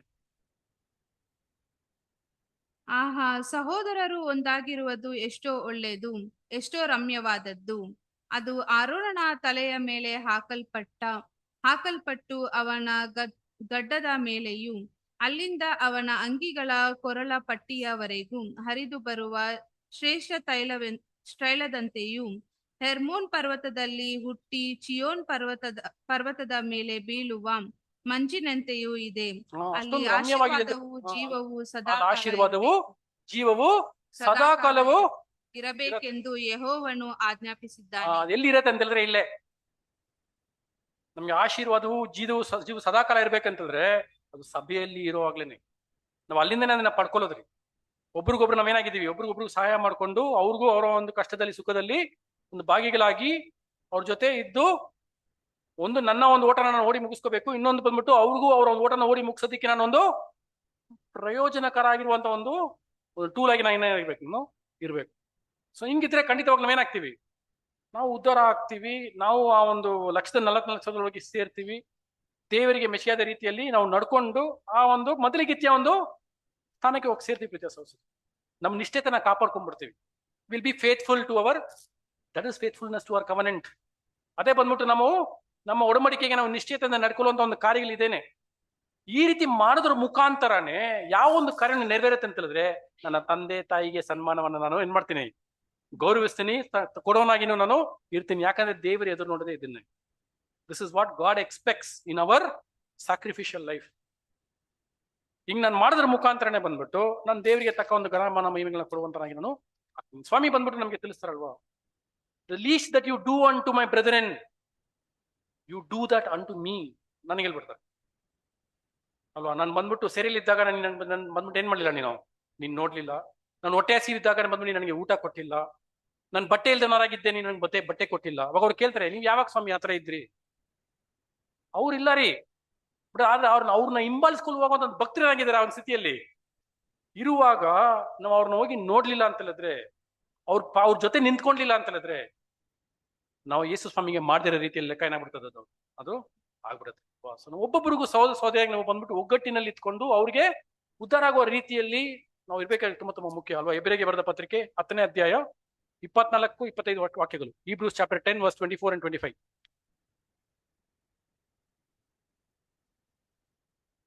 ನಾವು ಪರಸ್ಪರ ಹಿತಚಿಂತಕರಾಗಿದ್ದು ಪ್ರೀತಿಸುತ್ತಿರಬೇಕೆಂತಲೂ ಸತ್ಕಾರ್ಯ ಮಾಡಬೇಕೆಂತಲೂ ಒಬ್ಬರನ್ನೊಬ್ಬರು ಪ್ರೇರೇಪಿಸೋಣ. ಸಭೆಯಾಗಿ ಕೂಡಿಕೊಳ್ಳುವುದನ್ನು ಕೆಲವರು ರೂಢಿಯಾಗಿ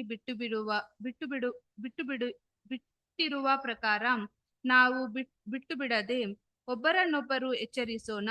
ಕರ್ತನ ಪ್ರತ್ಯಕ್ಷತೆಯ ದಿನವು ಸಮೀಪಿಸುತ್ತಾ ಬರುತ್ತದೆ ಎಂದು ನೀವು ನೋಡುವುದರಿಂದ ಇದನ್ನು ಮತ್ತಷ್ಟು ಮಾಡಿರಿ. ಅಲ್ವಾ? ಪ್ರತೀಕ್ಷೆ ಯೇಸು ಸ್ವಾಮಿಯ ಪ್ರತೀಕ್ಷೆ ಆಗದೆ ಇರುವಾಗಲೇ ಈ ಒಂದು ವಾರ್ನಿಂಗ್ ಏನ್ ಮಾಡಿದ್ದಾರೆ, ನಮ್ಗೆ ಕೊಟ್ಟಿದ್ದಾರೆ. ಇವಾಗ ನಾವು ಆಲ್ರೆಡಿ ಎಲ್ಲಿದ್ದೀವಿ, ಆಲ್ರೆಡಿ ಆ ಟೈಮಲ್ಲಿ ಇದ್ದೀವಿ. ನಾವು ಇನ್ನ ಎಷ್ಟೊಂದು ಎಚ್ಚರದಿಂದ ನಾವೇನ್ ಮಾಡ್ಕೋಬೇಕು, ನಾವು ನಡ್ಕೋಬೇಕು ಅಲ್ವಾ? ಈ ರೀತಿ ನಾವು ನಡ್ಕೊಂಡ್ರೆ, ಯಾಕಂದ್ರೆ ಈ ಒಂದು ಕಾರ್ಯಗಳು ಏನಕ್ಕೆ ನಾವು ಮಾತಾಡೋದು ಅಂತ ಹೇಳಿದ್ರೆ, ನಮ್ಮ ನಿಷ್ಠತೆಯನ್ನ ನಾವು ಕಾಪಾಡ್ಕೋಬೇಕಂತ ಹೇಳಿದ್ರೆ ನಾವು ಸಭೆಯಲ್ಲಿ ಇರ್ಬೇಕು. ಯಾಕಂದ್ರೆ ಅಲ್ಲಿಂದ ಬಂದ್ಬಿಟ್ಟು ನಾವೆಲ್ಲ ಕಾರ್ಯಗಳನ್ನ ಕಲ್ತ್ಕೊಳ್ಳೋದು. ಹೆಂಗ್ ನಾವು ಕಾಪಾಡ್ಕೋಬೇಕು ನಮ್ಮ ನಿಷ್ಠತೆಯನ್ನ? How should we remain faithful to our covenant ಎಂಬ ಒಂದು ಕಾರ್ಯಗಳು ನಮಗೆ ಸಿಗೋದು ಎಲ್ಲ ಅಂತ ಹೇಳಿದ್ರೆ, ಆ ಒಂದು ಅಮೂಲ್ಯವಾಗಿರುವಂತಹ ಒಂದು ರತ್ನಗಳು, ಅಮೂಲ್ಯವಾಗಿರುವ ಸತ್ಯಗಳು ಸಿಗೋದಲ್ಲ ಅಂತ ಹೇಳಿದ್ರೆ ಈ ಒಂದು ಸ್ಥಳದಲ್ಲಿ. ಹಾಗಾಗಿ ಆ ಒಂದು ಕಾರಣಕ್ಕೋಸ್ಕರ ಸಭೆಯನ್ನು ಕೂಡುದನ್ನ ನೀವೇನ್ ಮಾಡ್ಬೇಡಿ, ಬಿಟ್ಬಿಡ್ಬೇಡಿ. ಕೆಲವರು ರೂಢಿಯಾಗಿ ಏನ್ ಮಾಡ್ಬೇಡಿ, ಅದನ್ನ ಬಿಟ್ಬಿಡೋ ರೀತಿಯಲ್ಲಿ ನೀವು ಬಿಡ್ಬೇಡಿ ಅಂತ ನಿಮ್ಮಲ್ಲಿ ತಿಳಿಸಿ. So this is the solution to the problem. ನಮ್ಮಲ್ಲಿ ಒಂದು ಕೊರತೆಗಳನ್ನ ನಾವು ಸರಿಪಡಿಸ್ಕೋಬೇಕಂತ ಹೇಳಿದ್ರೆ, ದೇವರಿಗೆ ಮೆಚ್ಚುಗೆಯಾಗಿರೋ ಒಂದು ಬಲಿನ ನಾವು ಕೊಡ್ಬೇಕಂತ ಹೇಳಿದ್ರೆ, ಅದೊಂದು ಪರಿಹಾರ ಎಲ್ಲಿದೆ? ಪರಿಹಾರ ಇಲ್ಲೇ ಇದೆ. ನಮ್ಮ ಸಹೋದರ ಸಹೋದರಿ ಮಧ್ಯದಲ್ಲಿ ನಮ್ಗೆ ಏನಾಗಿದೆ, ಒಂದು ಪರಿಹಾರನ ದೇವರಲ್ಲಿ ಕೊಟ್ಟಿದ್ದಾರೆ ಪ್ರೀತಿಯ ಸಹೋದರರು. ಅದಕ್ಕೆ ಬಂದ್ಬಿಟ್ಟು ಒಂದು ದೇಹದ ಅಂಗಗಳಿಗೆ ಒಂದು ಸಂಬಂಧಪಡಿಸಿರೋ ರೀತಿಯಲ್ಲಿ ನಮ್ಗೆ ಏನ್ ಮಾಡ್ಬಿಟ್ಟಿದ್ದಾರೆ, ದೇವರು ಅದನ್ನ ಕೊಟ್ಟಿದ್ದಾರೆ. Every body part has got its own responsibility towards another body part ಅಲ್ವಾ? ನನ್ನ ಕೈ ಬಂದ್ಬಿಟ್ಟು ಹೋಗಿದೆ ಅಂತ ಹೇಳ್ಬಿಟ್ಟು ಅಂತ ನನ್ನ ಕಾಲು ಸುಮ್ಮನೆ ಇರಕ್ಕಾಗತ್ತಂದ್ರೆ ಇಲ್ಲ. ಅದಕ್ಕೆ ಮಾಡ್ಬೇಕನ್ನೋ ಒಂದು ಸಹಾಯ ಏನ್ ಮಾಡ್ಬೇಕು, ನಾವು ಮಾಡ್ಬೇಕು. ಊಟ ಮಾಡ್ಲೇಬೇಕಲ್ವೇ? ಹಂಗೆ ಊಟ ಮಾಡ್ಲಿಲ್ಲ ಅಂತ ಹೇಳಿದ್ರೆ ಏನ್ ಮಾಡಕ್ ಬದುಕೋದಕ್ಕೆ ಆಗೋದಿಲ್ಲ. So every part will strive for the benefit of another. It's all join together. ಒಂದು ಅಂಗ ಕಷ್ಟಪಟ್ರೇನು ಅದು ಇಡೀ ದೇಹಕ್ಕೆ ಕಷ್ಟ ಅದು ಅಲ್ವೇ? ಸೊ ಆ ರೀತಿಯಲ್ಲಿ ಏನಾಗಿದೆ ಅಂತಂದ್ರೆ ಆ ರೀತಿಯಲ್ಲಿ ಅದನ್ನ ಜೋಡಿಸಿ ಇಟ್ಟಿದ್ದಾರೆ ಅಲ್ವೇ? ಸರಿ, ನೆಕ್ಸ್ಟ್ 4ನೇ ಒಂದು ಅಧ್ಯಾಯದಲ್ಲಿ ನೋಡ್ಬೇಕಂತ ಹೇಳಿದ್ರೆ the talks about the judgment. ತೀರ್ಪಿನ ಒಂದು ಕಾರ್ಯ ಯಾವ ರೀತಿಯಲ್ಲಿ ಒಂದು ತೀರ್ಪದು ಅಲ್ಲಿ ಇರುತ್ತೆ ಎಂಬ ಒಂದು ವಿಷಯಗಳನ್ನ ಬಂದ್ಬಿಟ್ಟು ಅಲ್ಲಿ ನಮಗೆ ಅಲ್ಲಿ ಇದನ್ನ ತಿಳಿಸ್ಕೊಟ್ಟಿದ್ದಾರೆ ಅಲ್ವಾ? 4:1 ಓದಿ ಸಿಸ್ಟರ್, ಮಲಾಕಿ 4:1. ಇಗೋ, ಆ ದಿನವು ಬರುತ್ತಿದೆ, ಒಲೆಯಂತೆ ಉರಿಯುತ್ತಿದೆ. ಸಕಲ ಅಹಂಕಾರಿಗಳು ದುಷ್ಕರ್ಮಿಗಳು ಹೊಟ್ಟಿನಂತಿರುವರು. ಬರುತ್ತಿರುವ ಆ ದಿನವು ಅವರಿಗೆ ಅಗ್ನಿ ಪ್ರಳಯವಾಗುವುದು. ಬುಡರೆಂಬೆಗಳಾದದ್ದನ್ನು ಉಳಿಸದು. ಸಾಕು ಸರ್. ಸೊ ಇದೆಲ್ಲ ಬಂದ್ಬಿಟ್ಟು ಏನಾಗಂತ ಹೇಳಿದ್ರೆ, ಇದೆಲ್ಲ ಬಂದ್ಬಿಟ್ಟು ನಮಗೆ ಲೋಕದಲ್ಲಿ ಬರುವಂತಹ ಒಂದು ಮಹಾ ಸಂಕಟದ ಒಂದು ಕಾಲ, the great time of trouble ಅಲ್ಲಿ ಈ ಒಂದು ಕಾರ್ಯಗಳನ್ನ ದೇವರು ಏನ್ ಮಾಡ್ತಾರೆ, ಅದನ್ನ ನೆರವೇರಿಸ್ತಾರೆ. ಇದನ್ನ ನೆರವೇರಿಸೋದ್ರ ಮುಖಾಂತರ ಅಲ್ಲಿ ಶುದ್ಧತೆನೂ ಏನಾಗಿರುತ್ತೆ, ಶುದ್ಧತೆ ಆಗುವಂತ ಒಂದು ಕಾರ್ಯಗಳು. ಯಾಕಂದ್ರೆ ಒಂದು ಕಾರ್ಯನ ಬಂದ್ಬಿಟ್ಟು ನಾವು ಯಾವ ಒಂದು ವಿಷಯಗಳನ್ನ ಬಂದ್ಬಿಟ್ಟು ನಾವು ಡಿಸ್ಟ್ರಾಯ್ ಮಾಡ್ತೀವಿ, ಬೇಡದೇ ಇರೋ ಒಂದು ಕಾರ್ಯಗಳನ್ನ ಅಲ್ವಾ, ಬೇಡದೇ ಒಂದು ವಿಷಯಗಳನ್ನ ಏನ್ ಮಾಡ್ತೀವಿ ನಾವು ಡಿಸ್ಟ್ರಾಯ್ ಮಾಡ್ತೀವಿ. ಅದನ್ನ ಡಿಸ್ಟ್ರಾಯ್ ಮಾಡಿದಾಗ, ಬೇಡದೇ ಒಂದು ಕಾರ್ಯಗಳನ್ನ ಡಿಸ್ಟ್ರಾಯ್ ಮಾಡಿದಾಗ ಏನಾಗುತ್ತೆ, ಒಂದು ಸ್ಥಳ ಕ್ಲೀನ್ ಆಗುತ್ತೆ. ಅಷ್ಟೇ, ಸಿಂಪಲ್ ಆಗಿ ಒಂದು ಲಾಜಿಕ್ ಅಲ್ವಾ? ಕ್ಲೀನ್ ಆಗಿ ಇಟ್ಕೋಬೇಕು ನಮ್ಮ ಸಿಟಿನ. ಇವಾಗ ನಮ್ಮ ಒಂದು ಪಟ್ಟಣ ನಾವು ಕ್ಲೀನ್ ಆಗಿ ಇಟ್ಕೋಬೇಕಂತಂದ್ರೆ ಬೇಡದೇ ಇರೋದನ್ನ ಏನ್ ಮಾಡ್ಬೇಕು, ಡಿಸ್ಟ್ರಾಯ್ ಮಾಡ್ಬೇಕು. ಸೊ ಆ ರೀತಿಯಲ್ಲಿ ಲೋಕನ, ಸಭೆ ಅಲ್ಲ, ಸಭೆ ಒಂದು ಟೈಮಲ್ಲಿ ಇರೋದಿಲ್ಲ, ಸಭೆನ ಏನ್ ಮಾಡ್ಬಿಡ್ತಾರೆ, ತಗೊಂಡ್ಬಿಡ್ತಾರೆ. ಸೊ ಇದ್ರಲ್ಲಿ ಗ್ರೇಟ್ ಕಂಪನಿ, ಇಸ್ರಾಯೇಲ್ ಜನಾಂಗ, ಲೋಕ, ನಾಮಿನಲ್ ಕ್ರಿಶ್ಚಿಯನ್ಡಮ್, ಇವ್ರಲ್ಲಿರುವಂತ ಒಂದೆಲ್ಲ ಬೇಡದೇ ಇರೋ ಒಂದು ಕಾರ್ಯಗಳೆಲ್ಲ ಬಂದ್ಬಿಟ್ಟು ಯಾವಾಗ ಅದನ್ನ ಬಂದ್ಬಿಟ್ಟು ಸಂಪೂರ್ಣವಾಗಿ ಅದನ್ನ ನಾಶ ಮಾಡ್ತಾರೆ ಅಂತಂದ್ರೆ, ಆ ಒಂದು ಟೈಮಲ್ಲಿ ಅದನ್ನ ನಾಶ ಪಡಿಸ್ಬಿಟ್ಟು ಆ ಸ್ಥಳನ ಕ್ಲೀನ್ ಮಾಡಿಡ್ತಾರೆ. ಏನಕ್ಕೆ ಕ್ಲೀನ್ ಮಾಡಿಡ್ತಾರೆ?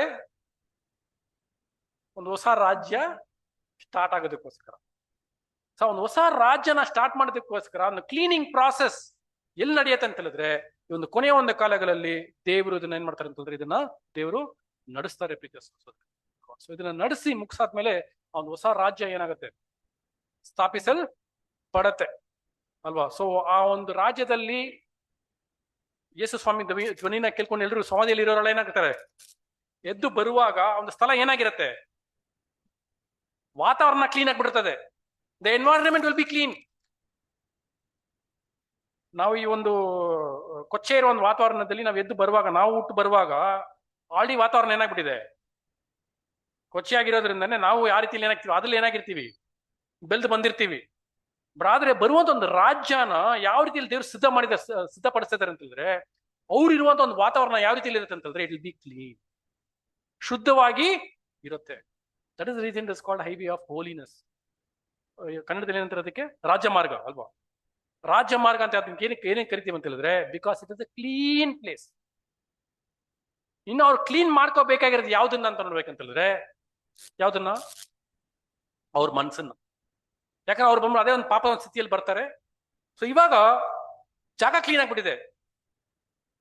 ಇವಾಗ ಒಂದು ಕ್ಲೀನ್ ಆಗಿ ಒಂದು ವಾತಾವರಣದಲ್ಲಿ ಬೆಳೆಯುವಾಗ ಅವ್ರ ಒಂದು ಮೈಂಡು ಏನಾಗ್ಬಿಡುತ್ತೆ, ಚೇಂಜ್ ಆಗತ್ತೆ. ಸೊ ಎಲ್ಲಾನು ಬಂದ್ಬಿಟ್ಟು ದೇವ್ರು ಯಾವ್ದಕ್ಕೋಸ್ಕರ ಮಾಡಿರ್ತಾ ಇದ್ದಾರೆ, ಈ ಒಂದು ಮಹಾ ಸಂಕಟದ ಒಂದು ಕಾಲಗಳನ್ನ ಏನಕ್ಕೋಸ್ಕರ ಇಟ್ಟಿದ್ದಾರೆ ಅಂತ ಹೇಳಿದ್ರೆ, for establishing the kingdom where the entire world of mankind will come and live in a clean state. ಒಂದು ಒಳ್ಳೆ ಒಂದು ವಾತಾವರಣದಲ್ಲಿ ಇರ್ಬೇಕನ್ನೋದಕ್ಕೋಸ್ಕರನೇ ಬಂದ್ಬಿಟ್ಟು ಅದನ್ನ, ಈ ಒಂದು ಕೆಲಸನ ಏನ್ ಮಾಡ್ತಾರೆ ಅಂತ ಅದನ್ನ ಮಾಡ್ತಾರೆ. ಸೊ ದೇವರು ಮಾಡುವ ಪ್ರತಿಯೊಂದು ಕಾರ್ಯಗಳಲ್ಲಿ ಯಾವುದೇ ರೀತಿಯಾದ ಒಂದು ಏನಿಲ್ಲ ರೀ, ಒಂದು ಕೆಟ್ಟ ಭಾವನೆಯಿಂದ ಇಲ್ಲ ಒಂದು ಮೊಯ್ ತೀರ್ಸ್ಕೋಬೇಕು ಎಂಬ ಒಂದು ಭಾವನೆಯಿಂದ ದೇವ್ರು ಏನ್ ಮಾಡ್ತಾರೆ, ಯಾವ್ದನ್ನು ಮಾಡದೆ ಎಲ್ಲ ಒಂದು ಲೋಕದ ಜನರ ಒಂದು ಹಿತಕ್ಕೋಸ್ಕರ ಏನ್ ಮಾಡ್ತಾರೆ ಅಂತಂದ್ರೆ ಕಾರ್ಯಗಳನ್ನ ಏನ್ ಮಾಡ್ತಾರೆ ಅಂತ ನಡೆಸುವರಾಗಿ ಅಲ್ಲಿ ಇರ್ತಾರೆ. ಸೊ ಆ ಒಂದು ಕಾಲದಲ್ಲಿ ನೀತಿ ಸೂರ್ಯನು ಏನಾಗ್ತಾರೆ, ಮೂಡ್ತಾರೆ. ಅವ್ರಿಗೆ ಬೇಕಾಗಿರುವಂತ ಎಲ್ಲ ಒಂದು ಅವ್ರನ್ನ ಬಂದ್ಬಿಟ್ಟು ಅವರಲ್ಲಿರೋ ಒಂದು ರೋಗನ ಅವ್ರು ವಾಸಿ ಮಾಡ್ಕೊಳ್ಳೋದಕ್ಕೆ ಬೇಕಾಗಿರುವಂತ ಎಲ್ಲ ಒಂದು ಕಾರ್ಯಗಳನ್ನ ಏನ್ ಮಾಡ್ತಾರೆ, ಎಲ್ಲರೂ ಕೊಡ್ತಾರೆ. ಸೊ ಆ ನೀತಿ ಸೂರ್ಯನಾಗಿರುವಂತ ಯೇಸು ಸ್ವಾಮಿ ಮತ್ತೆ ಸಭೆನೂ ಏನಾಗಿರ್ತಾರೆ, ಅಲ್ಲಿ ಸಭೆಯಲ್ಲಿ ಇದ್ದು ಅವ್ರಿಗೆ ಬೇಕಾಗಿರುವಂತ ಒಂದು ಎಲ್ಲ ಒಂದು ವಾಸಿ, ಅವ್ರ ಒಂದು ರೋಗನ ವಾಸಿ ಮಾಡೋದಕ್ಕೆ ಬೇಕಾಗಿರೋ ಎಲ್ಲ ಒಂದು ಅಂಶಗಳನ್ನ ಅಲ್ಲಿ ರೆಡಿ ಮಾಡ್ಕೊಡ್ತಾರೆ ಅಂತ ನಾವು ನೋಡ್ತೀವಿ. ಕೊನೆಯ ಒಂದು ವಚನ ಓದ್ಕೊಂಡು ಮುಗಿಸ್ಕೊಳ್ಳೋಣ ನೋಡಿ. ಮಲಾಕಿ 4ನೇ ಅಧ್ಯಾಯ 2ನೇ ವಾಕ್ಯ. Malachi chapter 4:2. ನನ್ನ ನಾಮದಲ್ಲಿ ಭಯಭಕ್ತಿ ಇಟ್ಟಿರುವ ನಿಮಗೂ ದೇವರ ಧರ್ಮವೆಂಬ ಸೂರ್ಯನು ಸ್ವಸ್ಥತೆಯನ್ನು ಉಂಟು ಮಾಡುವ ಕಿರಣಗಳನ್ನವಾಗಿ ಮೂಡುವನು. ಕೊಟ್ಟಿಗೆಯಿಂದ ಬಿಟ್ಟು ಕರುಗಳಂತೆ ನೀವು ಹೊರಟು ಬಂದು ಕುಣಿದಾಡುವಿರಿ. ಅಲ್ಲಿ ಹರ್ಷಧ್ವನಿ ಇರುತ್ತೆ. ಯಾಕಂದ್ರೆ ಬಂದ್ಬಿಟ್ಟು ಅಲ್ಲಿ ಸೈತಾನ ಏನಾಗಿರಲ್ಲ, ಅಲ್ಲಿ ಸೈತಾನ ಕೂಡಿಕಿರ್ತಾರೆ ಅಲ್ವೇ. ಅಲ್ಲಿ ದೇವ್ರು ಬಂದ್ಬಿಟ್ಟು ಎಂತ ಒಂದು ವಾತಾವರಣ ಬಂದು ಅಲ್ಲಿ ಇಟ್ಟಿರ್ತಾರೆ ಅಂತ ಹೇಳಿದ್ರೆ, ಇವರೆಲ್ಲರೂ ಏನಾಗ್ತಾರೆ, ಹೊಸದಾಗಿ ಹುಟ್ಟಿರುವಂತ ಒಂದು ಕರುಗಳಂತೆ ಬಂದು ಏನ್ ಮಾಡ್ತಾರೆ ಅಂತಂದ್ರೆ, ಅವರ ಒಂದು ಹರ್ಷಧ್ವನಿಯೊಡನೆ ಅವರು ಇರ್ತಾರೆ ಅಂತ ನಾವು ಏನ್ ಮಾಡ್ತೀವಿ ಅಂತ ನೋಡ್ತೀವಿ. ಯಾಕಂದ್ರೆ ಅಲ್ಲಿ ನೀತಿ ಸೂರ್ಯನು ಅಂದ್ಬಿಟ್ಟು ಏನ್ ಮಾಡ್ತಾರೆ ಅಂತಂದ್ರೆ, ರೋಗಗಳನ್ನ ವಾಸಿ ಮಾಡಾದ್ಮೇಲೆ ಅವ್ರಿಗೇನಿರ್ತದೆ, ಹರ್ಷಧ್ವನಿ, ಒಂದು ಸಂತೋಷ, ಒಂದು ಆನಂದ ಅಲ್ಲಿ ಇರುತ್ತೆ ಅಂತ ನಾವು ನೋಡ್ತೀವಿ. ಕಣ್ಣೀರು ಇಲ್ದೇ ಇರುವಂತ ಒಂದು ಕಾರ್ಯಗಳು ಅಲ್ವಾ, ರೋಗ ಇಲ್ದೇ ಇರುವಂತ ಒಂದು ಎಲ್ಲ ಒಂದು ವಾಸಿಲಲ್ಲಿ ಏನಿರ್ತಲ್ಲ ಅಲ್ಲಿ ಆಗುತ್ತೆ. ಮುಖ್ಯವಾಗಿ ಇವತ್ತು ನೋಡಿರುವಂತ ಒಂದು ಕಾರ್ಯಗಳಲ್ಲಿ ನಮಗೆ ಇರುವಂತ ಒಂದು ಪಾಠ ಏನಂತಂದ್ರೆ, ನಮ್ಮ ಒಂದು ಮನೋಭಾವಗಳು ಯಾವ ರೀತಿಯಲ್ಲಿ ಇರಬೇಕು, ನಾವು ದೇವರಿಗೆ ಆ ಒಂದು 5ನೇ ಒಂದು ಆಜ್ಞೆಯನ್ನ ನಾವು ಯಾವ ರೀತಿ ಅನುಸರಿಸುವರಾಗಿ ನಾವು ಇರಬೇಕು. ಯಾವ ಒಂದು ವಿಷಯಗಳಲ್ಲಿ ಬಂದ್ಬಿಟ್ಟು ಇಸ್ರೇಲ್ ಜನಾಂಗ, ಆ ಒಂದು ಯಾಜಕರು, ಆ ಒಂದು ಲೇವಿಯರು ಬಂದ್ಬಿಟ್ಟು ತಪ್ಪೋದ್ರು, ಈ ಒಂದು ಕ್ರಿಶ್ಚಿಯನ್ಡಮ್ ತಪ್ಪೋಗಿದ್ದಾರೆ, ಮತ್ತೆ ಒಂದು ಮಹಾಸಮೂಹ ತಪ್ಪೋದ್ರು, ಆ ಒಂದು ಸ್ಥಿತಿಯಲ್ಲಿ ನಮ್ಮ ಒಂದು ಮನಸ್ಸುಗಳಿದ್ರೆ ಆ ಒಂದು ಮನಸ್ಸುಗಳನ್ನ ಸರಿಪಡಿಸ್ಕೊಳ್ಳೋದಕ್ಕೋಸ್ಕರ ಇಂಥ ಒಂದು ಪಾಠಗಳು ನಾವು ಎಚ್ಚರಿಕೆಯಿಂದ ನಾವು ಏನ್ ಮಾಡ್ಕೊಂಡು ನಾವು ನಡ್ಕೊಂಡು ನಮ್ಮನ್ನ ಪರೀಕ್ಷಿಸ್ಕೊಂಡು ದಿನನಿತ್ಯ ಪರೀಕ್ಷಿಸ್ಕೊಂಡು ನಾವು ಕೊಡುವಂತ ಬಲಿಗಳು ಯಾವ ರೀತಿಯಲ್ಲಿ ಇದೆ ಅಂತ ನಾವು ಏನ್ ಮಾಡ್ಕೋಬೇಕು, ನಾವು ಯೋಚನೆ ಮಾಡಿ ಅದ್ರಲ್ಲಿ ಏನಾದ್ರು ಕೊರತೆ ಇದ್ರೆ, ಕುಂದು ಕೊರತೆ ಇದ್ರೆ ನಾವು ಬಲಿಗಳನ್ನ ಏನ್ ಮಾಡ್ಬೇಕಂತಂದ್ರೆ ಸರಿಯಾದ ರೀತಿಯಲ್ಲಿ ಪರಿಪೂರ್ಣವಾಗಿ ನಾವು ಅದನ್ನ ಕೊಡುವಂತರಾಗಿ ನಾವೇನ್ ಮಾಡೋಣ, ನಾವು ಜೀವಿಸಿ ದೇವರಿಗೆ ಮೆಚ್ಚಾದ ಬಲಿಯನ್ನು ಕೊಟ್ಟು ಸುಗಂಧ ವಾಸನೆಯಾಗಿ ಮಾರ್ಪಾಡಾಗುವಂತೆ ನಮ್ಮ ಒಂದು ಬಲಿಗಳನ್ನ ಕೊಡೋರಾಗಿ ನಾವು ಆಗೋಣ. ಈ ರೀತಿಯಲ್ಲಿ ಆಗುವಂತೆ ತನ್ನ ದೇವರ ಮೇಲೂ ಆಶೀರ್ವಾದ ನಡೆಸಲಿ. ಒಂದು ಅವಕಾಶ ಕೊಟ್ಟಿರ್ತಂದ್ರೆ ದೇವರಿಗೆ ಸ್ವಾಮಿ ಮುಖಾಂತರ ಒಂದು ತಿಳಿಸ್ಕೊಳುತ್ತಾ ಸ್ವಲ್ಪ ಡಿಲೇ ಆಗೋಯ್ತು, ದಯವಿಟ್ಟು ಕ್ಷಮಿಸಿ ಅಂತ ನಾನು ಕೇಳ್ಕೊಳ್ತಾ ಒಂದು ಪಾಠ ಮುಗಿಸ್ಕೊಳ್ತಾ ಇದ್ದೀನಿ.